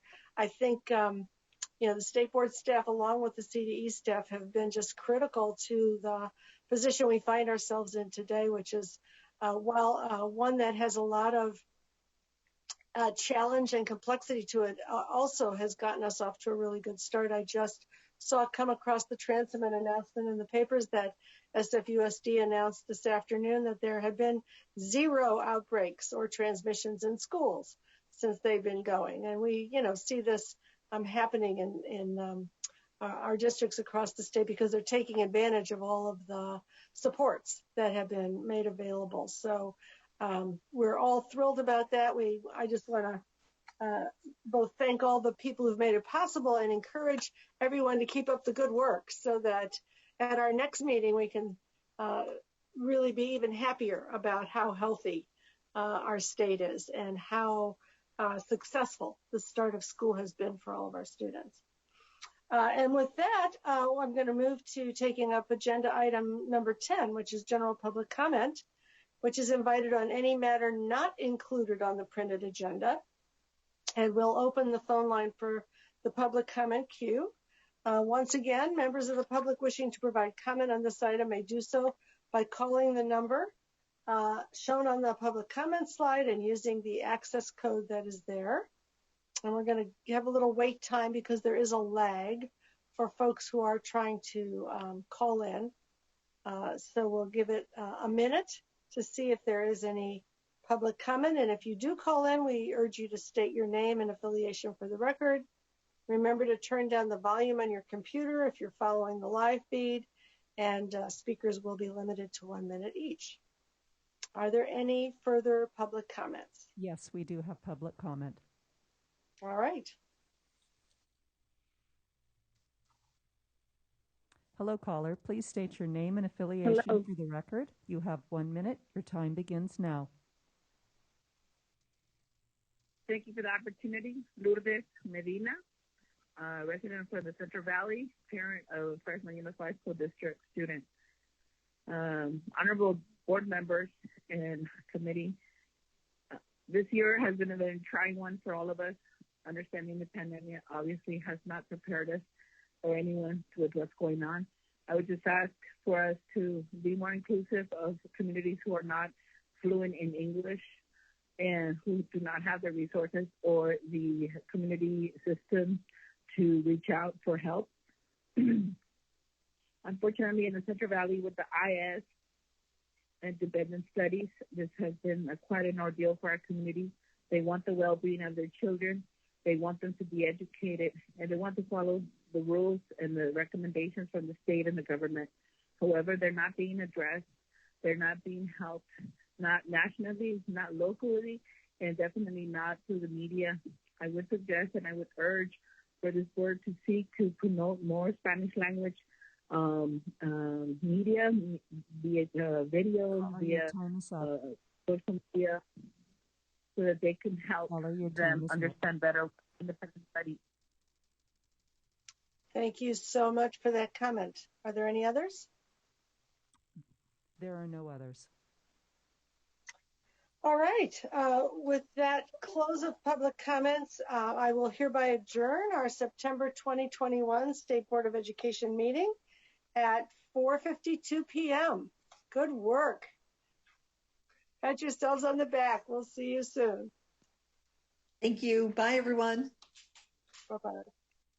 Bye, everyone. Have a great day. Bye. Take care.